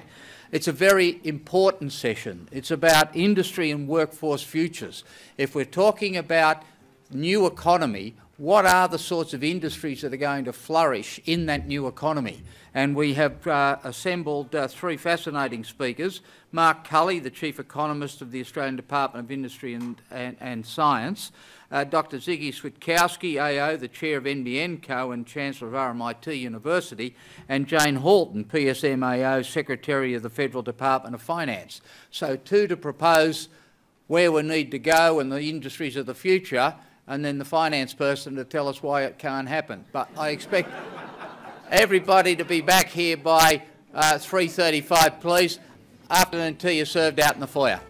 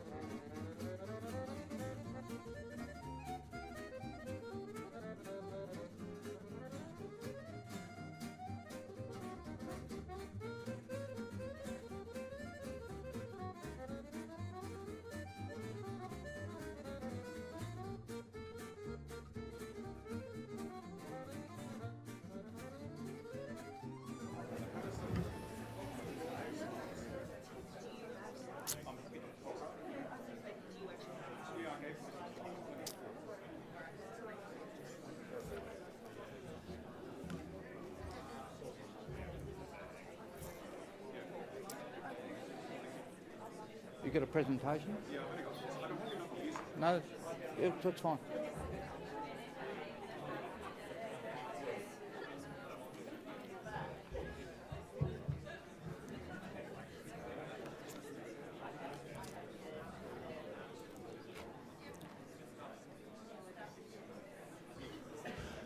Well, thank you, ladies and gentlemen, and once again, thank you for being prompt and taking your seats for the final session of our presentations during today.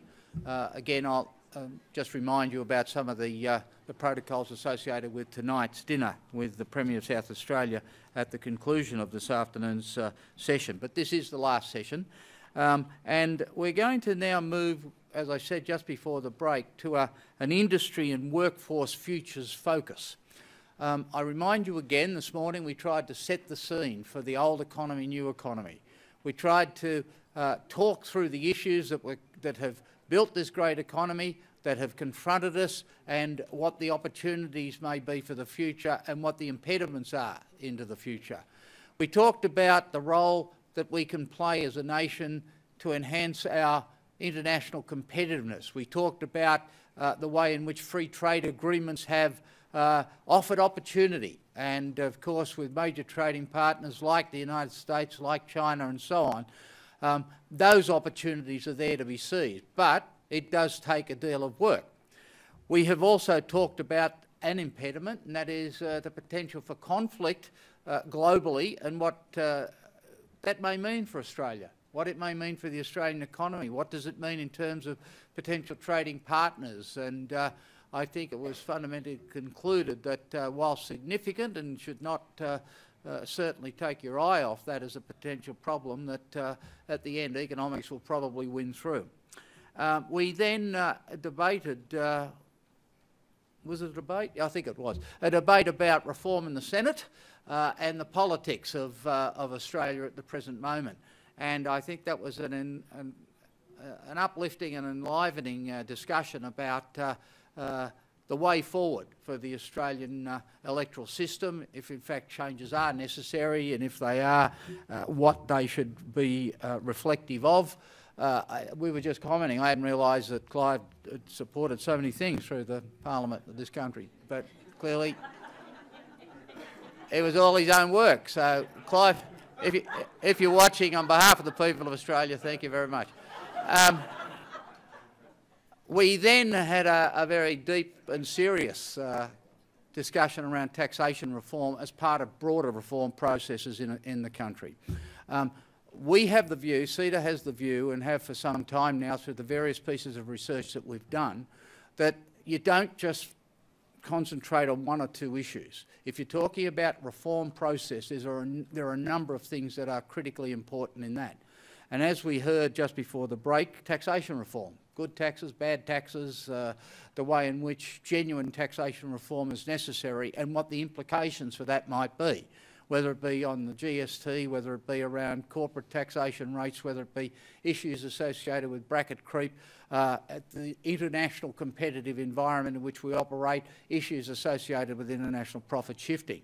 All critical things, no doubt about that. And so it's a nice segue into this last session.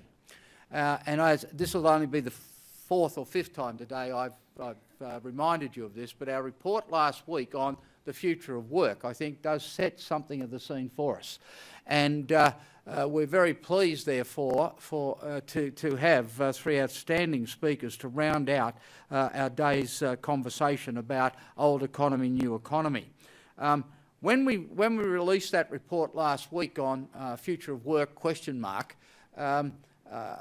Somebody had suggested that in any presentation, go along and say, turn to the person next to you, shake hands, because of digital disruption. In 5 years' time, they're not going to be with you at work anymore. That was perhaps a bit shorthand for some of the things that we were saying in our report. But nevertheless, changing nature of Australia's industrial base, and we've heard something of that today already, are critically going to be informed by things like digital disruption. They're going to be informed by government industry policy. And so the three folks that we've assembled today will be able to give us some perspectives on those sorts of things. First up is Mark Cully, who is the Chief Economist for the Department of Industry and Science, a position he's held since September 2012. Mark is also a member of CEDA's Council on Economic Policy. He has studied overseas, he has worked overseas, he's worked in states, and he is someone who I think adds a particular dimension to this topic, coming as he does from the department that essentially is shaping industry policy for Australia. Dr. Ziggy Switkowski, AO, is, of course, as I mentioned, chair of NBN-Co. He is chair of Suncorp Group. He has had a very long and distinguished career in telcos in Australia. He is a passionate advocate for nuclear energy. He is somebody who, as a governor of CEDA, has been prepared not only to write for us, but also to come and speak at forums and speak with great authority on the material before us. Ziggy presented at one of our events in Sydney last Friday on the future of work as part of a panel there. So I said to him, if he keeps turning up at our shows, I'm going to have to put him on staff. The final speaker, of course, is Jane Halton, and Jane is the Secretary of the Australian Department of Finance. Jane was awarded an Order of Australia in the Australia Day Honours list this year. Congratulations for the recognition of your work for the Australian Public Service, and Clive sends his best wishes.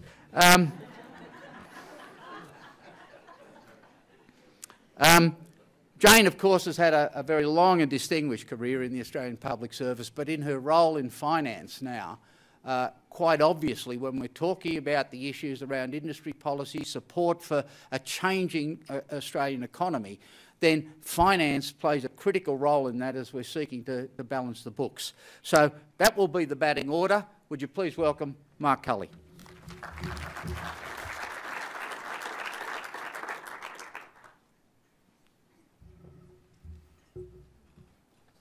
Thank you, Stephen. Writing in his prison notebooks in the 1930s, Antonio Gramsci observed, "The crisis consists precisely in the fact that the old is dying and the new cannot be born. In the interregnum, a great variety of morbid symptoms appear." We are in an interregnum right now, an economic one at least. In the wake of the global financial crisis, the developed world is in a funk, dubbed secular stagnation. In the 1970s, the developed world was also in an economic interregnum. The post-war reconstruction project came to an end as the Bretton Woods currency system collapsed and stagflation reared its ugly head. I want to make some observations from an industry and workforce perspective about the 1970s, the present and the future. The 1970s marked the high point of what Paul Kelly has called the Australian settlement. Stepping back in time to then is truly to visit a vanished Australia, even if you grew up there. In 1971, close to 2 in 3 women spent most of their time on home duties. Among those who were employed, there were more priests and ministers of religion than lawyers, more metal trades workers than shop workers, more farmers than teachers. There were more clerks than all of the professions and technicians combined. 1 in every 4 people worked in factories. 1/10 of that number worked in banks. For those not at school, the most common level of schooling completed was year 8. And around 120,000 people, 1% of the population, were enrolled at universities or colleges of advanced education or teachers' college. All but 1 in 20 of the population described their nationality as British. That all comes from the 1971 census. Look it up. In 1971, income per head in today's dollars was $26,800. It's roughly doubled to $53,000 now, growth of around 1.6% per annum. It would be glib to say such is the magic of compound interest. These income gains have come about through genuine improvements in allocative efficiency and productivity, spurred by businesses pursuing profits through investment and innovation, and governments who stood up to vested interests to enforce greater competition and invested in productive capacities, notably in education. Today, almost all school students complete Year 12, and last year there were 1.2 million people That's 5% of the population enrolled in higher education. The encompassing term used to describe these processes is structural change. More precisely, structural change is a shift of resources, people, equipment, from one industry into another. That change occurring because those resources are valued more in the receiving than the losing industry. Structural change is the net outcome of constant turbulence in the economy. Around 1 million people change jobs every year, and around 250,000 new businesses are created, while a similar number close up shop. I've only got a few slides, so I'm not going to bore you with a PowerPoint crescendo. Over the past decade, mining has been ascendant and manufacturing has not. Meanwhile, the steady expansion of services has continued. To examine this through an Australian lens, though, misconstrues what is happening globally. Save for Hungary and South Korea, manufacturing has declined relative to services in all OECD countries. In resource-rich countries like Australia, Canada and Norway, the shift to services has been moderated. Many people rue the relative decline of manufacturing and the closure of iconic factories. As someone who grew up in the northern suburbs of Adelaide, I know what a deep blow the closure of Holden's represents to that community. There is no question that structural change leaves victims in its wake and doesn't meet the condition of Pareto improvement. That is, a reallocation of resources which yields improvement for some with no losers. But this is too stringent a criterion for judging a change or to justify attempts to forestall it. The Hicks-Calder criterion acknowledges this and says, if those who gain from a change could compensate the losers and still come out better off, then it is a change worth adopting. The benefits of structural change in Australia have been quite evenly distributed across the population. Income gains over the past 4 decades have been appreciable at the bottom, middle and top of the income distribution, compared with the United States, where they've been captured exclusively by those at the top. This gain has arisen through vastly more higher-paying new jobs created than lower-paying jobs displaced. That has gone hand in hand with a major shift towards more highly skilled work, with employers readily absorbing the huge increase in people with tertiary qualifications. There are 2.7 million professionals employed in Australia today, against 420,000 back in 1971. There are around 4 million people with a degree, against 180,000 in 1971. This constant interplay between the demand and supply sides of the labour market has been characterised as a race between education and technology. So much for the past and the present, what of the future? Every attempt to imagine the future is at heart an examination of the present. This is as true for those whose realm is a purely imaginary, like novelists and filmmakers, as it is for actuaries and technocrats who trade in forecasts and projections. The word that seems to capture the zeitgeist is disruption, with portents of a world rent apart. The fear is that technology will trump education and win the race. The chapter in the CEDA report released last week that drew most media attention was the one that suggested 5 million jobs are at risk of displacement to automation over the next 2 decades. 5 million is a big, scary number, but it is only one side of the ledger. On the other side are the new jobs that will be created. Over the past 2 decades, the new jobs created vastly outnumbered those displaced, with the net effect that employment grew by 3.5 million. If history is a guide, we should embrace the future, not fear it. Now, of course, one might ask, are things different this time? Well, as the saying goes, same, but different. The division of labour, long a force for productivity improvement, continues to generate gains. If we look at Jane's former area of health, the Medical Board of Australia identifies 85 discrete types of medical specialists on its list approved by health ministers. I haven't gone back to the number in the past, but I imagine it's a fraction of that. In Ziggy's area, in IT, there's burgeoning numbers of new specialists in fields like data analytics. Similarly, the capacity of the economy to create new service jobs seems limitless. As wages rise, so too does the opportunity cost of leisure time, hence rising demand for personal trainers, financial planners, and dining out. There is no question that automation will displace jobs and tasks within jobs. Jobs that are the least susceptible to automation are those that involve high levels of perception and manipulation, creative intelligence, and social intelligence, typically those that require the greatest investment in education and training.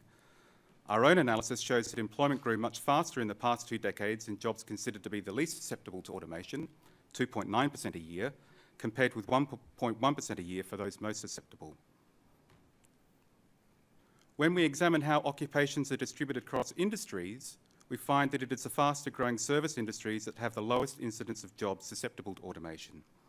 Furthermore, in almost all industries, the profile of the workforce is adapting, becoming less susceptible to automation over time. This makes perfect sense.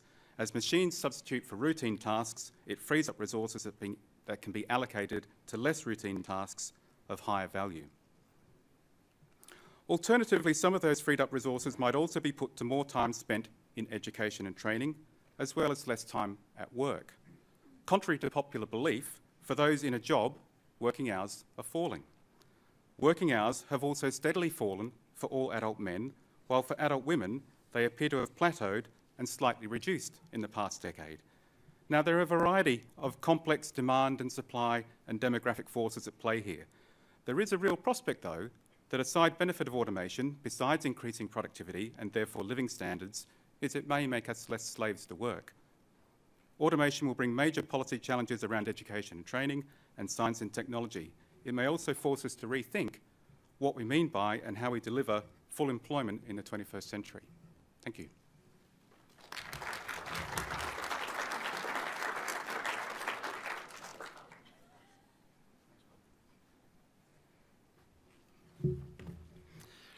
Mr. Speaker, ladies and gentlemen, I think you'll find my commentary upon the changing nature of work will complement much of the narrative that you've heard from Mark, in part because we've used as our source materials a very excellent report that was launched last week on the future of work by CEDA, and if you haven't had a look at that report yet, you should have a look at it. It's really good work. What I'm going to do is give you a sense of the history of technological change on work and the workforce.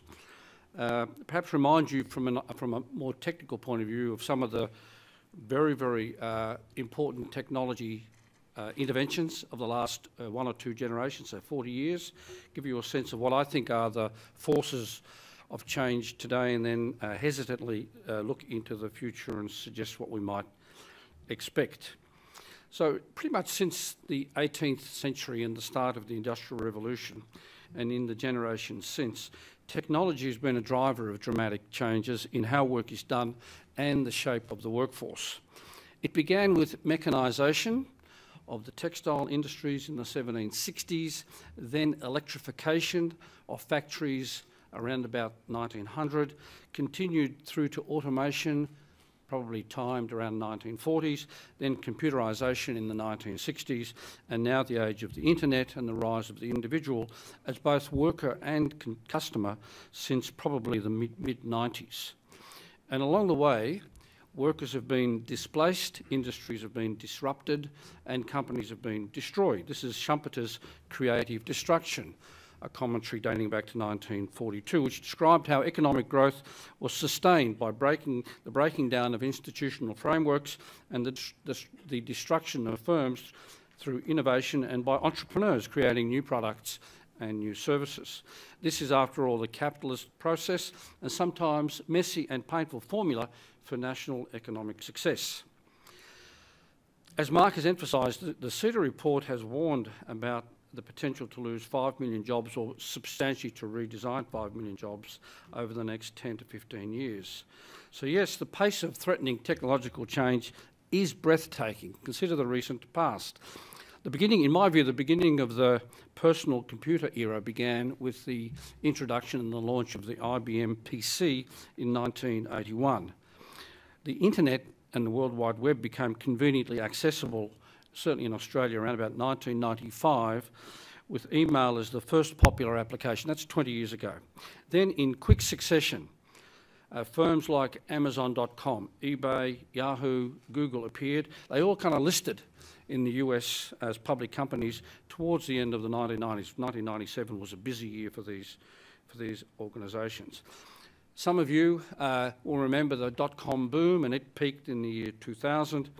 And shortly thereafter, affordable and convenient broadband access became available in Australia in 2004, when the first 256 kilobit per second service was available from Telstra. That's approximately 100 times slower than today's average experience. Just by the by, in the 10 years since the launch, bandwidth has increased by a factor of 100. and that follows a law that is expected to prevail for another 10 years, so you can plan on having blisteringly fast, high-speed connectivity to the internet in the 2020s. During the last decade or so, futurists began to talk about a fully interconnected world where bandwidth was free, processing speeds near infinite, and data storage costs near zero, a direction that is describes a path that we are currently on. So the last 30 or so years have seen an unprecedented level of development and intrusion of new systems, new services and appliances into our personal and professional lives. There are now, as you know, more wireless devices than people on the planet, and the notion of 24/7 access and availability is novel no longer. But as Marcus says, remarkably, work practices have adapted, sometimes extensively. And following the substantive microeconomic reforms of the 1980s and 90s, and yes, helped mightily by the growth of Asian demand, especially from China, as customers for our natural resources, today more Australians are employed in better jobs and at higher pay than ever before. Yes, jobs have certainly disappeared. In the report that Mark and I have referenced, Professor Hugh Durrant-White emphasises that jobs that can be automated, disintermediated or outsourced to lower cost and more efficient countries are most at risk. In contrast, those roles with a high content of social intelligence and interactivity will increase. These include carers, teachers, yes, managers and so on. And also with changes in the national economy and the population concentrating in our capital cities, jobs in regional Australia are proving to be especially vulnerable. Any description of growth industries of the future must include reference to terms like software, programming, nanotechnology, 3D printing, advanced engineering, robotics, biotechnology, drones, artificial intelligence. These are technologies where skills in science, technology, engineering and mathematics, so-called STEM subjects, will be important. But it is in this area of education and training that Australia may be falling behind. But yes, we are an adaptable lot. Our people are more highly educated and our economy more productive than ever before. Superficially, it seems the furious pace of technological change since 1980, and it has been furious, has been positive for us. So the future might be one of further opportunity rather than fear. Here, Mark and I think, are speaking from the same hymn book. But as the contributors to the CEDA report on the future of work have noted, there are currents of which we should be aware and we should be mindful. 30% of the workforce at the moment is now casual or part-time and incidentally broadly satisfied with that particular role. If you extrapolate it linearly to 2050, which is a hazardous thing to do and probably arithmetically not exactly right, about half of all Australian jobs could be casual, part-time or self-employed by the middle of the century. And again, reflecting in the main the preference of workers and the needs of the particular industry structure than as a diminished form of employment, which is sometimes the way we think about it. I remind you that like the now dated concepts of the nuclear family or a white Anglo-Saxon population, the traditional model of stable full-time work will transmute. It will transmute, and the workforce composition will diversify, and the nature of work will diversify. 30 years ago, period where some of you may have been at school, a typical career involved a period of study as a young person, followed by a full-time job, employment at perhaps 2 or 3 organisations over a working life of about 40 years, ending with retirement during one's 50s or 60s. Today, most students work part-time while studying, and many will continue working part-time after graduation until they find their desired job. During their working years, they will have 15 or more assignments in different institutions, sometimes full-time and at other times casual work as they adjust to market and personal circumstances. You know that few young people today expect to work in one organisation for decades. That is so yesterday. People will live longer and therefore must expect to work longer. Work will be approached as a marathon with many stages, not a race. Lifetime learning will be the norm, and educational institutions will evolve to make this easy, affordable and satisfying. Retirement will not be a threshold event. Phil Rutherford, again in a contribution to this report, reminds us that 3/4 of all jobs are in the service economy, and this proportion will increase with the growth in the number of healthcare professionals, teachers, managers and people employed in the tourism and hospitality sectors. Work as a consequence should be less physically demanding. And so the population of mainly male workers, exhausted by a lifetime of manual work in manufacturing, mining, construction, will give way to service providers, increasingly female, physically capable of working for longer, and in many cases required to by financial circumstances associated with life expectancies into the 90s. So as we get into the final straight and talk about the way ahead, in 2005, so that's 10 years ago, few of us predicted the direction and pace of technological change a decade ahead. Believe me, few of us got it right, got even close to understanding the breathtaking changes that have occurred technically in the last 10 years, and therefore to try to forecast the next 10 years is really quite pointless from a technology point of view. Minister Malcolm Turnbull last week emphasised in his address at the CEDA report launch that it is unhelpful to attempt to future-proof your strategies or maybe even your investments. Trying to insure against the future does not work. It reflects a conservative, if not defensive mindset, and is naive in the face of the technology tsunami. Uncertainty, volatility and risk do lie ahead, and we have to learn to leverage the situation. Not just being resilient as circumstances change, but anti-fragile as defined by the author of Black Swans, Nassim Taleb, where you benefit from the shocks, from the randomness, from the uncertainty and disorder. As the minister said, make volatility your friend. It's a terrific headline. The challenge is how. So what are the implications for public policy? Given the unpredictable changes ahead, and there will be changes of that, you can be certain, we must remain flexible and adaptable, especially in our work processes, in our labour markets and in industrial relations.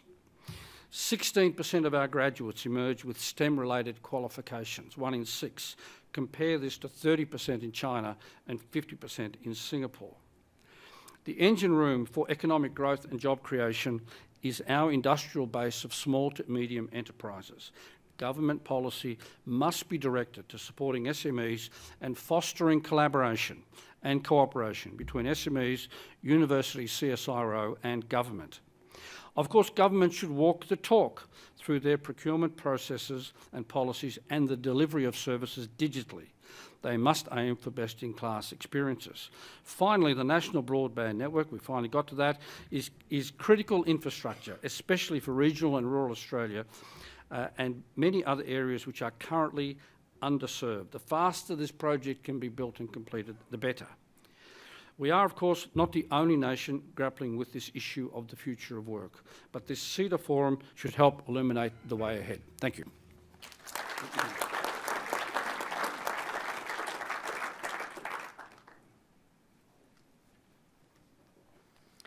Lucky last. And can I start by acknowledging traditional owners on whose lands we meet elders past and present. And I'm so sorry that Mr. Palmer isn't here. Industry and workforce futures. We've had two, I think, excellent entrees into this subject from our speakers, although I'm a little worried about Mark because he wasn't around clearly when we all had that conversation about being able to have more leisure. And look at what the numbers say. I'm not getting any more leisure. It's not true. And I don't believe it now either. But I think both of them have given us a useful overview of, you know, the debate we've had about this over a number of years and the waves that we've gone through. And I think most importantly, they've given us a very clear view that you can't predict what's coming. You can't tell what's around the corner. Now, we pride ourselves in Australia, sometimes we boast just a little, it's not very dignified, about our unrivalled, except for one country, record of 24 years of uninterrupted growth. But we all know, I'm sure in this room we particularly know, that the headwinds that we face are very significant. We all know that the transition from the mining to the non-mining economy is presenting us with significant challenges. We all know, because we deal with it daily, about globalisation, the challenge of technology. I don't know about you, but I haven't gone Samsung yet. Expectations in the marketplace, and indeed ageing. And there are mornings like this morning when I really feel it. And importantly, we also know that there are some really hungry competitors out there, people who really, really, really want what we have in the world, and they will try very hard to get their hands on it. So if we're going to have the kind of world that we, I think, have enjoyed and we want our children to enjoy, we know we need skilled, flexible, responsive workforce that can respond to the many challenges that we can't predict yet. And as we know, and as always been said, disruption is the new normal. But because we can't predict the future, we have to think about how, in a flexible way, we are going to manage going forward. And I was asked to talk about how Australia can fund these technologies, brackets unknown, and these programs as yet unspecified, which will drive this future. And as I've already said, I think we kind of know that you don't pick winners. Picking winners, pretty well discredited. And at one level, if I was going to be cute, I'd say to you, the answer is really very easy. How are we going to fund this? Just read budget paper number 1. Get the budget back into surplus by maintaining fiscal consolidation. It's important. Understand where we sit as a country. And you probably know that we expect the cash deficit this coming year to be $35.1 billion, which is 2.1% of GDP, reducing to $6.9 billion or 0.4% of GDP in 18-19. And that's despite the write-down of $52 billion over 4 years of revenue, principally, of course, because of what's been going on in mining. That's the 4 years to 17-18. Our commodity drop in price and the reduction in revenue, and we've had the largest change in terms of trade for over 50 years. So have we been pretty flexible? Yes, actually we have. But we need to maintain that strategy and discipline, because if we are to provision for the future, we cannot respond flexibly to the challenges that we all can anticipate, but we can't yet define. So in this budget, what do? Pretty simple rule. No new spending without offsets. The number of my colleagues who rang me and said, Jane, that doesn't really apply to me, does it? Yes, it does. It's not easy. Can I tell you, it is not easy. And if it weren't for that level of discipline, we wouldn't see the projected return to a cash surplus in 1920. But at the same time, what did we have to do? We actually had to do some of the anticipatory investment, the government investment, in jobs, small business, families, because notwithstanding nuclear is no longer, and I'm talking families, Ziggy, not energy, nuclear is no longer the new normal. But the reality is we have to invest in our social capital as well as in the skills of our citizens, because we need all of those people to be part of driving innovation and productivity. We also invested in infrastructure, because I think the one thing we know is if you don't invest in infrastructure, you will rapidly get left behind. So, from a government perspective, how we will fund technologies and programs is partly about thinking very carefully about how we can deploy scarce government resources and how we can shift that investment on an as-needs basis flexibly, because we cannot predict the future. We cannot continue to fund business as usual, as if everything will just carry on. But of course, we all know that business as usual is very attractive. You can't possibly defund this. That is so desperately important. So-and-so will be hurt if we don't do that anymore. And so the challenge that we all have is to think about how it is we migrate our expenditure over time. But of course, the approach to funding programs and the things that will support the workforce of the future isn't just about government expenditure. The reality is the money that will support the workforce of the future will not just come from government, and there will be money from government, there inevitably needs to be, but it will have to come from private sources, from the private sector, from educational institutions, and dare I suggest, from individuals themselves. Because the reality is we all need to think about reprioritising what we do, how we do it, and indeed how we might finance it. So we can't just assume that any new challenge will come on top of existing spending. It's not going to. It's not something that any of us, I think, would advocate for. So we have to think about how we stop doing things. Now, I have to tell you, my department loves this. How to stop doing things and make savings. Never a happier finance officer when they're giving government advice about what you could stop doing. Doesn't really make me very popular. Funny that. But it is incumbent to think on every government to think about basically how needs will be met in the context of its fiscal strategy. So, how do we create the space to actually fund for the future? Now, importantly, it's important to remember, government actually is about 22% of GDP. So this is non-trivial. It's not just what we will fund in skills and education, it's also about what we spend money on. How is it we enable that future in terms of what we do? And of course, 15% of GDP is the federal government. And by the way, 2% is actually the Australian public service. So we are ourselves big business who it's incumbent on, and I'm not advocating for a big public service, let's just be clear.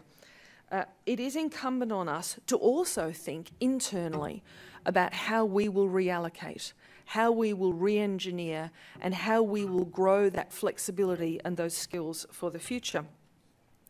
So for us, one of the things we are doing is we've put a hard cap on the number of public servants there will be. We've said we actually, and I have to say the very firm hand of Matthias Cormann you can see there with his fingerprints on every government department. They're feeling the pressure, can I tell you? But we actually have to give effect in terms of our internal funding to the need for innovation and productivity by reallocating from BAU. Now, of course, when it comes to funding, we also need to think about creatively in the public domain, but I would also argue in the private domain about financing structures. We all know the language, it trips off the tongue, PPP, shared ownership. In the social welfare space, things like social impact bonds. Now, there are undoubtedly other ideas out there for financing which can actually use capital from elsewhere and still generate a return and get the kind of physical infrastructure and the kind of soft infrastructure we need to be that flexible, adaptive, competitive economy. But we also need to think about what ideas we can pinch. I love plagiarism. It's the highest compliment you can pay somebody. We actually need to look more broadly because whilst we're pretty good at innovation, we also need to think about what they're doing across the ditch in New Zealand. And I don't know how many of you have looked at the government innovation that they're actually following there. It's pretty out there. There's some really interesting ideas. And we could look as far away as the UK and all places in between. So we need to explore, develop and trial new approaches to financing in order that we can deliver the thing that I think we all understand we need, which is flexibility, responsiveness, etc. So inside the public service, how are we going to work inside that cap I talked about? And the reality is, for us, there's one core thing we've been doing in the Australian Federal Public Service since Federation. We've been advising on policy. We've been advising and delivering regulation. We've been designing programs. And we've been doing some service delivery. And much as was outlined by earlier speakers, if you look to see what we did in all of those domains 20 years ago, sadly in a couple of places it still looks the same, but mostly it does not look the same at all. So we actually have to innovate in order to stay current. Many of you will be parents. Many of you will have experienced the I want, and that's just your husband or your wife. But the reality is, out there, people want, and they want current, they want easy, they want accessible, and they want quick. And so they rightly expect that government will be able to respond to that. But of course, not that we can always give everybody everything they want. On the contrary, we can't. But what we can think about is actually how we'll deliver our service mix to actually take account of all of those new opportunities and technologies. But we can't do that with an additional injection of funds. And one place I'd invite you to look, Ziggy is of course responsible for one of our largest infrastructure projects ever, which is the NBN, but matched internally will be the work that we're doing on digital transformation. And if you look at how we need to catch up in terms of digital, because the reality is we are not as current and as modern as we might be, service these days people expect it's like a Domino's pizza, it'll be there in 10 minutes. Now at the moment government is not available anytime, anywhere, personalised, delivers fast, nor indeed necessarily at a low cost. But how are we funding this? We are funding this through the DTO, through the reallocation of resources. So inside the APS, we are giving effect to exactly what I've described as one of the strategies, which we expect people externally will be using as well. We're looking to see how we can cannibalise our own business. How can we create new lines of business to actually eventually make our existing old lines of business redundant? And we have to do that in a financing way by not asking for more money. We're basically asking ourselves three questions. Do we need to do this? Does it align with government priorities? Is it important? Does it continue to be relevant? How well do we do this? Are we any good at it? The answer often is quite good, and the answer sometimes is pretty crap. And of course, are we best placed to deliver it? Or can it be done better and cheaper by somebody else? So those little words, those little questions that we're asking will assist us in the internal financing challenge to actually enable us to respond to the workforce challenge inside the APS, one which I think is paralleled right across our economy. The other thing that's paralleled right across our economy is in fact the ageing of our population. If people took traditional retirement, which, as was said earlier, somewhere between your late 50s and your mid-60s, in the Australian Public Service, in the next 10 years, nearly 50% of our workforce will walk out. Now, some of them, goodbye. But in many cases, the kind of adaptive skills, creativity and preparedness for change is something that we want to keep. So we also need to focus on how we entice those people to stay so we don't end up with a bigger financing cost, which is continually recreating our workforce. So, industry and workforce futures will require a funding arrangement which is flexible, which covers all domains of our economy: government, business, education, and a few other areas we haven't yet thought of. It will need new emphases and investments, absolutely. It will be market-led, because when it comes to picking winners, historically we know that doesn't work well. Government will fund some things, and the reality is we will focus on skills, some technology. We will certainly look at the structures of government and how we operate. But we will also look to work in partnership using the existing innovative financing mechanisms we know about, but undoubtedly mechanisms we have not yet thought about. But most importantly, what we will continue to do is to think internally, not just about how we advise government, about how they get the budget back to surplus, how we do deploy government resources in ways which are effective and efficient, but most importantly, that we actually do what we can to enable people more broadly in our economy to achieve their potential and to continue that 24 years of economic growth. Thank you.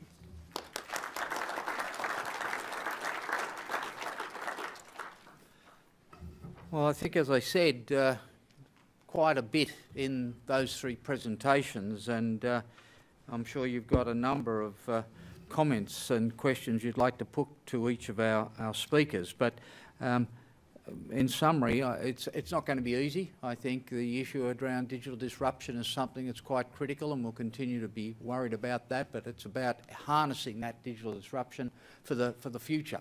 It's about the sorts of jobs that are going to be generated. It's around examples in the Commonwealth Public Service and what that might mean.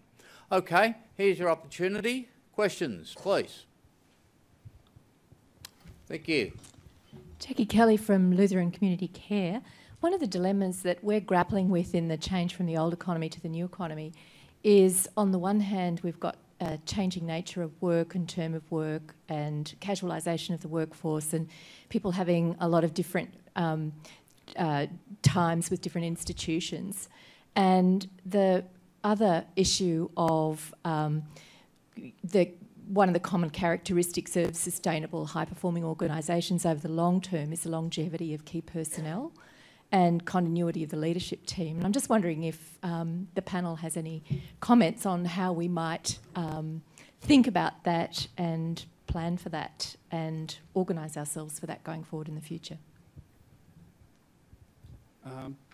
Well, let me give you my experiences in that area. We have on the corporate boards, some of the corporate boards I sit on, large workforces where the nature of work is being altered quite sharply.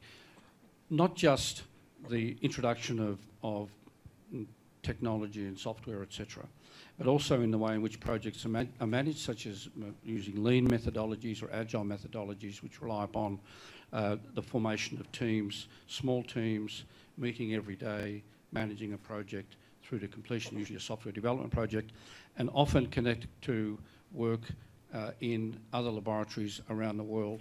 So you've got real-time broadband connectivity. You walk onto a floor, you see screens, you know that that's Chengdu and that's Manila, etc., etc.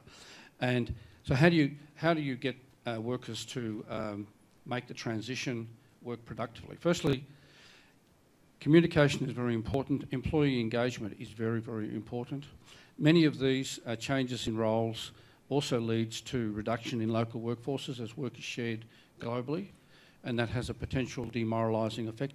Remarkably, when people understand the purpose of the changes and see the improvements, they seem to be keen to be part of the transitional arrangements. You certainly have to have HR practices that are just and fair, if not generous. So they are all features of a modern workplace. There is a vulnerability felt amongst older workers for whom dealing with all of the kind of online processes doesn't come automatically, and you've got people coming out of universities who are supremely literate, who actually enter universities with levels of dexterity and familiarity with devices and software far beyond what universities can offer them. Then they build on that. They come to work.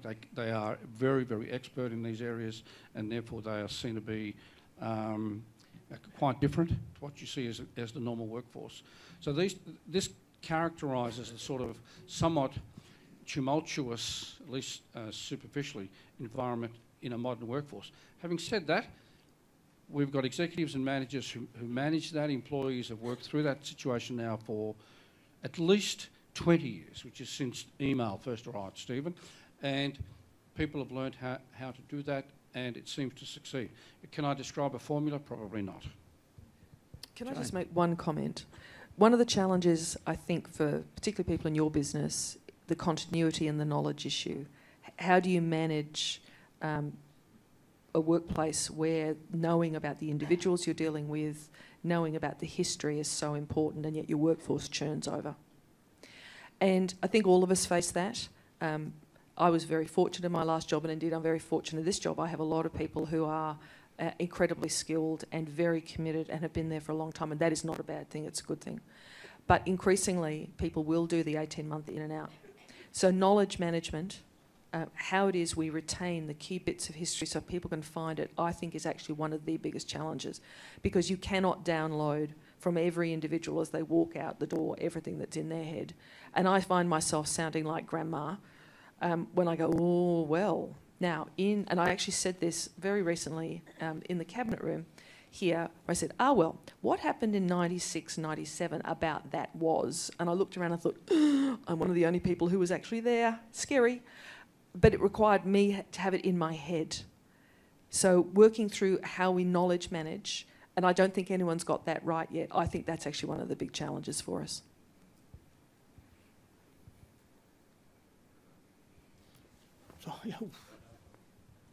Stand up and sing. I've got a question for Jane. Adrian here from AECOM. I'm based in Canberra.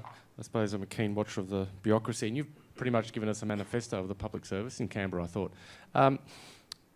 You talked about flexible funding arrangements. I wasn't sure if you were meaning funding the things that we do, as an example, infrastructure, or funding the services that government provides.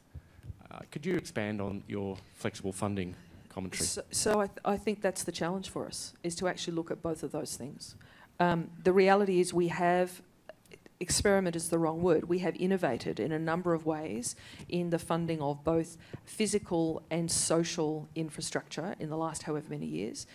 Those of us, now I do sound like grandma, those of us who remember when we had the CES, job network, various iterations of that. We now fund for outcomes in some domains. We fund with particular attributes. Similarly, the old days where government just dumped up a lick of capital in respect of large infrastructure projects, that is not necessarily the way you would proceed anymore. And the truth of the matter is, there is, I think, a perfectly reasonable expectation amongst the community that government will not be a huge drag on the economy. That means we need to think about how we deploy resources and how we get the best outcome.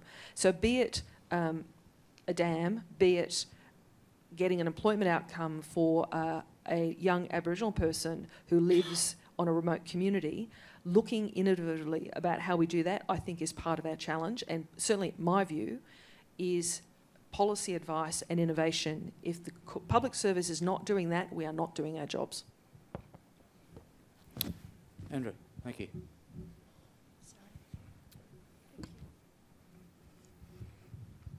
Thank you. Andrew Stevens. I'm the chair of the Advanced Manufacturing Growth Centre for Minister McFarlane.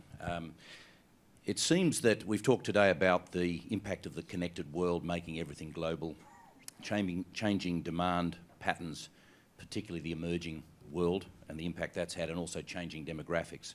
But there's one other very significant change that's happening, and that's the communications nature of this technological revolution, which, as Ziggy said, you forgot the steam engine, Ziggy, and the role of shipping and railways, but we've been through many, many technological innovations in the past, and they've all required flexibility, as Jane's talked.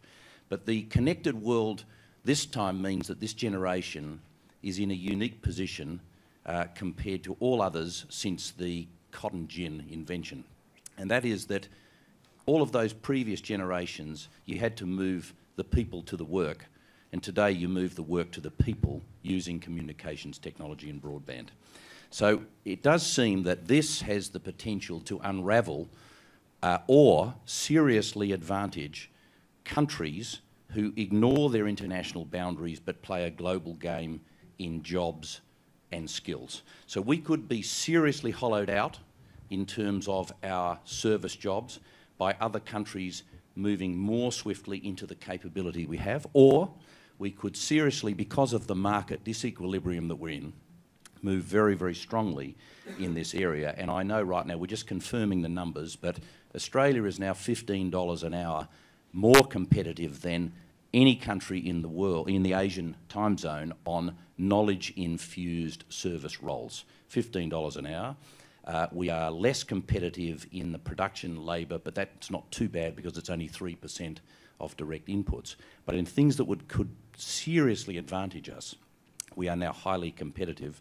And as the US dollar improves, we will improve in that competitiveness. So the point, I think, is it's a different situation. I don't think we want to end up as the world's gardeners and haircutters.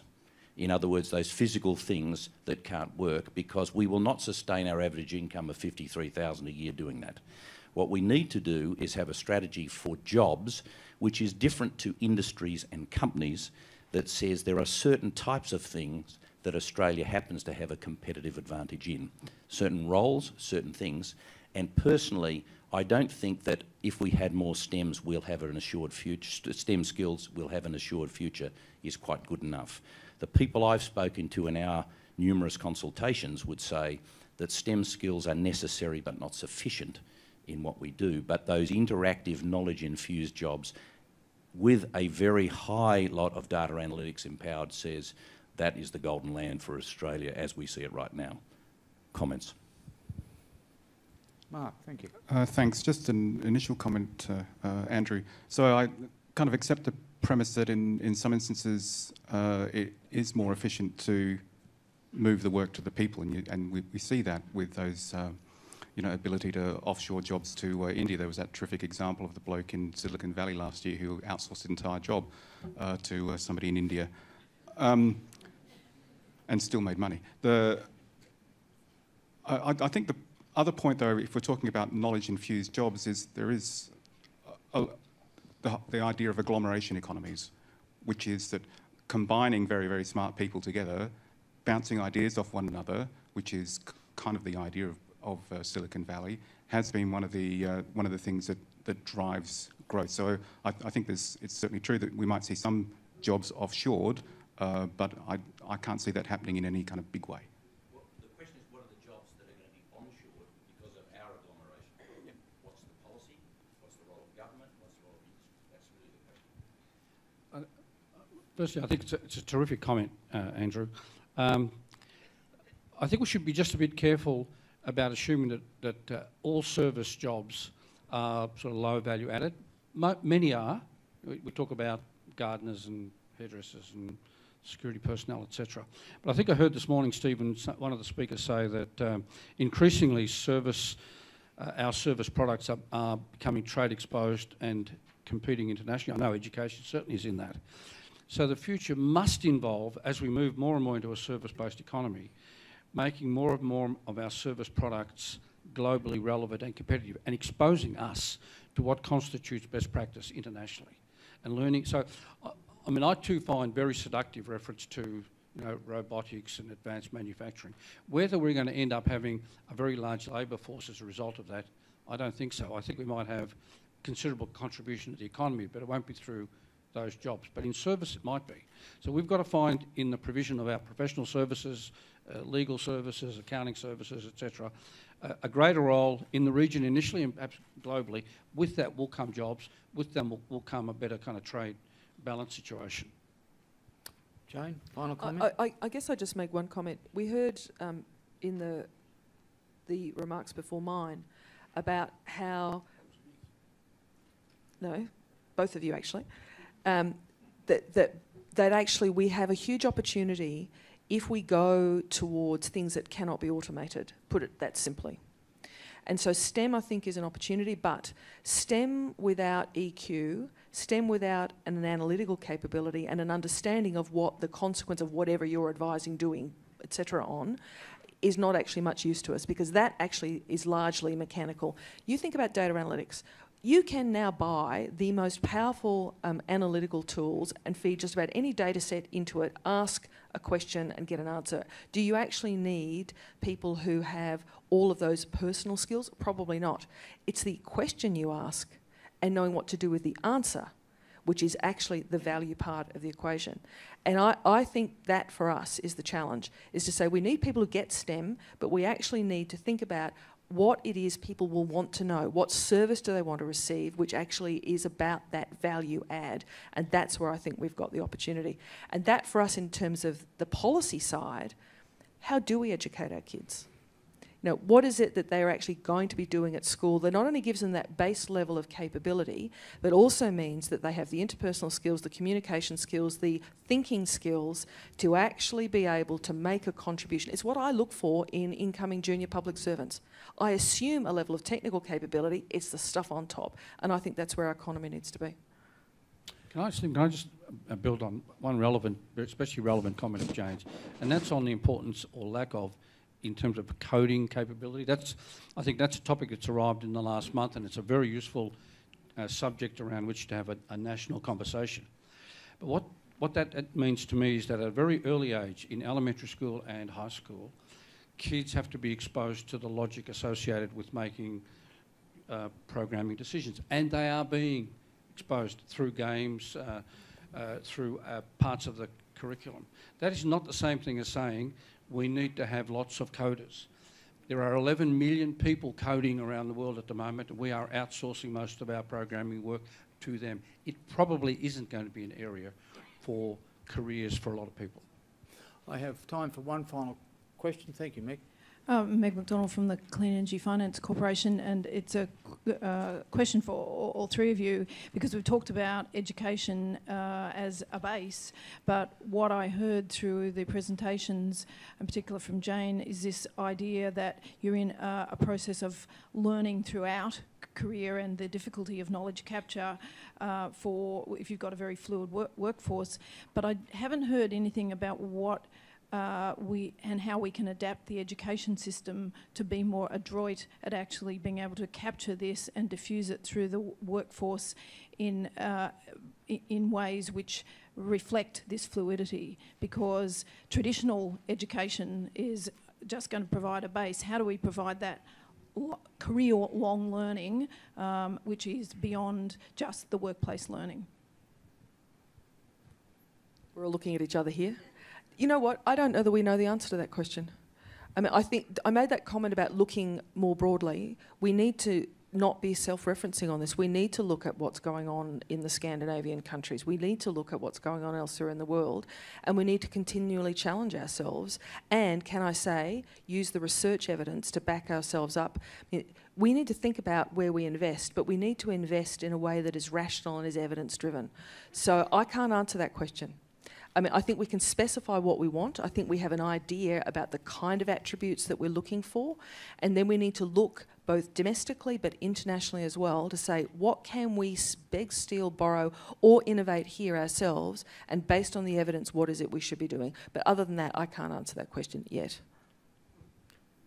Look, students are coming to university to learn a particular skill, eventually to get a job, but they don't actually expect to do that job for very long.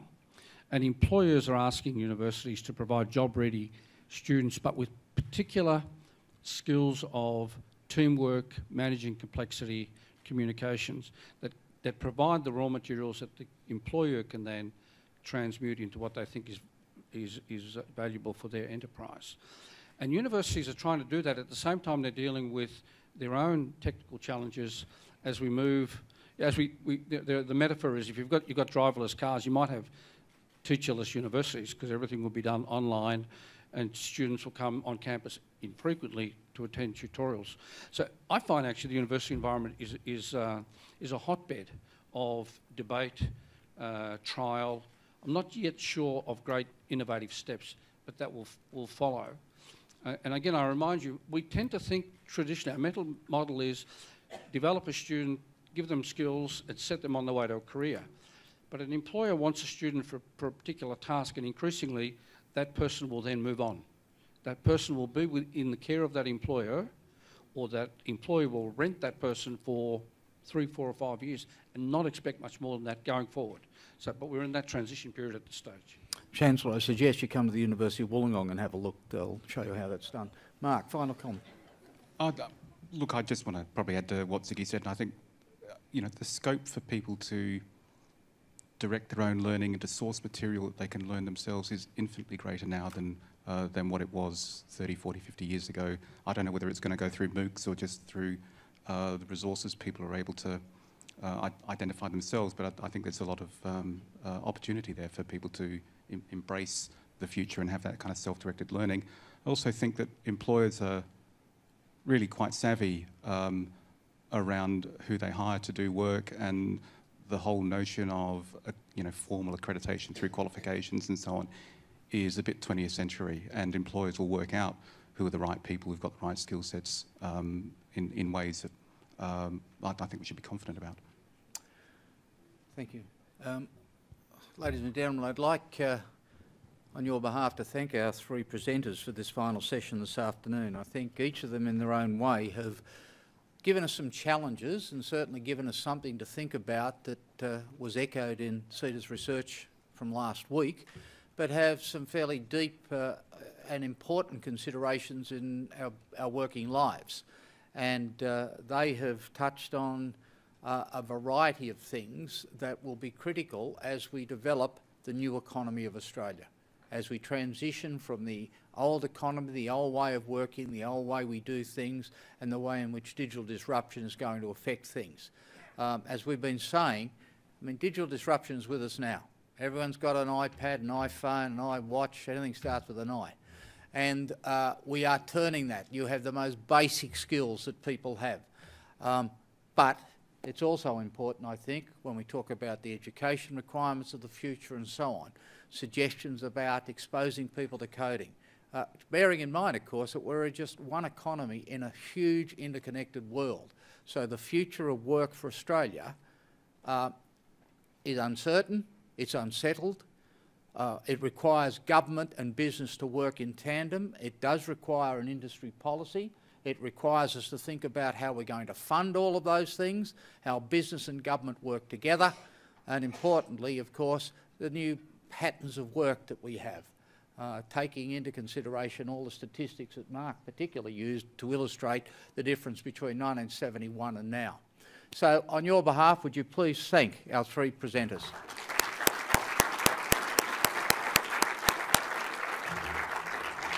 I thought that was a great session to end today's activities here in the theaterette.